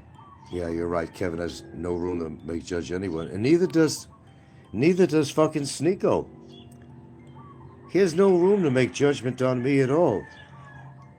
See, I hit a nerve yesterday when I did a show about Snikkos. Of course, you have to get on. I got to find a forum so I could say what I have to say.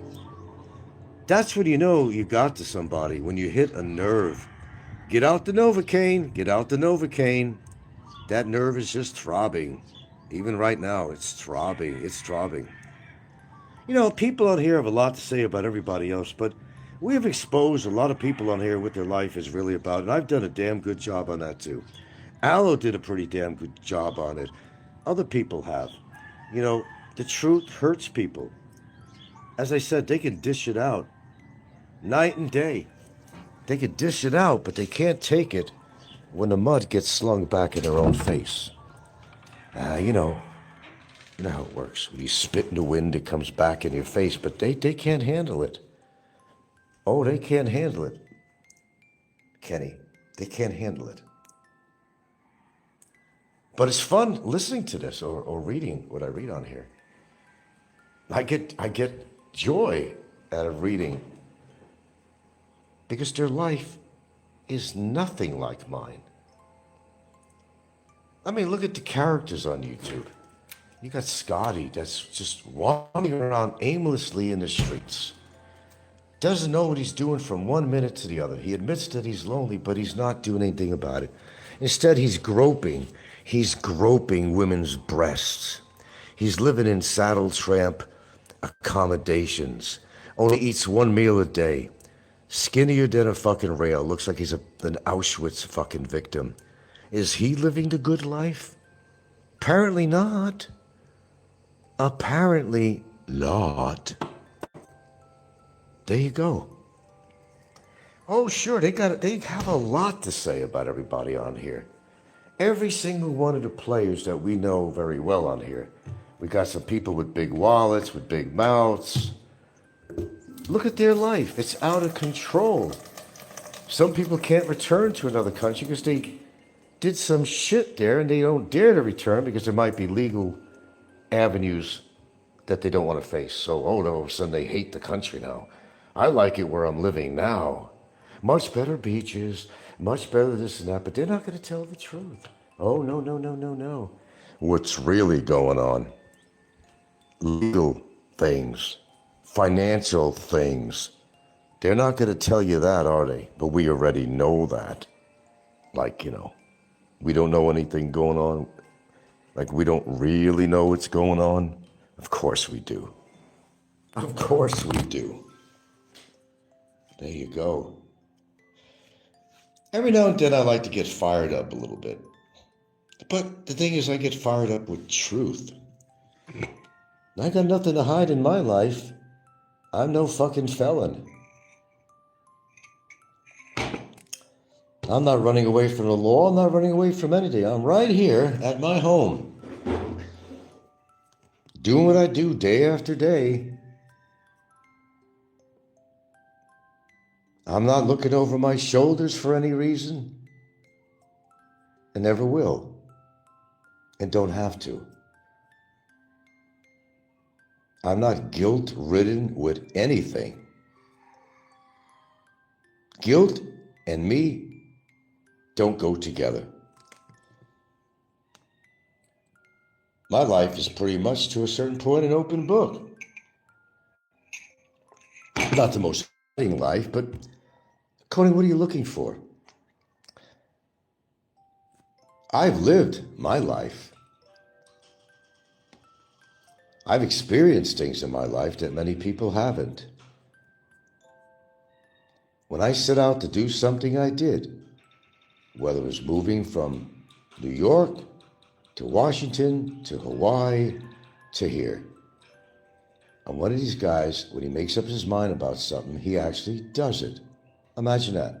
Not all talk, actually puts his money where his mouth is. Everything I planned in life, I did. Pretty much. When I look back on it in retrospect, I actually have. Can they say that? Not really. So the hypocrites on there. Kevin, big hypocrite. Snicko, huge hypocrite. I love his introduction. I always get a kick out of it. Mabuhay, bitches. Well, see, that's the thing, Snicko. See, that is your character coming out. This street urchin type of character. Quasi-gangster, that you try to portray yourself to be. You're not a gangster. Don't even embarrass them with your behavior. Oh, you got the tats. Oh, you braid your hair. You wear bandanas. You trying to be Ren Zero? You trying to be Ren Zero? Sentai 7? Are you trying to look tough with your bandana? What is the purpose of your bandana? It usually has a reason. Either gang members do it, or you maybe use it to catch the sweat, like some people might do, or it's an image thing. Look at me, look at me. I'm a big guy and I got tattoos. I'm ominous looking. Don't mess with me. Oh, no. Don't mess with me. You know what? If that's your way of trying to look like a man, a real man doesn't have to wear a bandana. Doesn't have to get his body covered with fucking tattoos to look like he's a tough guy. Toughness comes from inside, not the outside. Some people have more muscle than the others. Does that mean that they're tough? Does that mean that they're better than you physiologically in any other way? No, it doesn't. A real man doesn't have to grow a mustache or beard. A real man doesn't have to put a bandana on to have tattoos to look tough. Doesn't have to talk street talk to be tough. You're hiding something. That's what it is. It's overkill. It's overkill to try to show how manly you are and I could kick anybody's ass. No, you can't. No, you can't. Because you're bigger? Bigger doesn't mean tougher. It doesn't mean you have the ability. With your weight, you couldn't run. Oh, yeah. Snikkos says, I'm in such great shape. I could walk 15 miles, he said. Well, put your money where your mouth is, son. Come on, do a live video. Be a long one. Walk 15 miles. Show us you could walk 15 miles.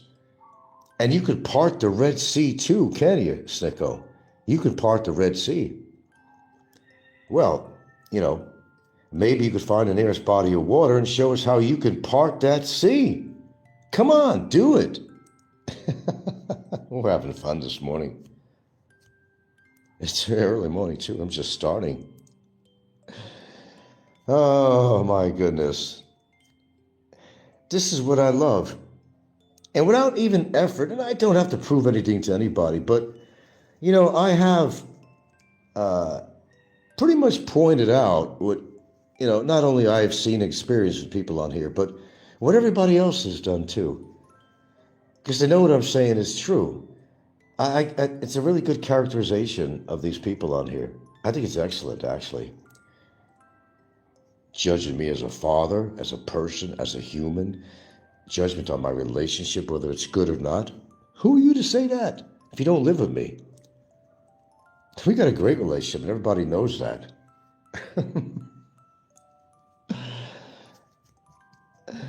Oh, we have some disagreements, that's for sure. And I don't hold back. Even if it's on live, I don't hold back. If I disagree with something with my girlfriend, I don't care. I'm not going to hide it on the,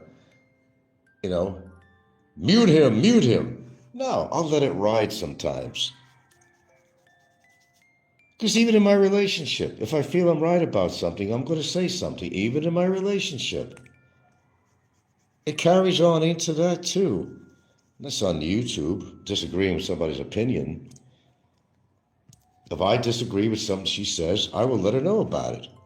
Whether I'm live on YouTube or I'm not. I'm not going to hide it. Most people would. But you see, we don't have slam-bam arguments.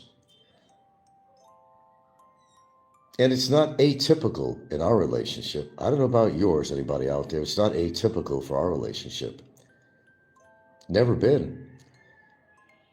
If we get pissed at each other for something, it's like 5 minutes long. It lasts. Then everything's back to normal. That's it. Good relationship? Yeah. Perfect? Well, it's as close to perfect as I'm going to get, really. I may not agree with some cultural things.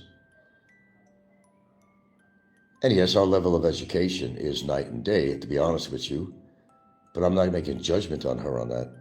Yes, she was born in a province. There's no sin. She don't have the most perfect English. I accept that. English is not her first language. Did you know that? Did you know she's a Filipina? Oh. There are Filipinas that have perfect English. They sound so good.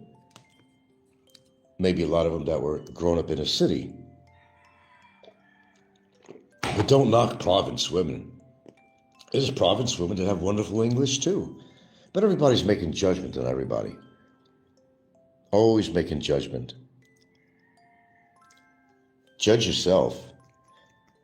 Judge yourself before you judge somebody else. Clean up your own fucking backyard before you tell somebody to clean up theirs. And you got a lot of cleaning up to do, and you guys know who you are.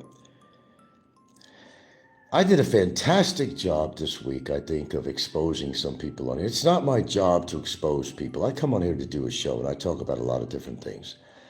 But every now and then I get in a mood after I hear something, and I say, oh, really? Back that statement up, will you? Come on, I dare you to back that statement up. That's what I do. That's all I do. Back it up. You can walk 15 miles, Snikkos, show us. You're killing it with all the women in the Philippines? Show us.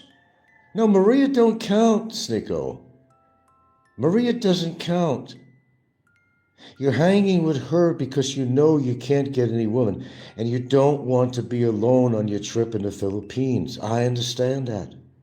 I completely understand it. I would do the same thing. Believe me, one of the times I came to the Philippines when I wasn't in a relationship with my present girlfriend, there was a time I was going to be here for a month, but that was actually the month that I met her, early in a month. I had nobody lined up to see, nobody. And I sat in a hotel room for a couple of days and said, oh my God, what am I going to do now? I got a whole month. What am I going to do? I got fortunate, but, even one day in a hotel room alone, you figure, it's not comfortable. It's really good to have a woman by your side. And I got so desperate that I was even thinking of calling up one of these chicks that I used to hang with that were just, vicious or using me for money or something. I got that desperate that I was about to call them up to have somebody to hang with. But then, thank goodness, things worked out, and I had met the woman I'm now with for 10 years, Snikkos, Kevin, Dawn, everybody. 10 years. Wouldn't last 6 weeks. I'll repeat that because that's what they said. Your relationship ain't going to last for 6 weeks. Come on, how much crow do I got to put out there? They're fucking becoming extinct. Let's give those crows a fucking break. All this over a cup of tea here. My goodness. Do I got talent or what? Look, let's bottom line this, folks. People are going to talk about everybody else. They got their own reason and rhyme why they do that. It generally means that, and it kind of like stems from the realism that their life is not what they try to portray here on YouTube. It's nothing like that at all. With most of these people, it's nothing like that at all. It just takes time, effort, research, or big mistakes publicly that they do on their own, that they expose themselves for what they did. I know a lot of shit about a lot of these people that I have not exposed yet. And it's not really my job to expose these people, but you know, push comes to shove, you decide to release a little information out there. Aloe is great at doing this, along with his friend Wally Barr and other people that he knows. Very good researchers. I have access to all that shit that people don't know. What they never knew. Who was the deep throat in the background ever since I've been on YouTube? I'm not going to tell. Who was the deep throat? There was a deep throat in the background. More than one that I'm not going to reveal. How I find out my information. From people, some of them are very nerdy geniuses when it comes to research on a computer. These are these really highly technical people who could find out who you are and all this information about you voluntarily. No money involved. Nothing, nada. I got more information on people on here, you go into a tailspin. If you see what I have, that I could put out at any given time. And I've been slowly putting that information out. Hello, our dear leader, Frank.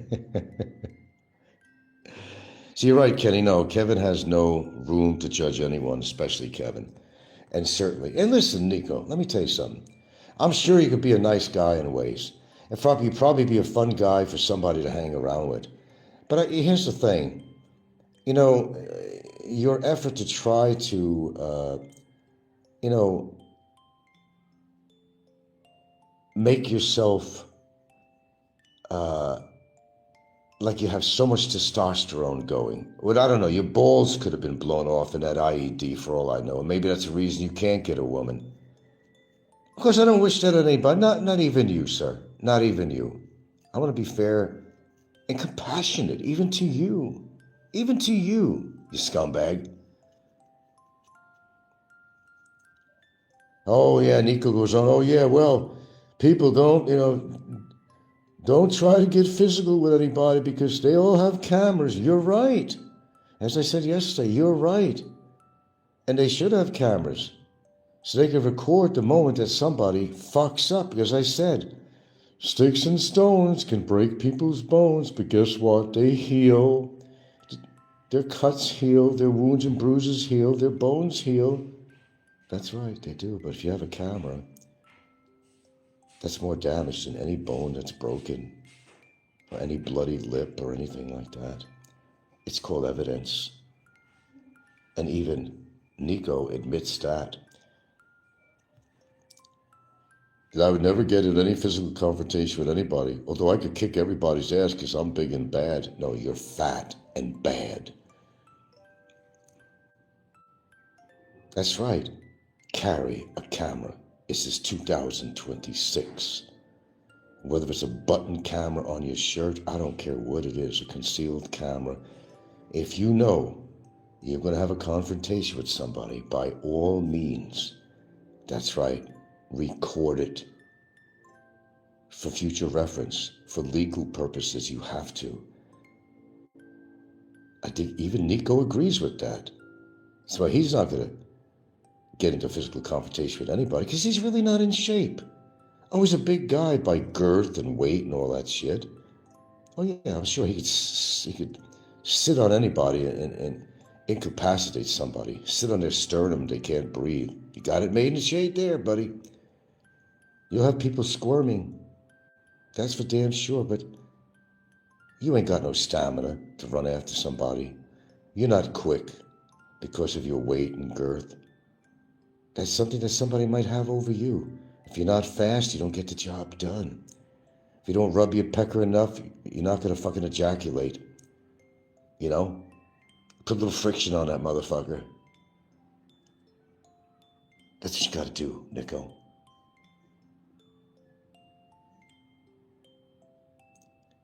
Get with the program. Face reality. Don't dictate to somebody that they're not living a good life when you know damn well they are, and that's part of the problem. You too can have a good life. What is a good life anyway? By definition, speaking of a good life. A good life is where you're happy in your own skin. You're happy with the people around you, that you're not going from town to town aimlessly with no direction, staying in saddle tramp places loaded with roaches and rats and vermin, living like a saddle tramp, no direction, no base, not grounded. That's living a good life. I mean, if you're going to live in the Philippines, some people say, no, don't buy a house.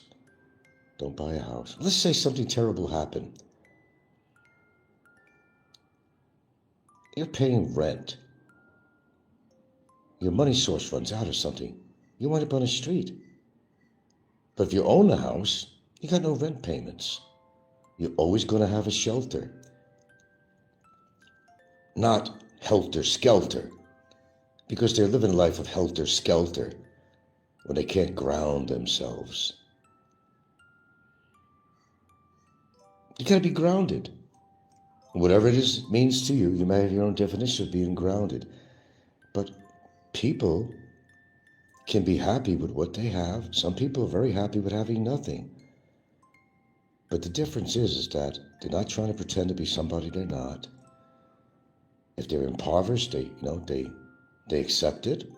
They still smile and laugh and enjoy their family, and they're happy people out here. Filipinos are happy people despite their situation. They don't try to pretend to be somebody they're not. They're very genuine people, Filipinos. I respect Filipinos for that. They're very genuine people. They're not complaining all the time. And you don't see many Filipinos really attacking each other on social media. You don't see a lot of that. It's their disposition. They're not like that. It's just the foreigners that do that shit. It's just the foreigners. And people all want to live in Dumageddon. Why? Surrounded by foreigners? You really want that? Historically, that's only turned out to be disastrous. All butted against each other, fighting with each other. Dumageddon? Really? That's why they call it Dumageddon. Well, Nico and company, if I've hurt your feelings, I'm sorry. I just want to get out the facts.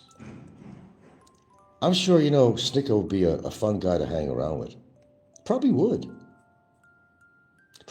But, hanging around is one thing. Being a girlfriend or something like that, no. All these people, they got everything that you don't have. I haven't seen it. I know people out here that have money, but they're not happy. I know people out here that are having orgies. Yeah, even with same sex. Men having orgies.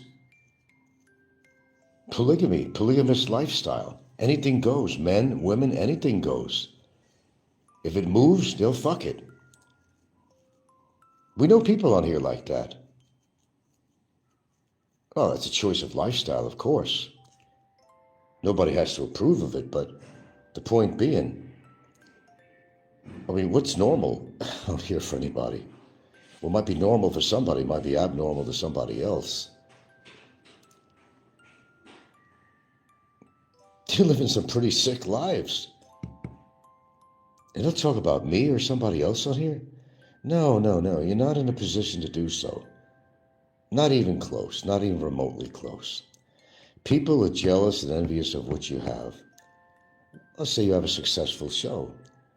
people are jealous of that too. If you got a good show, you got all these subs, you're making money. People are jealous of that too. So of course, what are they going to do? They're going to attack your show, try to get you off YouTube because everything is competition. I want to be the leader of the community. I want to get the better algorithms. I want to get a better show. I want to make more money. Really? That's what your life is all about? It's come down to that? You become enslaved to your YouTube channel? Really? Anyway, let's see. My tea is about done here. I think I'm about done. Hope you all enjoyed the show. See, when I say this is the channel of truth, well, there you go. Past couple of days, you've learned a hell of a lot, haven't you? A hell of a lot. Just remember, when you fire a faulty gun, you got to clean out them. Knows he's in for disaster. He's putting up a new channel because he's getting a lot of bad comments and bad juju about his future on YouTube on his original channel. So he's making a lot of excuses about it, but he knows what's really going down. And he'll make excuses for it, of course, that, I don't know. He's giving excuses, that's all I really know. But he's in preparation for the big takedown. That's what's really going on. Isn't that right, Philly? Isn't that right?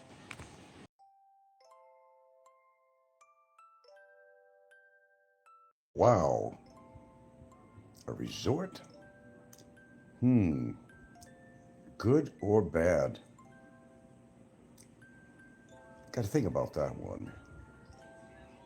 I can see some positive and I can see some negative. I don't know, how do you look at that? All that little open pasture land and across the street from my house. Presently used for cows and goats. So the pasture land is going to be used to put a resort. But that's not for 2 years. Is it a good or bad thing? No. Let's think of the good. Let's think of the good thing of having a resort. Well, it means they'd have to pave the roads there. There's no doubt about that. That'll increase the value of our dear home. And being right near a resort, yeah, that'll actually increase the value. Negatives. What are the negatives? Well, more traffic. It's according to where they put the resort, how they structure it, where their driveway is, an entryway, whatever. Interesting. Yeah, a major resort out here actually bought that property, and they plan to make their own resort. Wow. Maybe we picked a good spot after all. We're not far really from the beaches, and where will I be in 2 years? Will I be alive? Will I be here? That remains to be seen, but I would say, for the most part, that it might be a good thing, other than the traffic. People coming to and fro. It's not like there's that much traffic near any other resort in town, really. You're not having like boom, boom, boom, boom, Cebu City traffic and shit like that. You're not getting that. I really don't expect that either. But you see, there's another double whammy to this too. Because people use my road as a shortcut to get over to the other resorts and the white sand beaches. With a paved road, there's going to be more people coming by. I don't know. Depends on how you want to look at this. There are pluses and benefits. But I'm trying to be on the positive side and say there's going to be actual benefits of having a resort across the street. But they're not going to start this for 2 years. Who knows how long will be there, finish it. As I said, it may not be alive. I mean, who knows? From second to second, you don't know the future about anything. But I don't know. Opinions are welcome on that. But yeah, pondering that thought. Yeah, I found out for sure that's what's going to go on. They finally settled who owned the land, blah, blah, blah. They sold it, and it happens to be a big resort owner that wants to put in yet another resort here. It would be a better place. You know, after all, it's not really far from the beaches. And maybe I can go visit the resort. They might have a swimming pool, a cement pond, you know, and walk across the street. Too lazy to walk down the regular trail and go to the other resorts and use their pool. I could just walk across the street. And most resorts, if it's a good sized resort, they have a restaurant of some sort, right? I guess that's a positive. We can go out to eat and go right across the street to a restaurant. Okay, maybe the pluses are outweighing the negatives after all. Still haven't decided, but it's really not for me to decide. If somebody plans to build on their own land, well, they decide to build. I can't control that. They call it progress, or is it regress? According to how you want to look at it, is a cup half full or half empty? Yeah, there could be some positives in there. Restaurant to eat at, swimming pool to swim in. It's like in my own backyard. It'd be like an extension of my house. I guess it is a good thing after all. Yeah, let's go swimming in the cement pond, Gilda. Okay, pack our suit, get our towels. Right across the street. How many feet? And maybe have dinner afterwards, right there too. Maybe rent a room for a night. Well, we don't have to go that far. But that would kind of be almost like an extension of our Ponderosa. Think about that in those terms. Interesting thought. Hope it's a nice one.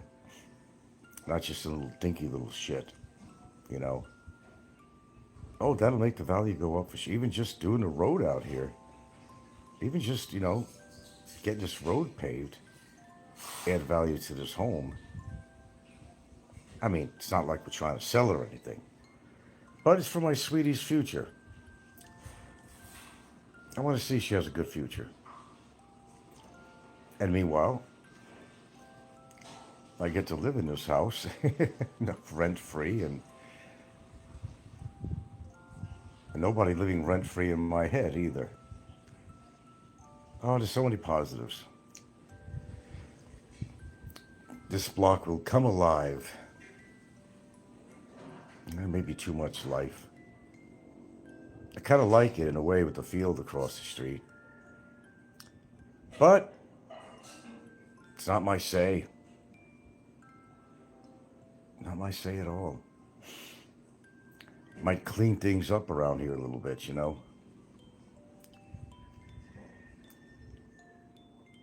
What other positives can we get out of that? Events? Oh, yeah. Every now and then these resorts have events. Go to the events.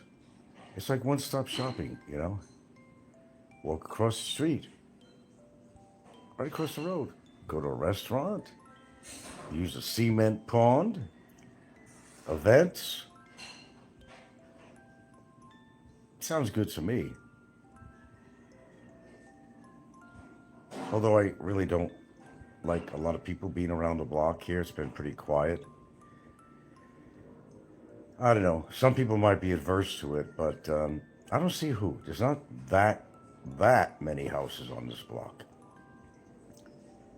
And the people live up the road. I mean, I don't know. The only thing they can complain of is that maybe there's more traffic coming down the road or something. Or because the road will be fixed up in my area, it'll make it a lot easier for all kinds of vehicles to come through, which is, I don't know. Maybe they need more area. Maybe they want to extend it to our house.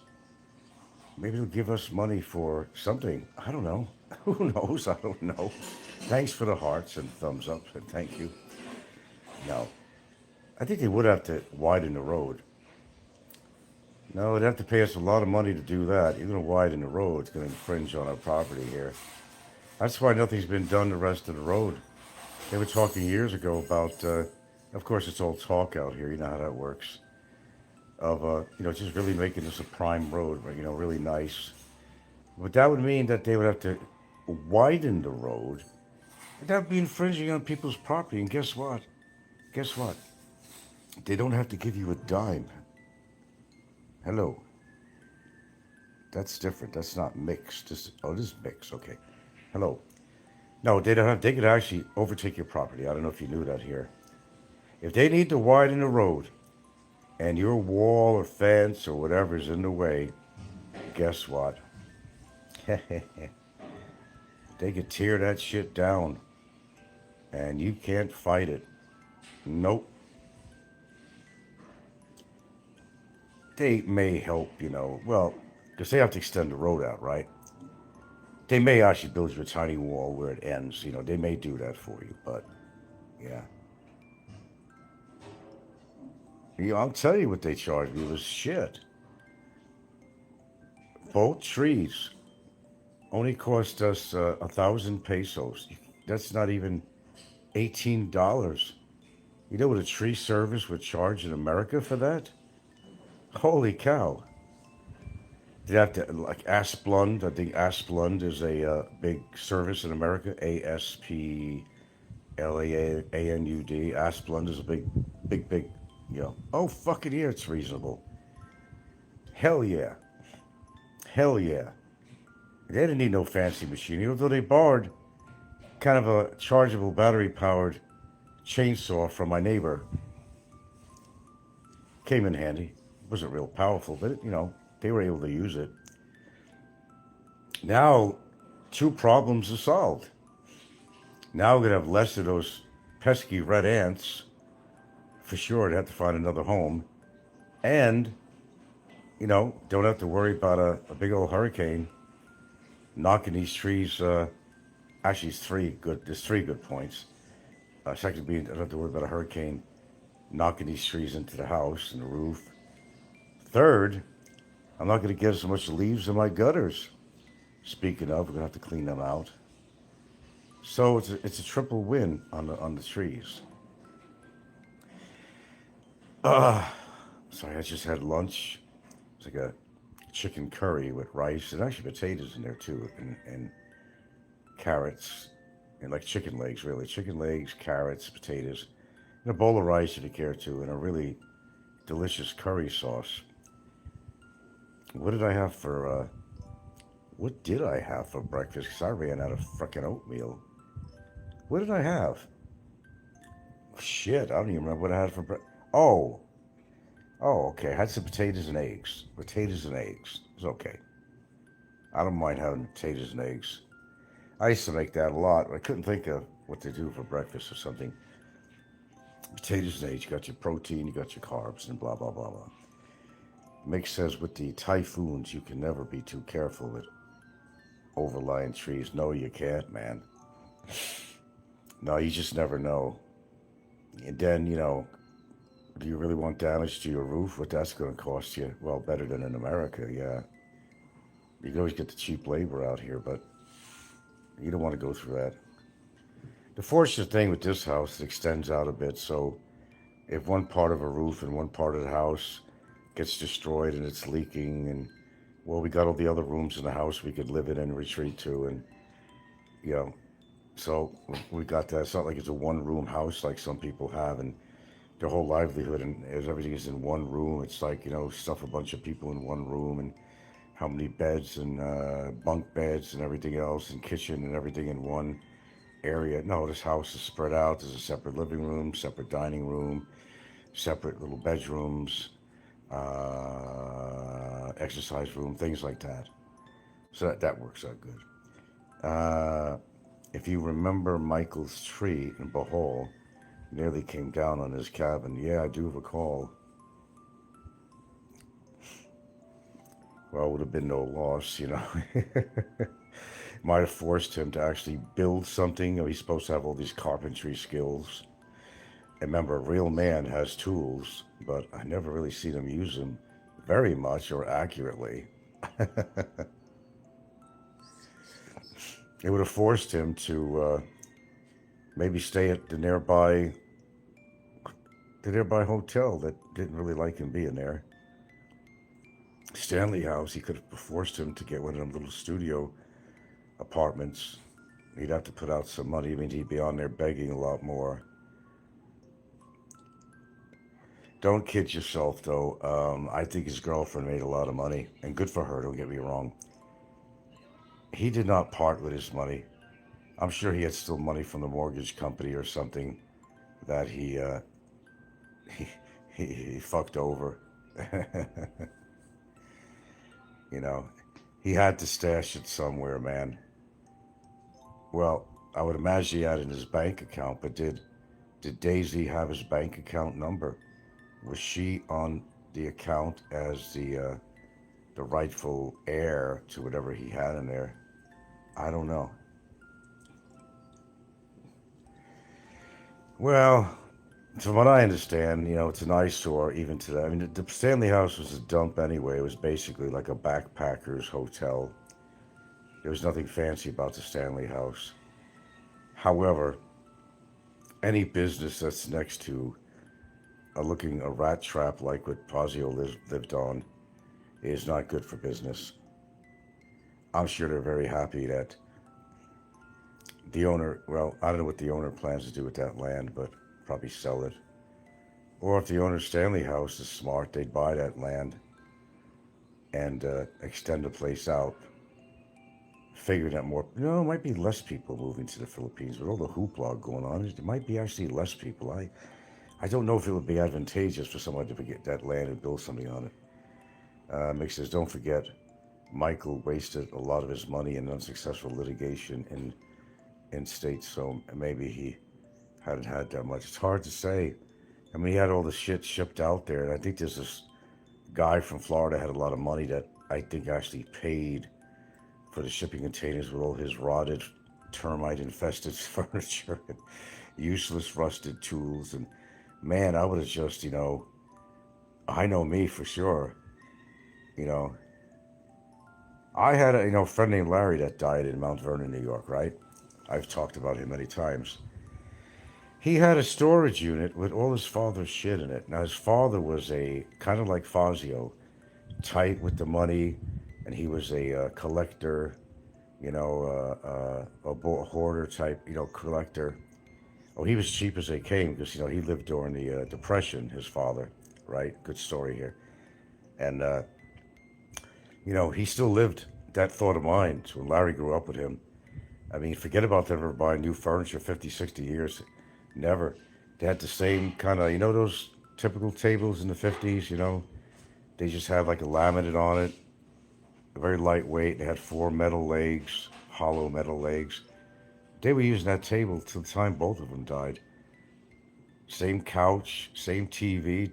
I mean, he did not spend on anything that, you know, the father, that anything he didn't need. And Larry was the same way.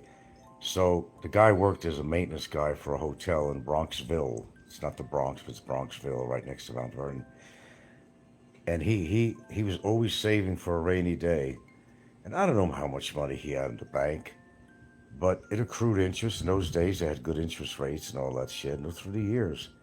Well, Larry's the one that was living off that because he couldn't get any money from the government. He didn't work. Anyway, I don't know how much he had, but he's basically living off that. He should have took the money and say, hey, I'm a gambler. I ain't got no money. This way he could have got some state aid. He got some aid of some sort, but anyway, to make a long story short, they were like that. They were like that too, like Fazio. Oh, okay, the storage unit. The storage unit now. Oh my God, his father collected a lot of tools because he was a maintenance guy. He collected all kinds of tools and knickknacks and books and, I mean, what I didn't know, and I used to talk to Larry almost every other day, that his whole living room was piled high with all this crap. No wonder he never used to want to let me in there. A few times he did, but that's when the truth came out. He was embarrassed. The whole room was just covered with his father's junk. So Larry goes and spends 100, whatever it was, per month for storage. So now you're going to go in debt. Why don't you just sell the stuff? Sell the stuff and make money. I'll get around to it. I didn't understand that. Okay, he died, and the owner of that storage unit gets thousands of. Some of the tools were worth a lot of money. Some of them were antique, collectible, and some items. Oh my God! Even CB base stations, all that stuff. Courier 23 was a very popular, very collectible one. I used to be on CB, I know. I don't know what it was worth. So hey man, you can make maybe $10,000 on what you got in that storage room. Sounds like Fazio. But this guy, collected some, half decent, but even stuff that people think is throwaway that other people want, Okay, sorry, I've been reading the comments here because my eyes are closed and I'm just listening to myself talk here. Let's see. I'm surprised today I got that. Don't forget, Michael wasted a lot of his money in unsuccessful litigation. Yeah, okay, got all that. But, people are going to do what they're going to do, All that shit he had, a lot. He had a lot.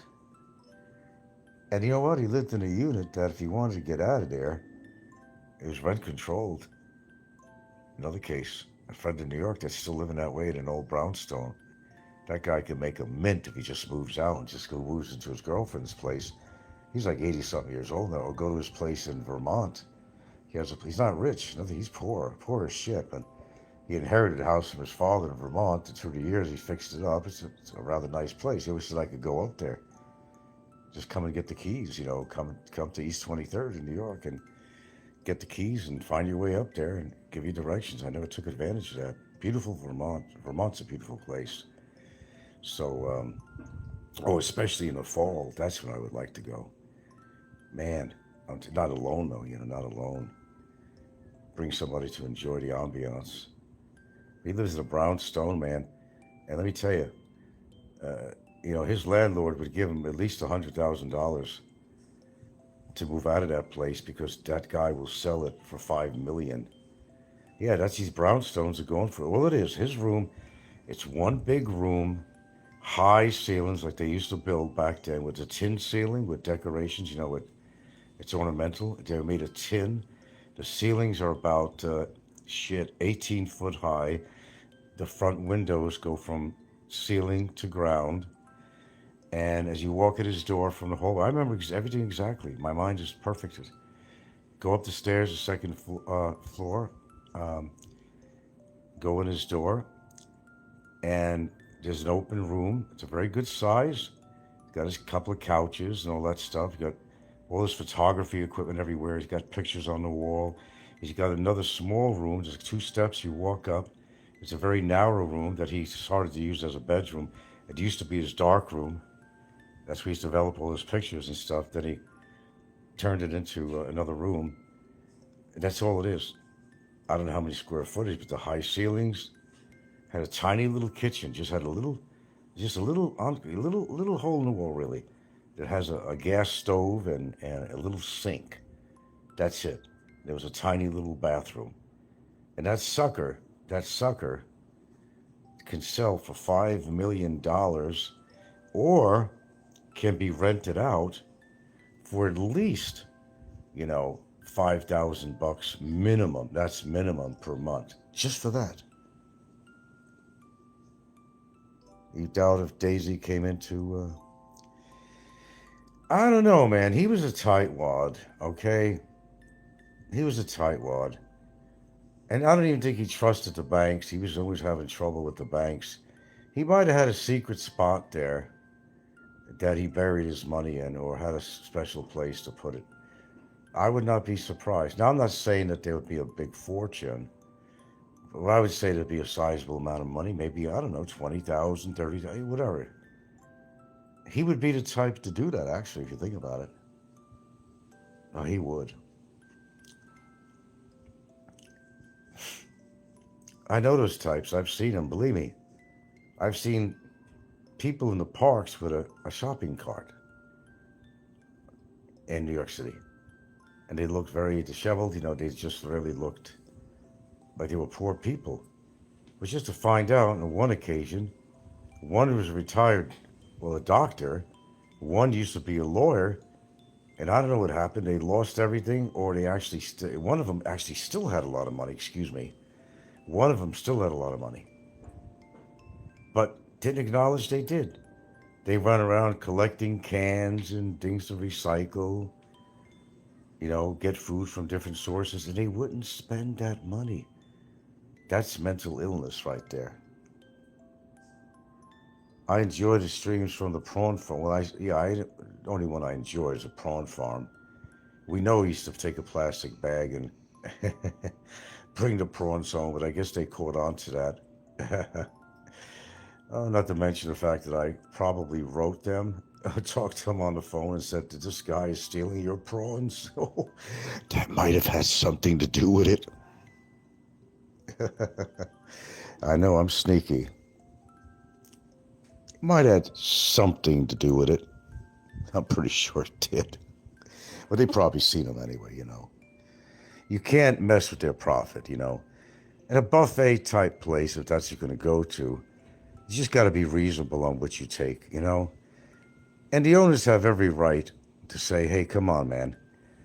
It may be a buffet. You paid your price to get in or whatever it is, but, be reasonable with us, We're here to make a profit. We're a business. And you got to understand, some might say, well, fuck that, because, it's buffet supposed to be all you could eat, right? I guess it was a buffet, right? Let's just assume it was. Yeah, and then you get a big fat guy coming in there. You get a real big guy coming in there. Big old belly, everything. 32-inch arms, 40-inch thighs, thighs. Oh, so there goes the profit. Let's try to push the carbohydrates on the guy. Let's offer him all the Coca-Cola he wants to drink to fill him up. We got to get this guy out of here. We're going to go broke. It is tough and sweat, yeah. He did all that. And if anybody invited him over, like an event or something where there was food, guaranteed that he was filling his plate, but he probably also carried that plastic bag. He probably had a little bitch bag he carried with him. Yeah, he does. And, throw that in there. But, hey, be fair. Filipinos do that too. They go to people's houses and they get invited over to an event, a birthday party, whatever it might be. I've seen them personally doing it, they do it. They do it. Sometimes the host will say, well, we got a lot of left over here and, take some home to your kids.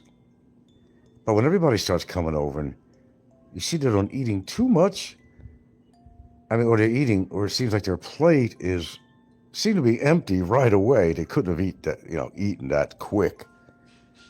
It's all going into their purse, into a plastic bag. Something must have happened with the prawn farm as he stopped going to it. Did you just hear what I said? I'm the one that called up on him that he was stealing the prawns every time he was there. That's why he couldn't come back. I'm probably not the only one, actually. I'm probably not the only one. But I already told you, but you're not listening to me. I talked to him personally on the phone. Oh, you betcha. Sure, you betcha. By the way, who the fuck would want to live in Bulgaria? Passport TV? Of all the places, why the hell would you want to live in fucking bumfuck Bulgaria or some shit like that? Something wrong with that picture. Anyway, it just came to mind. Well, I'm sure they've seen it themselves too, And they know him. Because he was in there fairly often. Uh-oh, there comes Michael again. Keep your eyes out, girls. Keep your eyes out. Well, sometimes you do got to go by the rules. If you respect the business, they're trying to make some money. That's to keep their family alive, you know. You offer buffet, and you know I've loaded my plates, but I've been to parties where you can just load up anything, and I've been to the King's Buffet, whatever, Niall, whatever you call that. I did not take anything that I could not eat or did not like. Okay. And if I had room in my stomach and they had something that was delicious, I'd go there. Maybe I'd get a dessert. I didn't stuff myself to get a heart attack. See, I knew better how your metabolism works. I wouldn't do that anyway. Although we had treated a shitload of Gilda and her kids' friends, and we went in there. And I did witness her kids' friends stuffing things in a bag and everything. And I didn't say anything. I kind of looked at Gilda and gave a little smirk and said, talked about it later on, but yeah. That's not right. But, poor people do this shit. They got kids to feed at home and stuff. It's, to me, it's like outright stealing as far as I'm concerned. First of all, you were nicely invited to be at the buffet. So you're getting a free meal to begin with, right? But don't start stealing stuff and throw it in your purse and all that shit, because that's wrong. The buffet places, they don't get their food for free.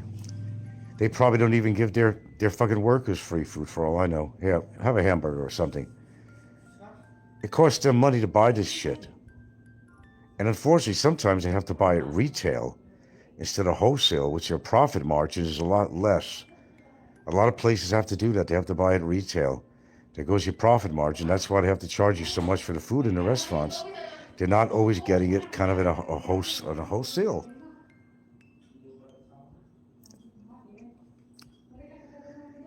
So, I'd go out of business if I had a restaurant. I've had people like Fazio come in there, kick his ass out of there,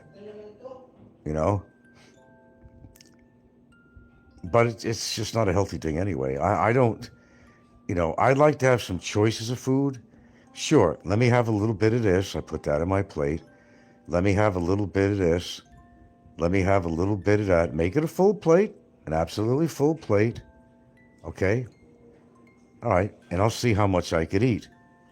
Because you can only fit so much in your stomach, okay?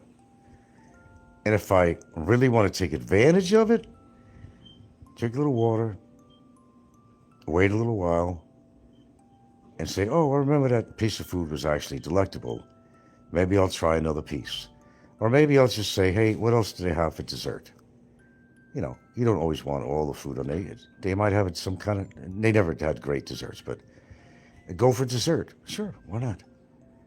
But I'm not going to take advantage. I don't think that, oh, well, I'm paying $19 or whatever it is to get in here, so I'm going to stuff my mouth. Dudes, you can only fit so much in your stomach, no matter how much you're paying, whether you're getting in free or you're paying $19 or whatever it is. You can only fit so much in your stomach. Talking about greed to feed. It don't make sense. If they had everybody filling their plastic bags with food, they go out of fucking business. They have cameras around there too, they know. And if they had to, they'd come up to you and say, hey, you can't be doing that. We're running a business here. You eat what's on your plate and you're welcome to do that. You paid for it. Your meal is paid for. You want to fill your dish up again? Yeah, you can do that legally. You can do that, bro. But you cannot be taking stuff home to your family. You can't do that. I'd be pissed too if I had a business. Hell no. Besides, I'm smarter than that. You're being watched every second, no matter where you are. Remember that. I don't care where you are. Someone's looking at you. Whether it's a camera, whether it's your own eyes, whatever. You're being watched all the time. Big brother and big neighbors and whatever. They're all watching you. I'll be watching you. And they are. Let's see. Where was I in the beginning here? I'm not going to stay on here too much longer here. In fact, we're going to be kind of slowing things down on here. If you don't hear from me, don't worry, I didn't die or nothing. Or maybe I did. But if you don't hear from me after this show, I think I came out with pretty much all I really needed to say. I think I've addressed certain issues here on YouTube very well.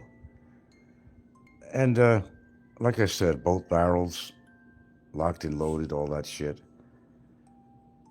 I'm not sure what more I can say about all the loser vloggers, trolls out here. You know who they are, from Scotty to Snikkos to all the people, Big Kevin, all of them. You know, I mean, what more could I say that you haven't heard or seen yourself, you know? Honestly, I made my point. I don't really think I have to make my point anymore. You all know for yourselves what these people are like. You know who the culprits are. You know the ones that really should be kicked out of here as an undesirable or whatever. Fate, karma, whatever. Should say hello to them. The ones that don't live locally here. But I do believe in karma. I really do. It's all good, man. It's all good.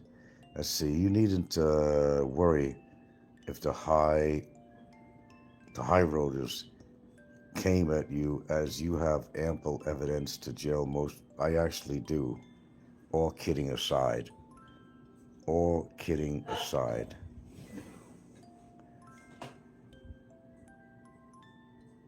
God, how many cards do I have that are filled up? How many cards, Gilda? The memory cards on all the vloggers' shows? 5. You sure? Yeah. I thought it was more than that. 5 cards? 5 cards.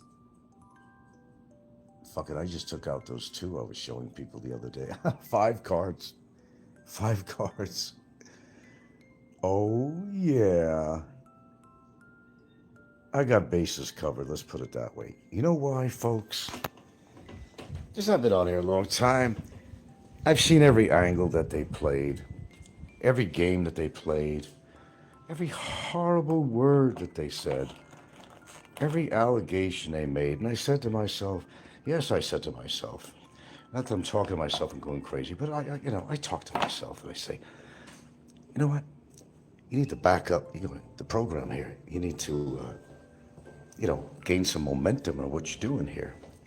You need to protect yourself. So I asked myself, not literally, okay, what should I do in regards to that? So a little bird told me, said, son, I say now, son, you need to record everything. You need to record everything. If you don't like what you hear, throw out the diddly shit. Don't even bother with the diddly shit. Get to the meat of the bone. I said, son, get to the meat of the bone. And that's what you want to do. Throw the other shit out. Make sure you got everything documented. Title of the show. Author of the show. Author. Timestamps. Messages from comments on their show. Documented. Act like an office worker. Documented. And I did. What's that next? The big man in Vietnam is living a precarious line between society and incarceration of his deeds. Well, that's his problem. I don't care.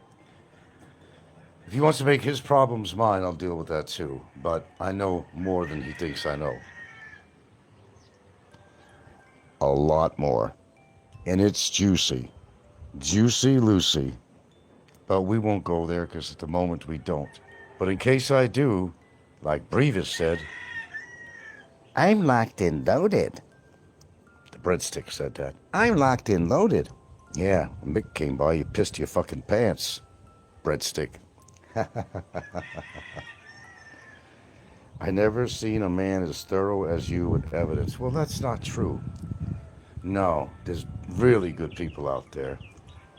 There's Wally Barr was really good. There's another guy, I can't mention him. This guy was a brainchild. This guy was big time. I mean, government access because he worked for a government agency. Not in the Philippines, no. This guy was in America. And let me tell you something. No, look at Warren. Warren, his whole life, besides like Fazio, was good at that too. He wasn't good research. He was just good at, copying things. But I have my resources. You know, I had some people doing work for me. It wasn't just my research. No, some of it was totally free. Well, actually, most of it was. Well, you got to understand, Mix, and you've been attacked a lot. You got to understand on here, if you want to proceed to be a YouTuber on here, I don't know why anybody wants, except, it's always the money, and you don't have to go into that again. Seriously, you got to protect your ass. You have to. It kind of goes along with the territory. Look at Philly in the Philippines, what's going on with him.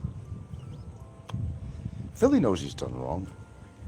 So Scotty put a strike against him. They're constantly trying to strike Philly's channel, correct? So Philly, sensing this, of course he comes up with different excuses why he's doing it, but of course he is. So that's why he got another channel together. Well, there's also, finance in mind too. If he gets two channels going, he'll make extra money, but that's not exactly the reason why he's doing that. He's doing that because he senses that his long channel that has like 100,000, whatever the hell he has on there, is going down like Charlie Brown.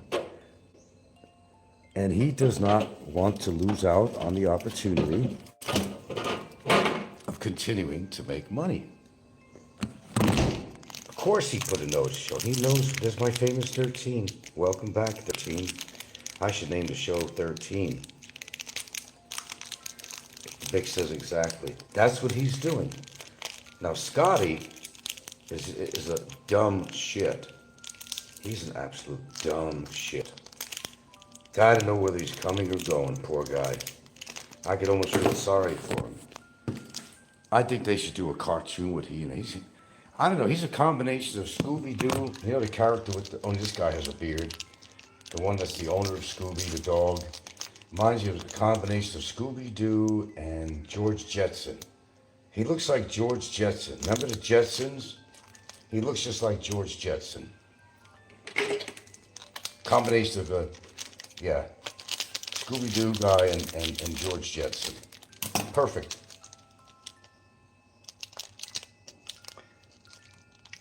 Oh, I don't think anybody has to worry about getting into a physical thing with Scotty. No, that goes without saying. That goes without saying. But, he's not innocent, and you know that. He's not innocent.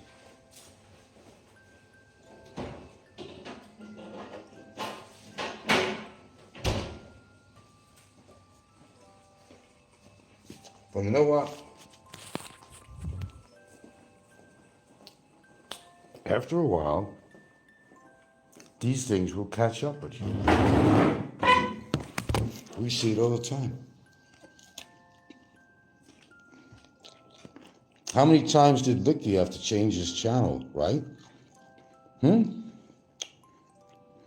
Numerous times.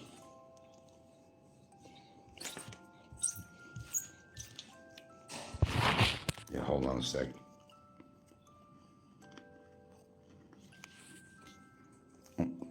Oh, well, no, he spent the time to get a strike against Philly, so, he has the ways and the means. He accomplished that, but Philly got scared, man.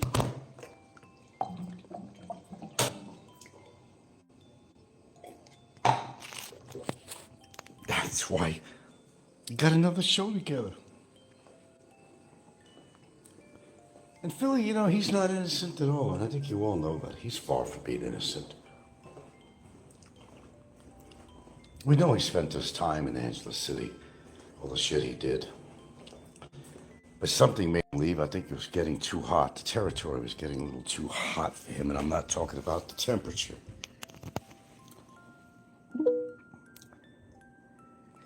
But also, when you're a standout person, and you've been doing these vlogs for a long time around Angeles City, people are going to get to know who you are. And there might be some people that remember what you did or something you said on there. They don't like you, and you just never know what's going to happen. I personally think he got threatened. It wasn't just his wife who got ripped off. I think that's a phony story. I think somebody threatened him. He does some amount of walking, and he is not taking much calories in as well. He's wasting away, but that's his problem. It ain't mine or yours. I wish they'd all waste away, go away. Make it enjoyable to go on YouTube.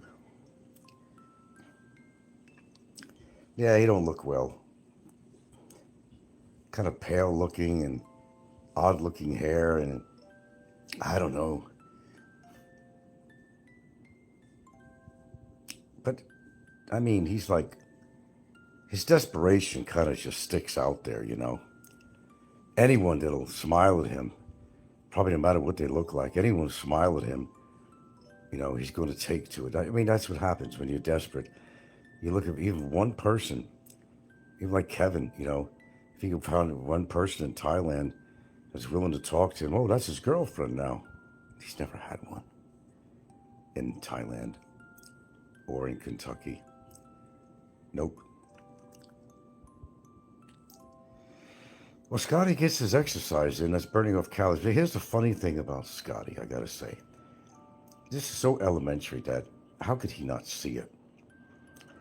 The guy drinks so much coffee all day long.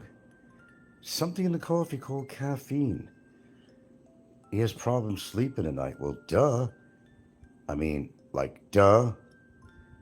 That could be a reason. All that coffee? You know how much stimulant caffeine is? That's why I only have 1 cup of tea in the morning. I'm not drinking tea all day. No, I don't think he has big funds either. But I think he's pretty much dependent on his income from his show, and that's why he stays at the sleaziest places. And maybe because he only eats 1 meal a day. But I don't know what his goal is. I don't think he knows what his goal is. What, go from one town to another and do what? They're all the same. He's going to find a coffee shop to go to and vlog from. He's going to walk in the street. He's going to look at a girl and call her a babe or Rooney. And all his clonies love his type of junior high school talk. Everything has an uni at the end. Bar a Rooney, babe a Rooney, store a Rooney, car a Rooney. Fucking grow up. Jeez. He's 48 years old and, you know, talks like a junior high school kid. Even in Canada. I don't know what he did back in Canada, but he said he was teaching English. He's been to some other countries. He's taught English in Korea and whatever. What's he do with his money? I don't know. But it's like it's Nowheresville, you know? Jim was doing the same shit. Now, oh, yeah. So, Dexel, what kind of a name is that? Dexel? Is that even a Filipino name? Did you ever hear of a Filipino name like Dexel? Dexter, no? Dexcel, Dexel. Is that a name that's popular or known to be a Filipino first name? Dexel? Maybe. The father's and mother's name they put together. Sometimes they put the father's and mother's name together or something. So Jim comes back there, right? Okay.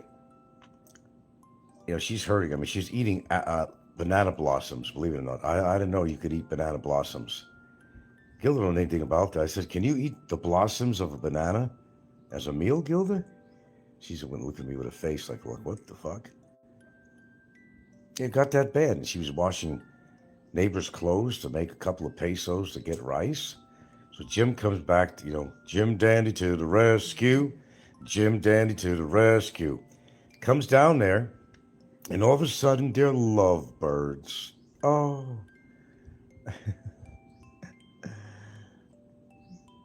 They're lovebirds.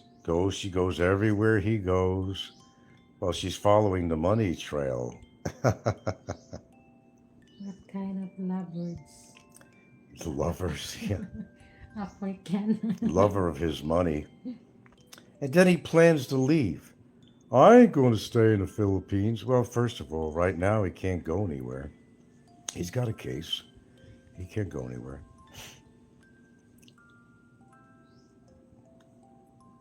No, the Philippines is filthy, this and that. Unless a place has a gym nearby, I'm not interested. Dude, you better have your liver checked out and your heart because...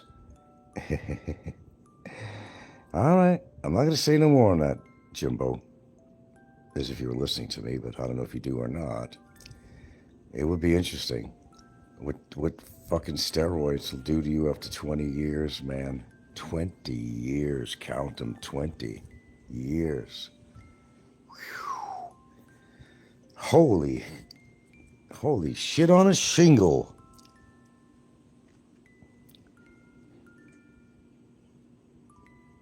Body can't handle that kind of shit.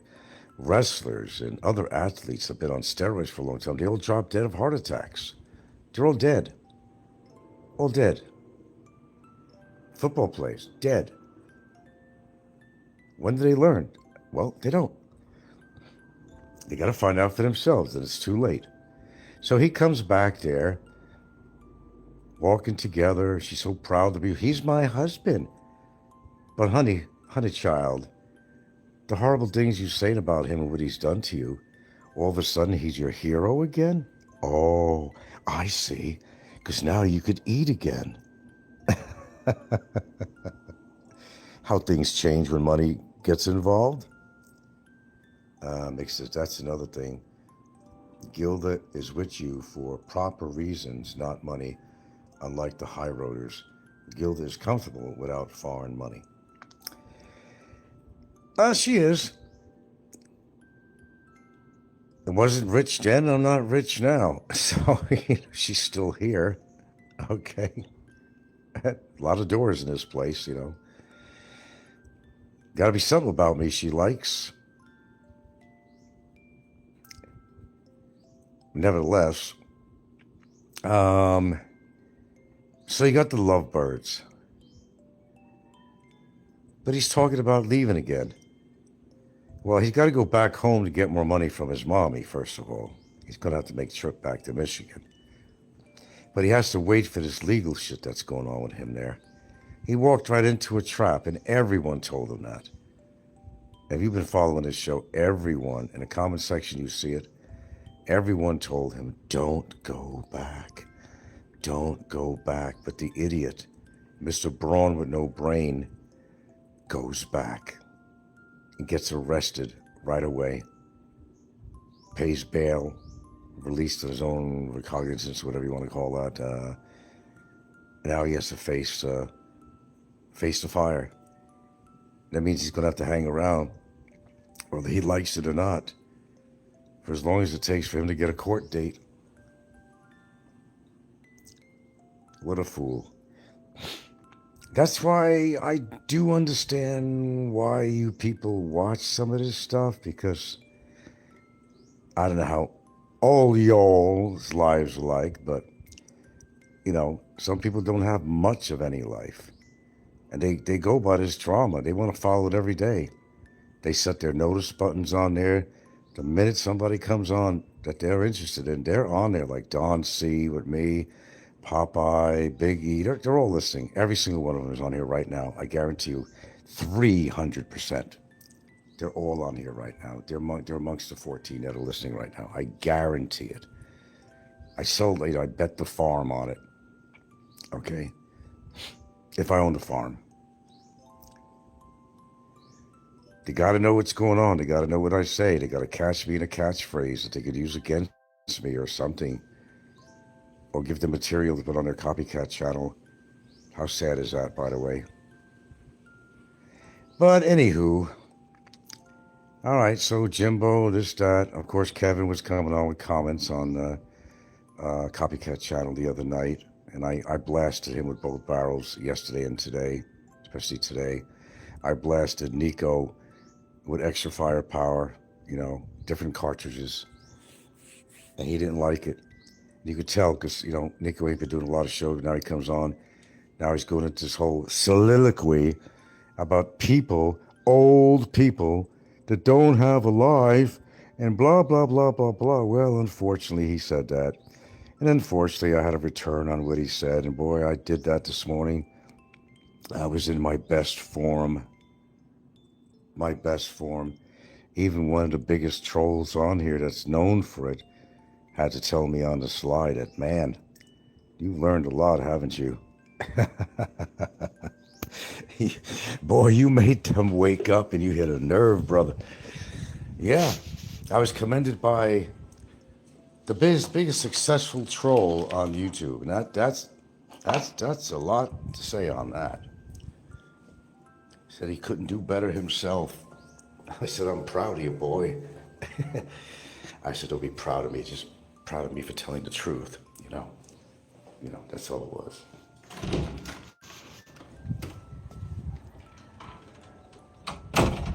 Okay.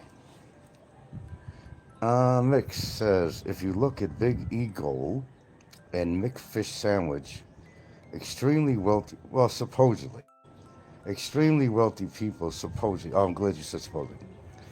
Why the hell are they doing drama? And you hit the nail on the head, as they don't have a life. Well, maybe not a life like you and I might have. Some of them, no names mentioned, are having a life that is so fucking bizarre. We're doing no names mentioned. That goes beyond what you already figured out and goes way beyond. And for legal purposes and all that, and for fairness, I'm not going to talk about that. Let's just say I know things that you guys would, if you had straight hair, it'll turn curly. If you had curly hair, it'll just go straight. Let me tell you.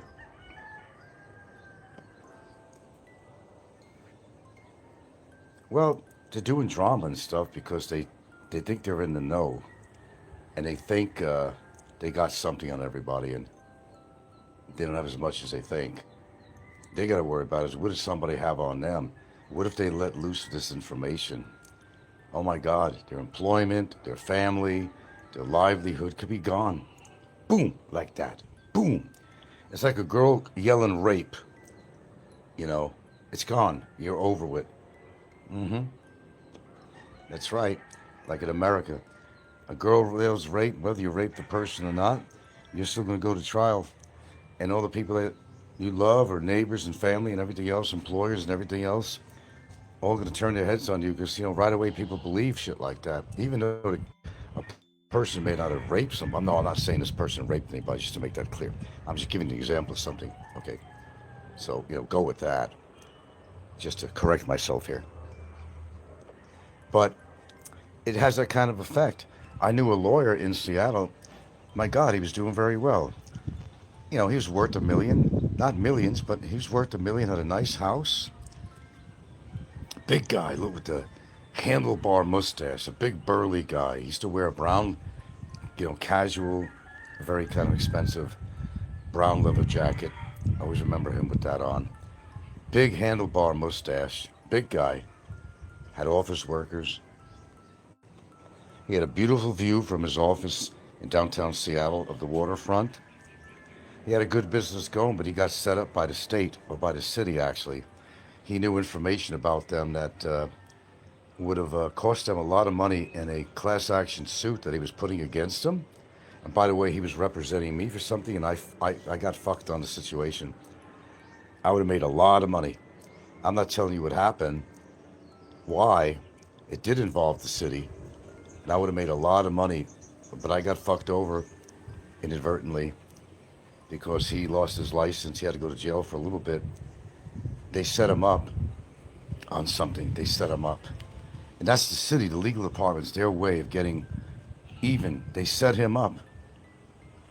I'm just saying, not the details, they set him up. That's all I'll tell you.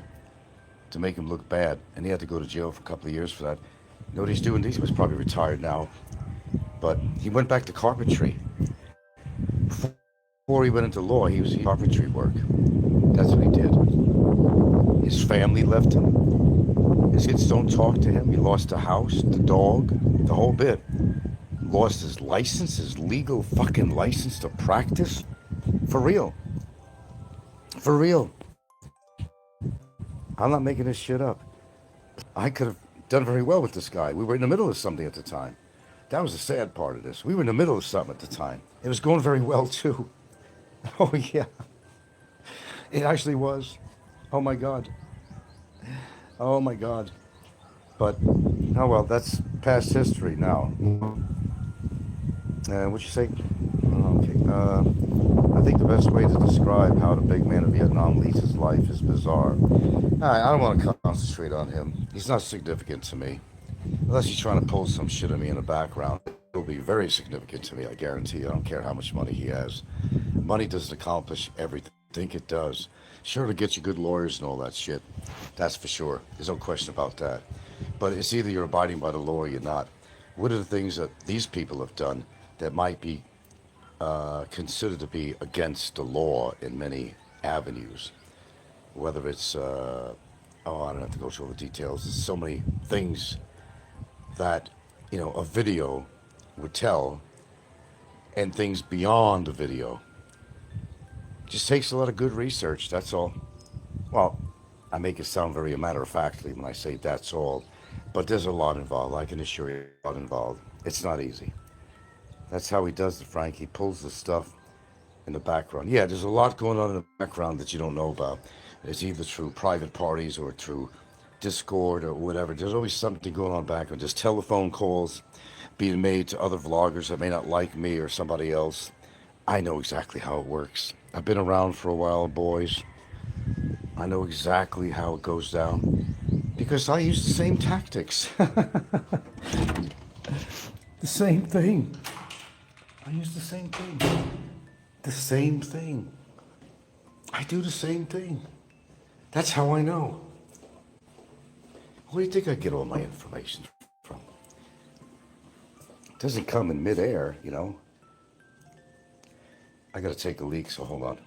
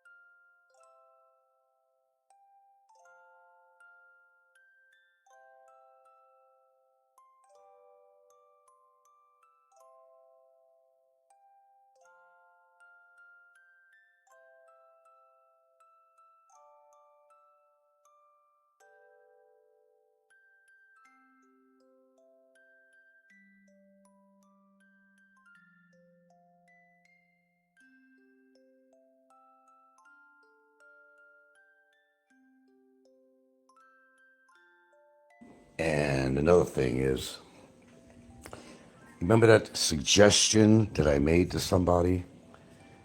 Well, first of all, my attorney has not informed that anybody has come by our office to do any paperwork, if you know what I'm talking about. Don't have to mention names, nothing here.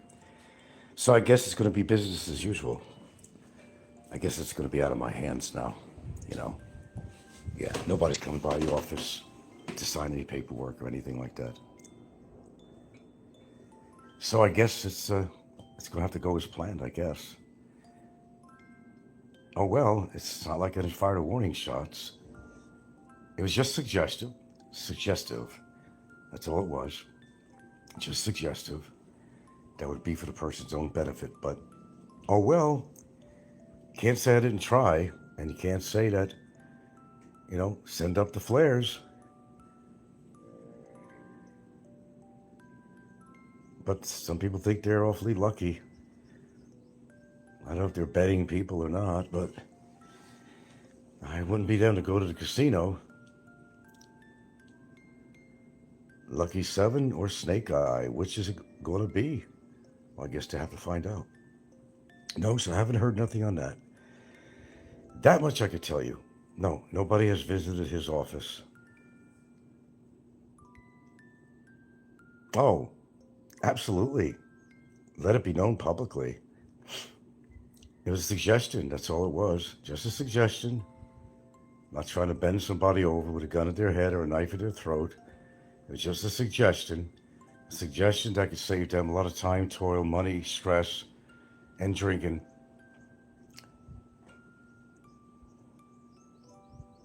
Yeah, I know makes how these people work.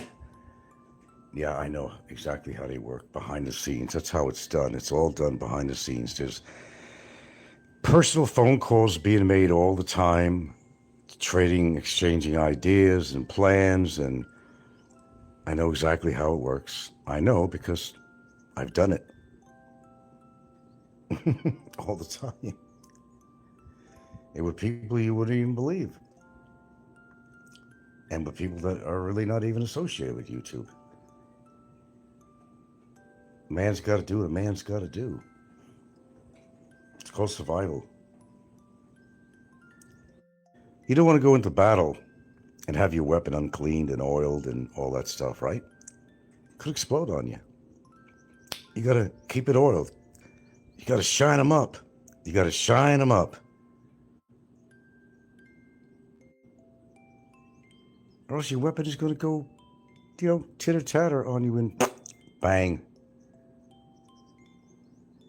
I can tell you, Mick Fishburger and Big Ego pay vloggers to make up stories to destroy a person's integrity. Oh, I wouldn't doubt that. I wouldn't doubt it. No disclaimer for that. I don't doubt it. People like to use their money in a very negative way.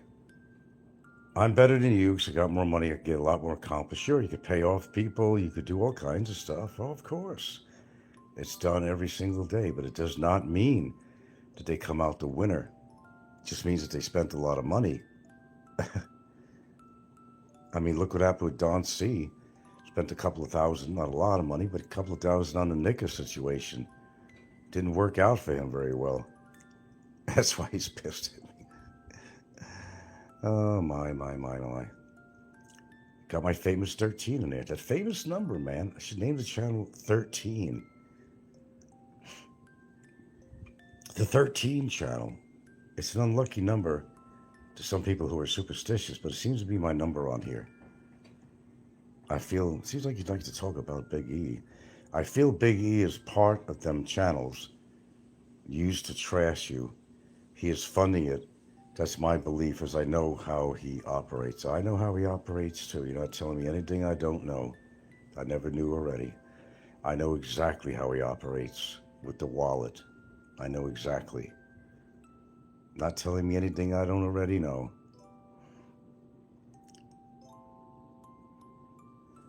Why can't we all just get along? Rodney said.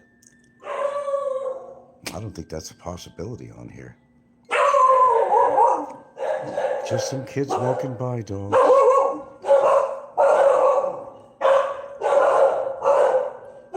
No, they hear everything. Everything.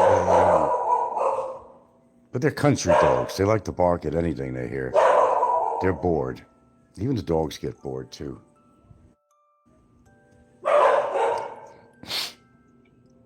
What do you think about a resort to be built across the road from where I live, directly across? I kind of got into that. Is that going to be a plus or minus? I tried to do the math on that. Fix the roads, make the house more valuable. Not that we're planning to sell it. There'll be a restaurant in there, hopefully.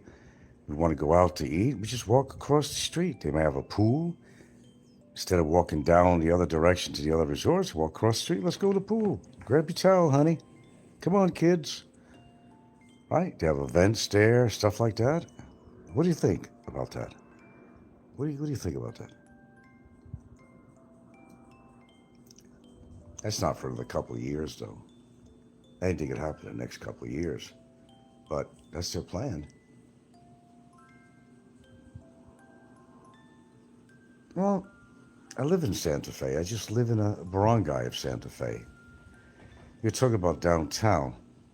Yeah, I'm always around there somehow. I'm not, sitting in my crypt here all the time.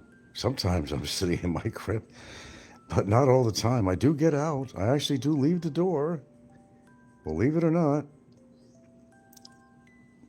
Downtown. Now, mind you, it's not the most exciting place in the world, but I think that's the charm I like about it, really. See, the great thing is you have this choice. Maybe I don't have all the amenities here, but the thing is, I'll go to a major city like Cebu proper, and, get what I need down there, what I can't get here. And it's getting away from the island, and it's not like an extraordinary travel, really. Then it's always nice to come back to my quiet island, They like to call it my dusty island. And it's a pleasure when you come in. Well, I know that all the waters are polluted, but it's a nice feel when you come in on the ferry and, beautiful turquoise water and all the palm trees. So, yeah, I'm home. What could be better than that? You know how many people are freezing their asses off in the States right now because of the snowstorm? Shit. I don't miss snow at all. I had my chances in Hawaii to go up for the snowfall. I never did in the winter. When they had snow in the mountains of one of the volcanoes, And I never did. I didn't want to see snow. I wasn't out there to see snow. I grew up in areas that had plenty of snow, thank you, and lived in another state that had plenty of snow in the winter. Good part of the time, anyway. Washington State, certainly New York. Yeah, it's a decent house. Yeah. It takes a lot of maintaining, though, really. That's the problem when you own a house, though. There's always maintenance involved there, but the thing is, it's yours and whatever, and, you do whatever you want with it within legal limitations, But like anything else, when you have a car or anything else, you got to maintain it. That's all part of the whole picture. But the great thing is you don't have to pay rent. I mean, if everything fell bad on you in bad times, you're always going to have a shelter. You may not have no electricity. You may have no internet or whatever. If something fell upon you, but you're always going to have shelter. Always going to have shelter. And a lot of these people out there, if their YouTube channels fell apart on them, they'd be in the streets literally with the other foreign beggars with a tin cup in their hand, or rather a McDonald's paper cup in their hand or something. It's not that big of a house, but it just looks that big. It's not that big. They still laugh about the square footage. I came up with a grandiose figure of like over 3,000 something square feet. I don't know where I got that measure. I don't know where they still talking about that. No, it's I don't know what the actual square footage is. It's got to be about I don't know. It's got to be like 1,600 square feet at least, somewhere around there. I mean, look at the average apartment or house in the Philippines. I mean, you're talking about square centimeters or something. These condos, you're going to pay $5,000-6,000 for a little condo. It's like the big as a closet. You're going to pay $5 million for that. No, excuse me. 5 million pesos, pardon me. 5 million pesos for a tiny little hole in the wall. I couldn't live in that unless I was forced to. Rent is one thing. Buying a little crawl space like that, I really, no, it wouldn't be worth it. Let's just say we have enough space here to make it comfortable. We got that exercise room. It could be turned into a room anytime we want, a rental room. This whole area here, right here, my bedroom here that goes right into there. It's a nice space in there. This could be all big one unit, stove, shower. We've already got the restroom over here, storage space, got an outside entrance door. I mean, what the hell? Lots of things we can do. Oh, the woman used to come into the property at night. She's still around. Every now and then you might see her walking down the block. I haven't seen her too often. She's still alive. I think she's autistic or something. That's what I'm thinking. Well, I know there's something wrong with her mentally, but I think she's in her own little world. I think she's some form of autism. That's what I'm thinking she has. It's the best I can make of it. I don't think she's. I think she's I think she's harmless. You know. I don't even think she knows what she's doing. Yeah, we're not the only house she's gone in their yard or sat in their car or whatever, or just stood there in somebody's yard looking like a statue. But I don't want anybody in here that's going to do that. No, I'm not going to go hard at her. She has issues. I understand that. I've never really talked to her. I think maybe Gilda did. I don't know, but I just tell her, you really shouldn't be here and all that stuff. That's all. You don't have to go hard ass on somebody like that, unless you thought they were in danger or something. But here's the thing, the way it works out here. Even if you go to the caretaker of that person, they might take it personally on you. I mean, that's the way it does work out here. You might make an enemy for saying, hey, your niece, daughter, whatever she is, keeps on coming in my yard. And they'll say, well, what do you want me to do? Put her on a leash? Well, maybe they should. I mean, it's for her own good. What if my dogs are in the yard? And I don't know what they're going to do to somebody in the yard. I know they're very protective of the house, but I can't guarantee that they're not going to bite the shit out of her, They're very protective of the house. They may not be no Dalmatian, Doberman pinchers or something, but they're very protective of the house, of the property. I got to give them that. I don't know what they do because we never had anybody really enter the property and have that happen. I just know when another animal enters the property, my dog's already killed 2 kittens that fell off the roof. I don't know what he did to them. They were dead on arrival. They attacked a chicken that went in the yard, a rooster. They tore that fucker apart. So what would they do with people? I don't really know.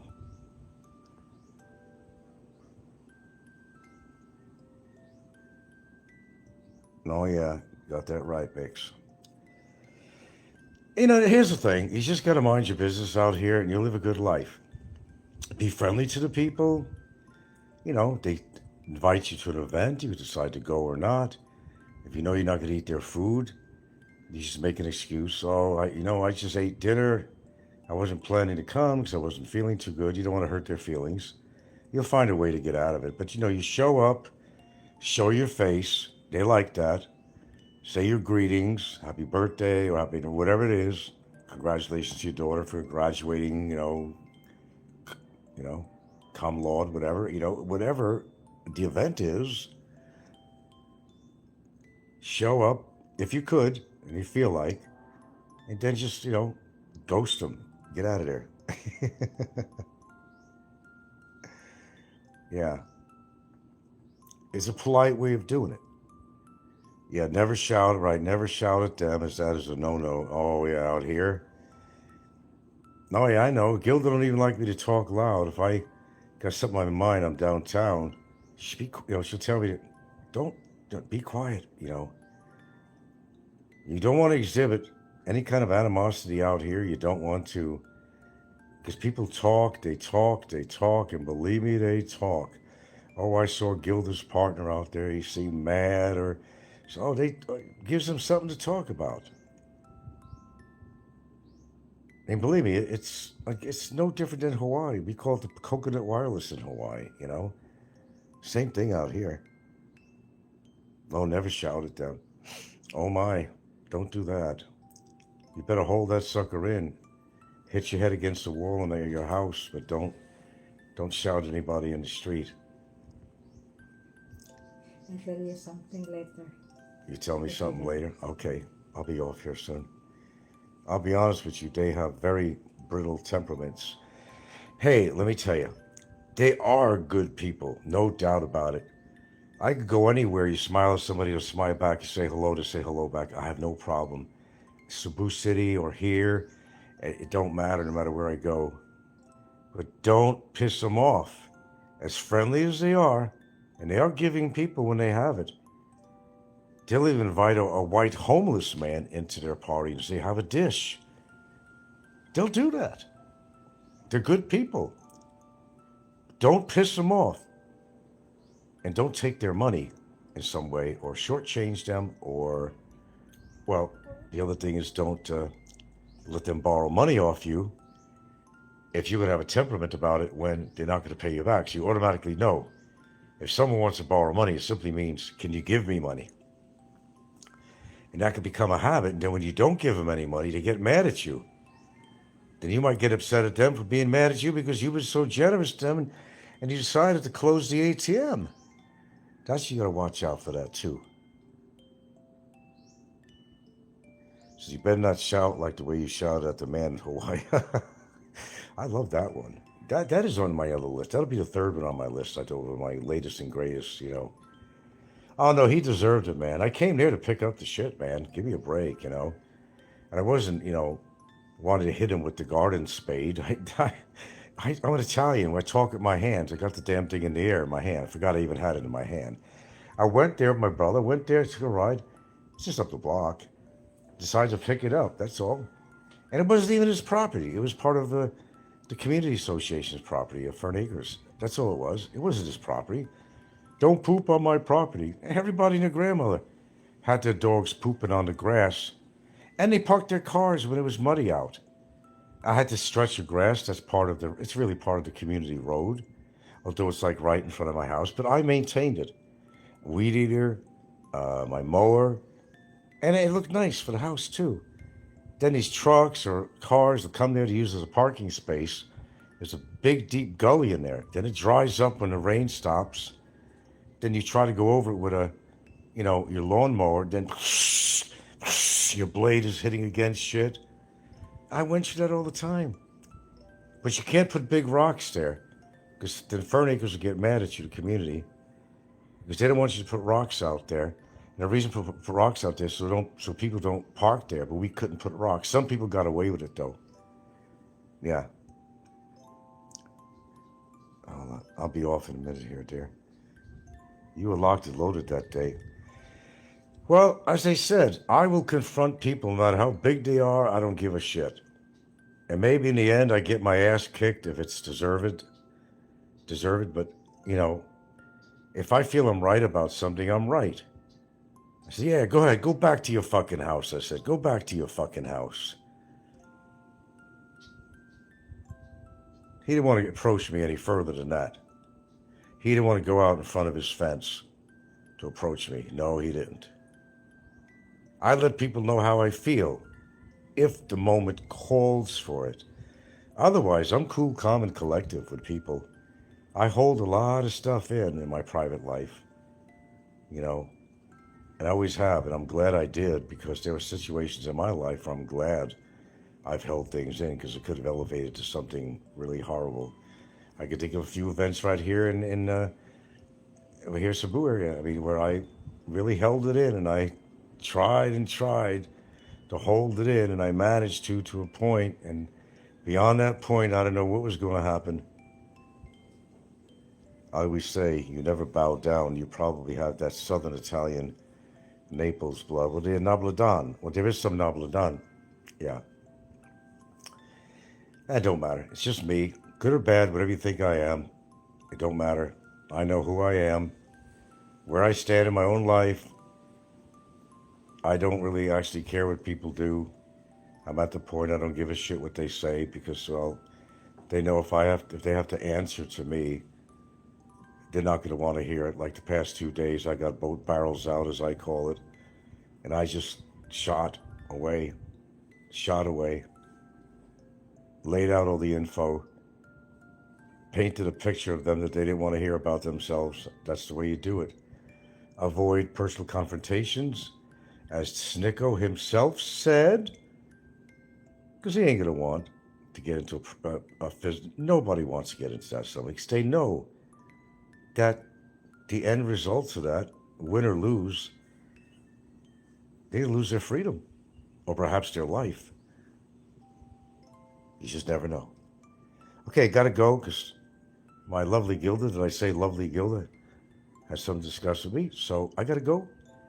And let me go on the rest of my day. I thank you, as always, for coming to my show. Always take my show like it's the last show, because you never know on here. I don't care if you heard it 1,500 times. Appreciate the fact that I can come on here and be able to talk very frankly, just about any subject matter at all. And I don't mind accommodating people wanting to talk about other YouTubers if they put it, maybe a little kinder than they do. I don't really always like to talk about certain people on here unless they're a current event. Okay? I mean, I'd rather not. Okay. Well, you guys take care. All right? Hope to live another day to put another...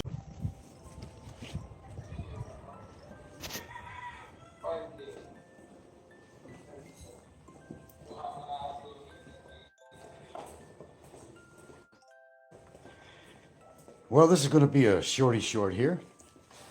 Apparently, Vitali, would you say he's winning? I don't know. Well, he can't go back to the Philippines. I guess that's a win. But he's sure dishing it out against the Department of Immigration. Big time to make them revamp things there. Is that really going to help the prisoners there? I don't know. But their rights to have a cell phone, that's including Barry, is supposedly going to be taken away. They're going to resort to a, no more cell phones, just a basic phone, landline phone. See how that'll work out. Well, don't get me wrong. I think you should have some use to call your relatives, a lawyer, whatever you need to do. But it's unfortunate that people have taken advantage of that, like Vitali did. And anyway, it's going to be a real short because I got to get out of here in a few minutes.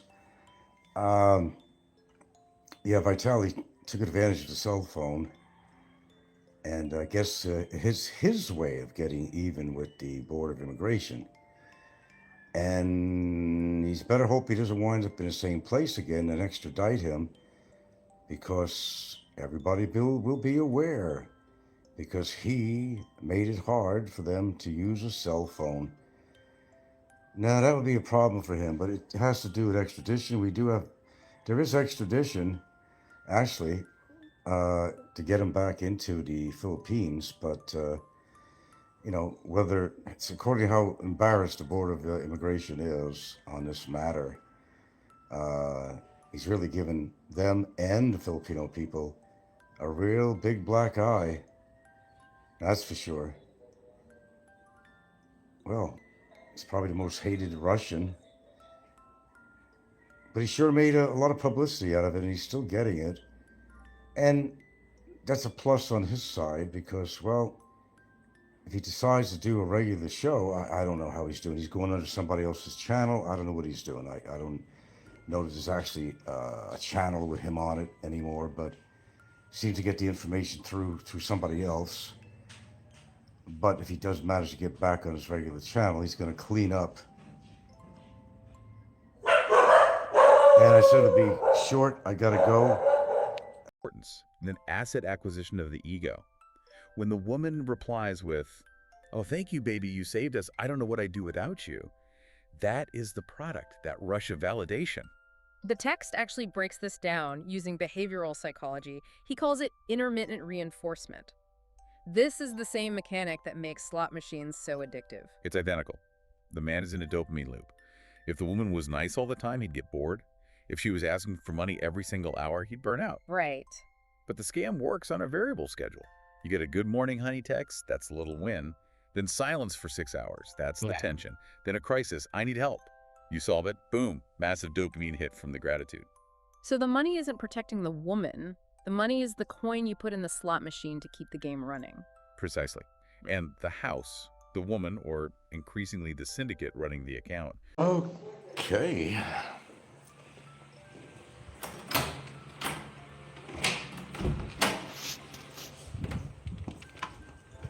Do a little short here.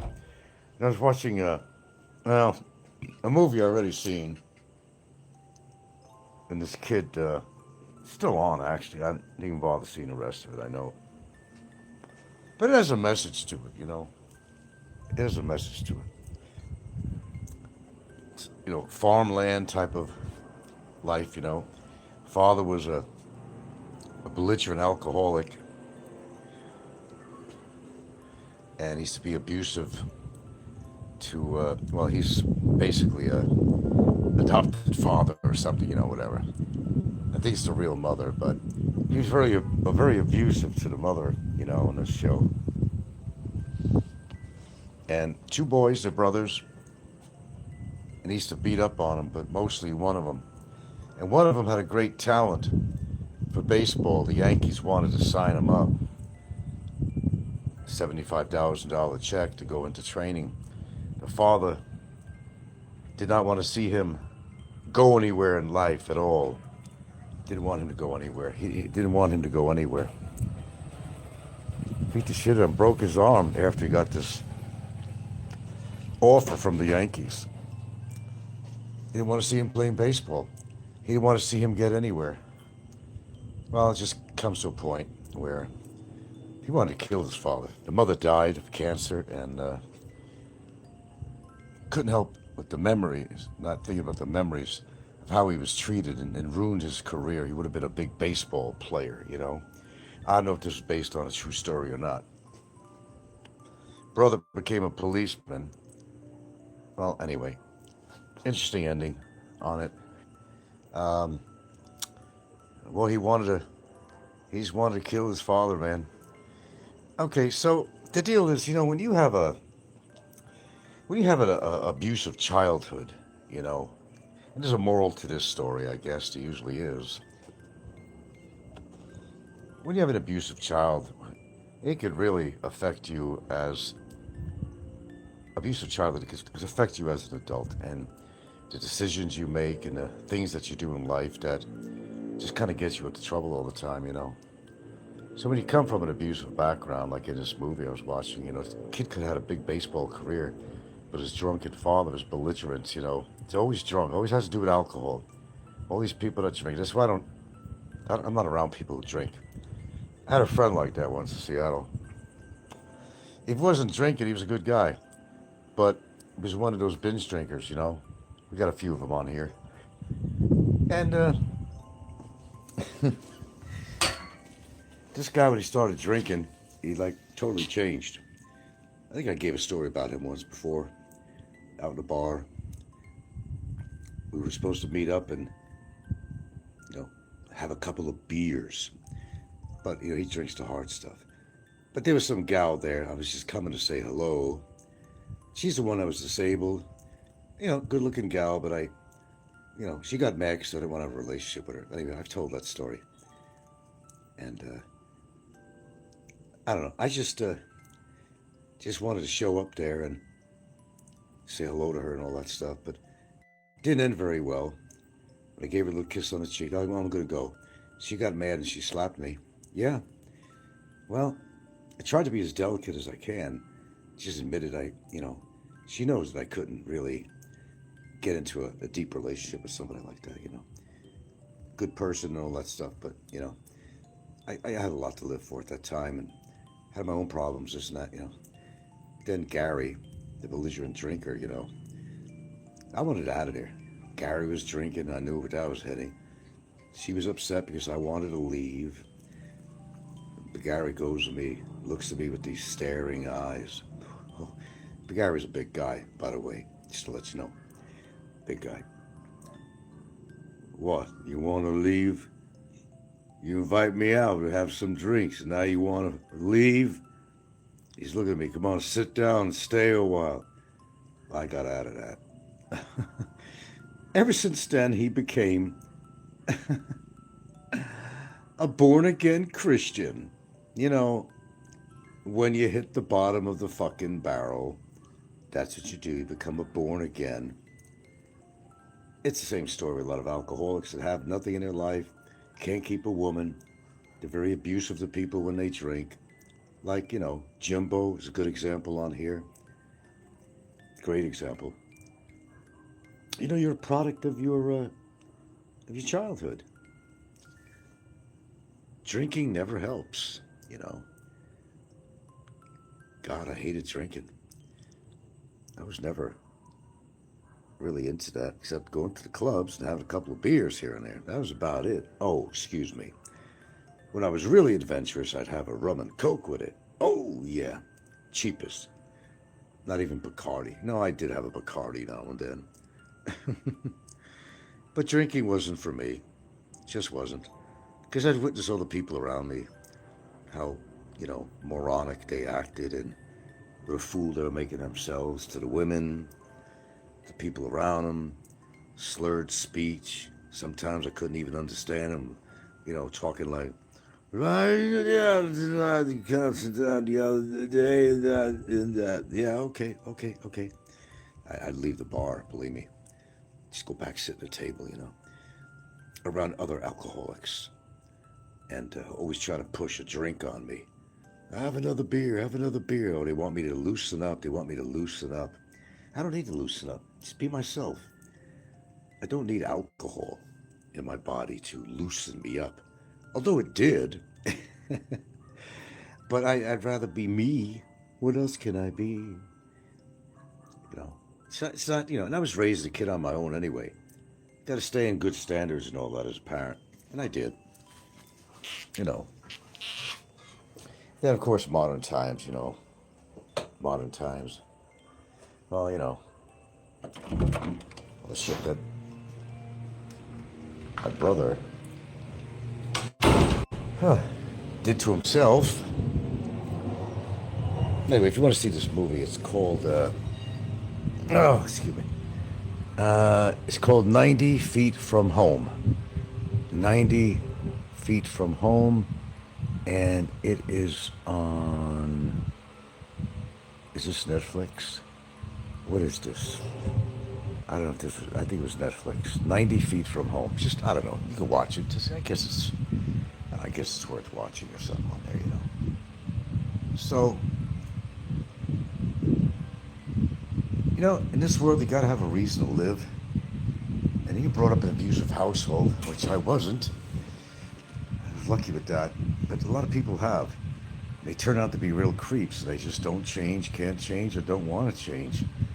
You're always going to be belligerent all your life, trying to find problems with other people, trying to get other people against you because, well, your life didn't turn out well. You drink. Maybe you went to drugs growing up. Maybe you had a lousy childhood. You know, then people use money as power and all this shit. You know, it's like an ego trip. Whoops. Yeah, I said ego trip. But that's what it is, really.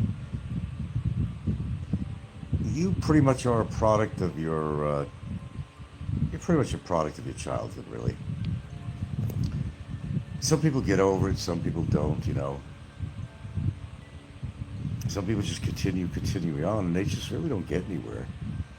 They find themselves in the streets of another country, walking around with their cameras, photographing underage women, and that's their career, the epitome of their life. I mean, you know, it's the plateau, perhaps, of their life, and they're chasing their tail, and they don't know where to go and what to do. They're horribly lonely, very lonely. Oh, what do I do with my life? I'll sit down and drink coffee all fucking day. Well, no wonder you can't sleep, moron. All that caffeine in you, of course you're not going to sleep at night. Some people can't figure that out by themselves, you know. I was listening to a video earlier. I did an upload on it, actually. And it sounded like the person was doing an autobiography on themselves. It was funny the way it worked out. Of course, the video was meant for somebody else. Somebody I'm very familiar with.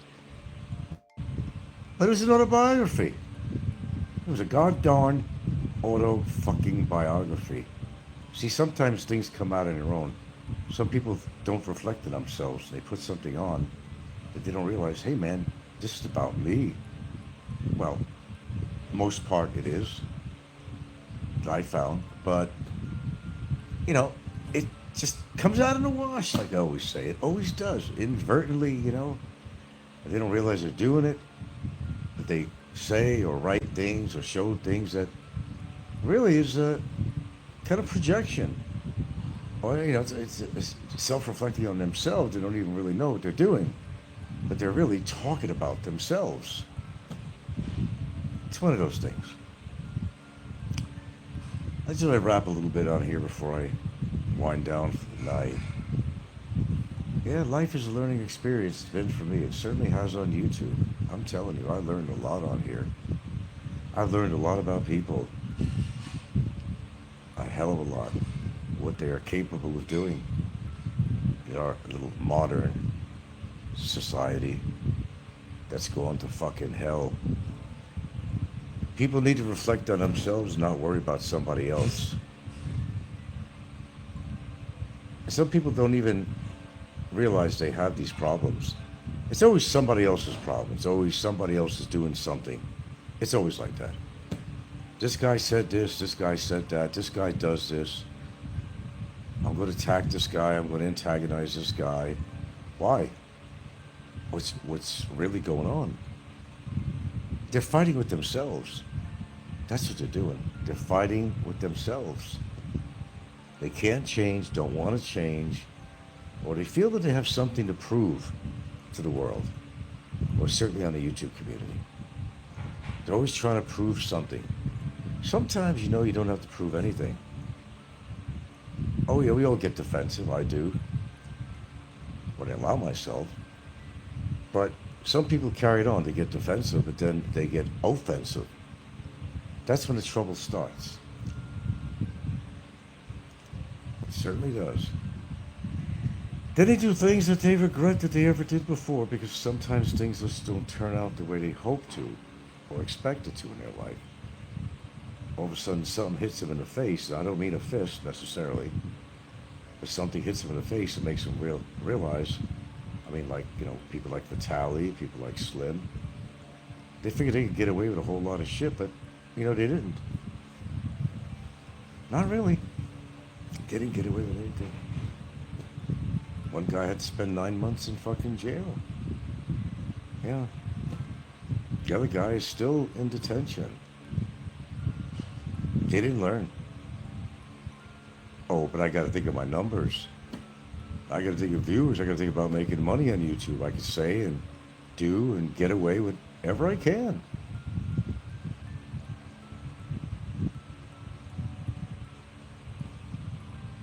Go away. Whoever you are, go away. Do I drive? What the fuck what does that have to do with the price of tea in China? Go away. But this is my famous 13. Oh, welcome, boys. Welcome, boys. Always good to have you back. I know who all the players are on here right now. It's a good story, I'm telling them.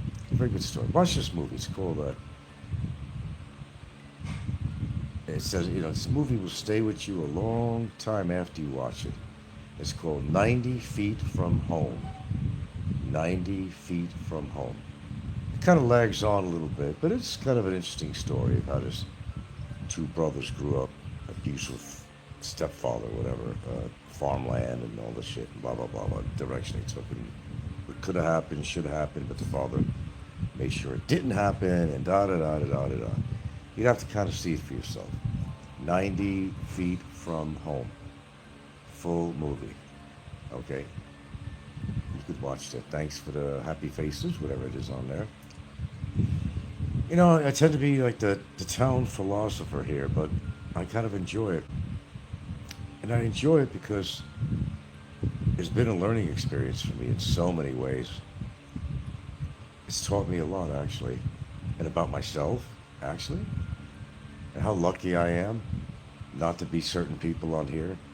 Not to live the lives that some of these people on here are living. A lot of these things have made me stronger. Had made me believe that, hey, dude, when you have a day where you're feeling down or something, man, just think about it. You're not them. Makes you feel good. Then you think to yourself, I'm not a wealthy man, but I am wealthy in another sense. Like, money is not everything. Big money, that is. They say money can't buy you love. Well, they could buy you a woman, but you know how shallow it is. Smoke and mirrors, satisfying your ego. That's all it is. It's an ego trip. It's an ego trip. That's all it is. Money is the carrot that puts these people around you. But you think deep inside, do they really respect you? No. But they're in for the ride. And it's a good ride. It's a good ride most of the time. Until problems develop, things get a little bit complicated.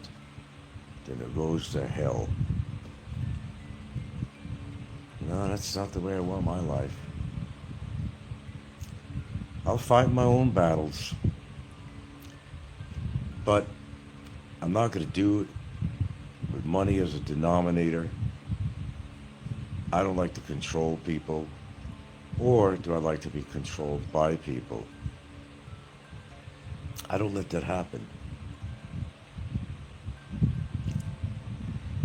Lessons learned. That's what life is all about. Life is a educational, philosophical, maybe spiritual existence. And what you do with the life that you're given, no matter where you come from the guy upstairs, you know, from the ocean, organism from the ocean, from a rogue bacteria that grew and developed and evolved, who the fuck knows? Whatever your personal beliefs are. But we're here. We're here and we're destroying a wonderful planet. We've got hateful people, murderous people, rapists, thieves, scammers, jokers, smokers, drunkards, drug addicts, wife beaters, maybe even husband beaters, I don't know. Tax evaders, criminal presidents. What a wonderful world. I'd like to think it is. But in light of a lot of things that have been happening, you're tending to wonder, is this really a wonderful world that you grew up in? Now you gotta be strong in this world. Only the strong survive. Not necessarily the wealthy. No. Only the strong survive in this world. Just like we are animals, by the way, but let's just say in the animal world, the strongest and the fittest survived at the top of the food chain. Money does not put you on the top of the food chain, by the way. No, it doesn't. You have to believe in yourself, believe in your goals, believe in what's righteous, and fight against what's wrong. You can't be a real man unless you do that. It doesn't take a tool to make you a man, or how to operate a tool, or tattoos, or a beard, or a mustache. That doesn't make you a man. It just makes you a painted pony. And remember something, you put lipstick on a pig, but it's still a pig. No matter how you try to decorate yourself and how tough you want to look with a bandana and tattoos and all that shit and a beard, a pussy is a pussy, a bastard is a bastard, a punk is a punk, a criminal is a criminal. It's the way I look at it.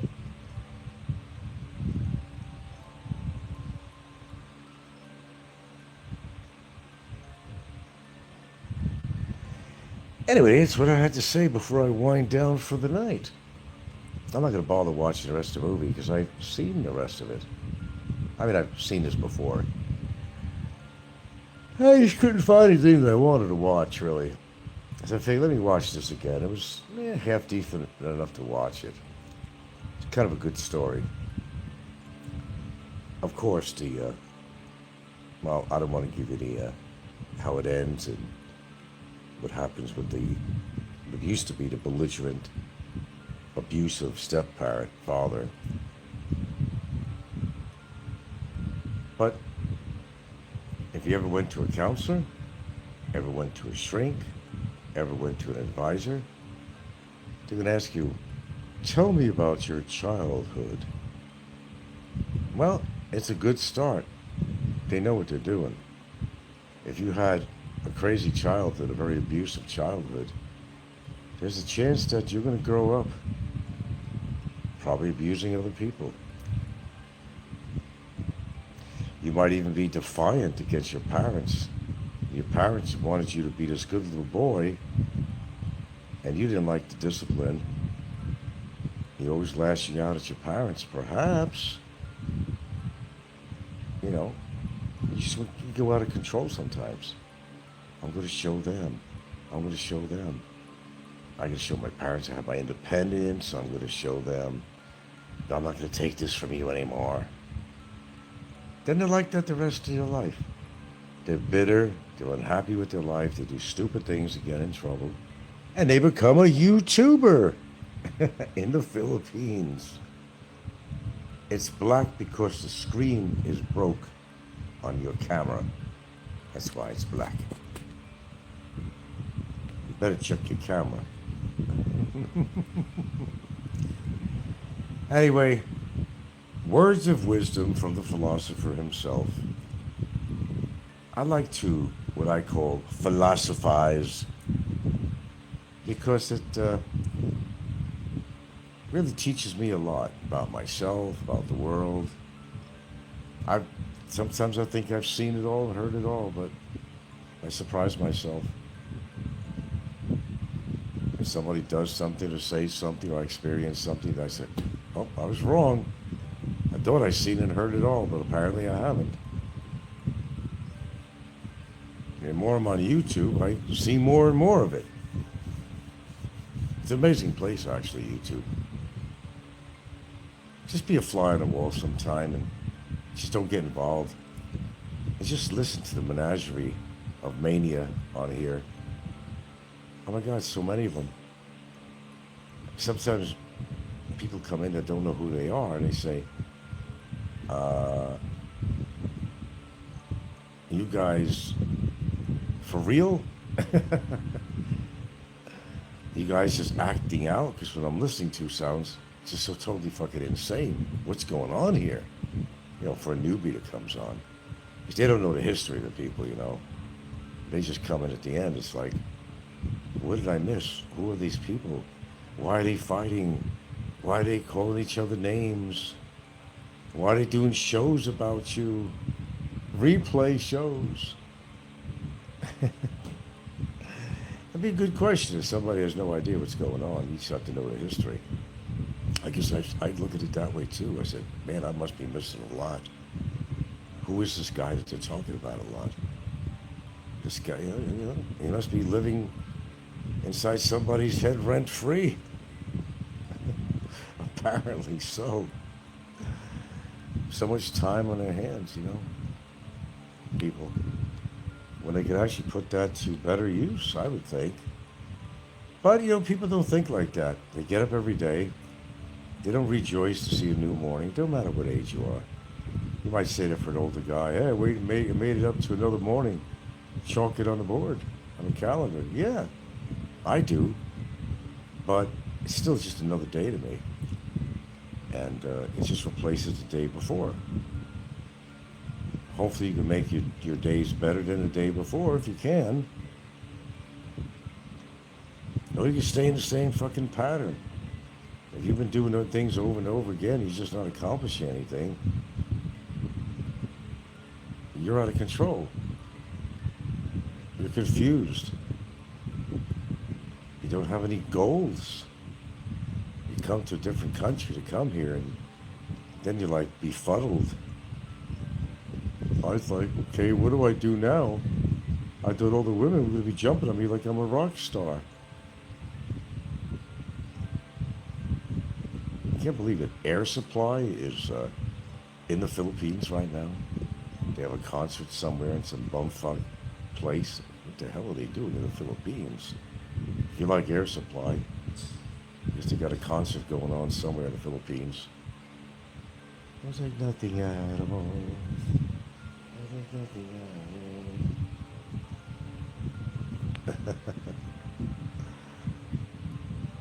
Cute pets too. Huh? I can't even read that. If you can't read it, you're out of here. I don't have the time. Life is too short. I'm trying to read your comments that I don't understand the spelling of the language or whatever the fuck it is. Time is too short. And with that being said, since time is too short, I need to get off. But it's funny. People I've experienced, it's real autobiographies they're putting on here. They don't realize it's about themselves. It's a psychological thing. It's interesting. I'm not sure what they call that. But they're meaning something in a derogative way about somebody, but what they don't realize is they're actually talking about themselves. Oh, I could name names, many, but they don't figure it out. Although somebody who reads or listens to it can figure it out right away. It's a fucking autobiography. They don't even realize they're doing that. They're that dense that they can't recognize the things that they do that are not proper or respectable or within good character. Oh, and a lot of them turn out to be religious too, but none of them practice what they preach. Henceforth, me not being or having any religious beliefs. Never going to happen. I'll take a chance when I croak. If there's a hell, I'll go to hell. If I have to be judged, I'll go to purgatory. If I'm a good boy, I'll go to heaven. If something actually exists in that nature. I think when it's over, it's over. You just die like a raccoon that just got hit by a car and rots with the fucking maggots. You're gone. I think your electrical energy does leave your body. It goes somewhere. But don't stay in the body. I believe that much. Because everything is made out of an electrical energy. Everything. Your table, the chair you're sitting on.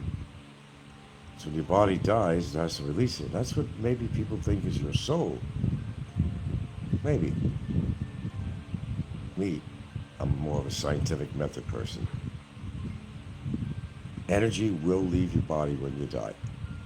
Where it goes, might stay in your home. You might see some kind of a knick-knack fall off the fireplace mantle somewhere in the future, where that electrical energy stays around your house. That's what I believe in. As I said, I believe more in the scientific method. Although that's questionable too, my belief. There's not really haunted houses.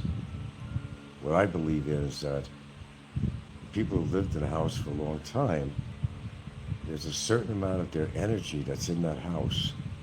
If they died in that house, especially.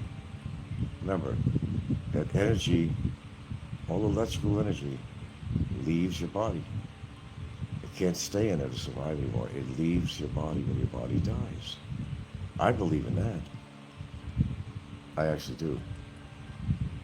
But then we're going to get into science here and other philosophies that have to do with, I don't know, religious beliefs and all this other crap that I don't want to get into. I'm just kind of winding down for the night. Thank you very much.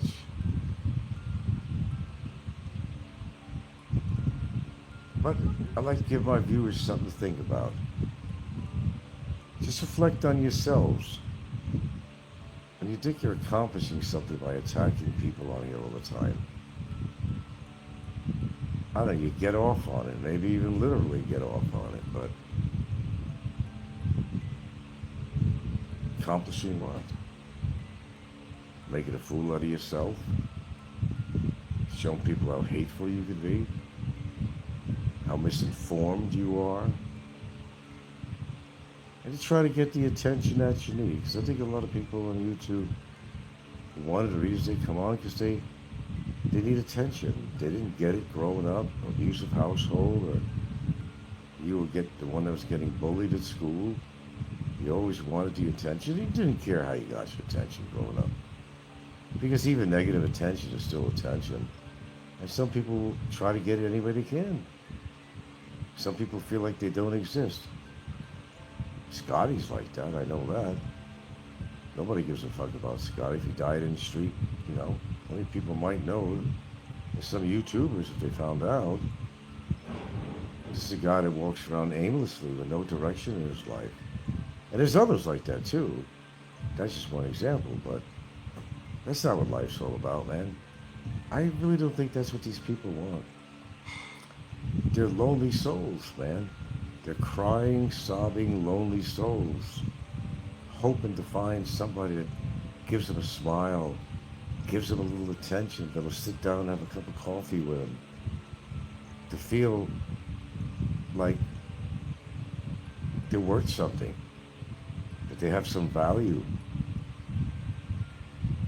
And they'll go through amazing things to try to get that attention from somebody. When they fail, it kind of puts them in a lower spot than they were before. They become really depressed.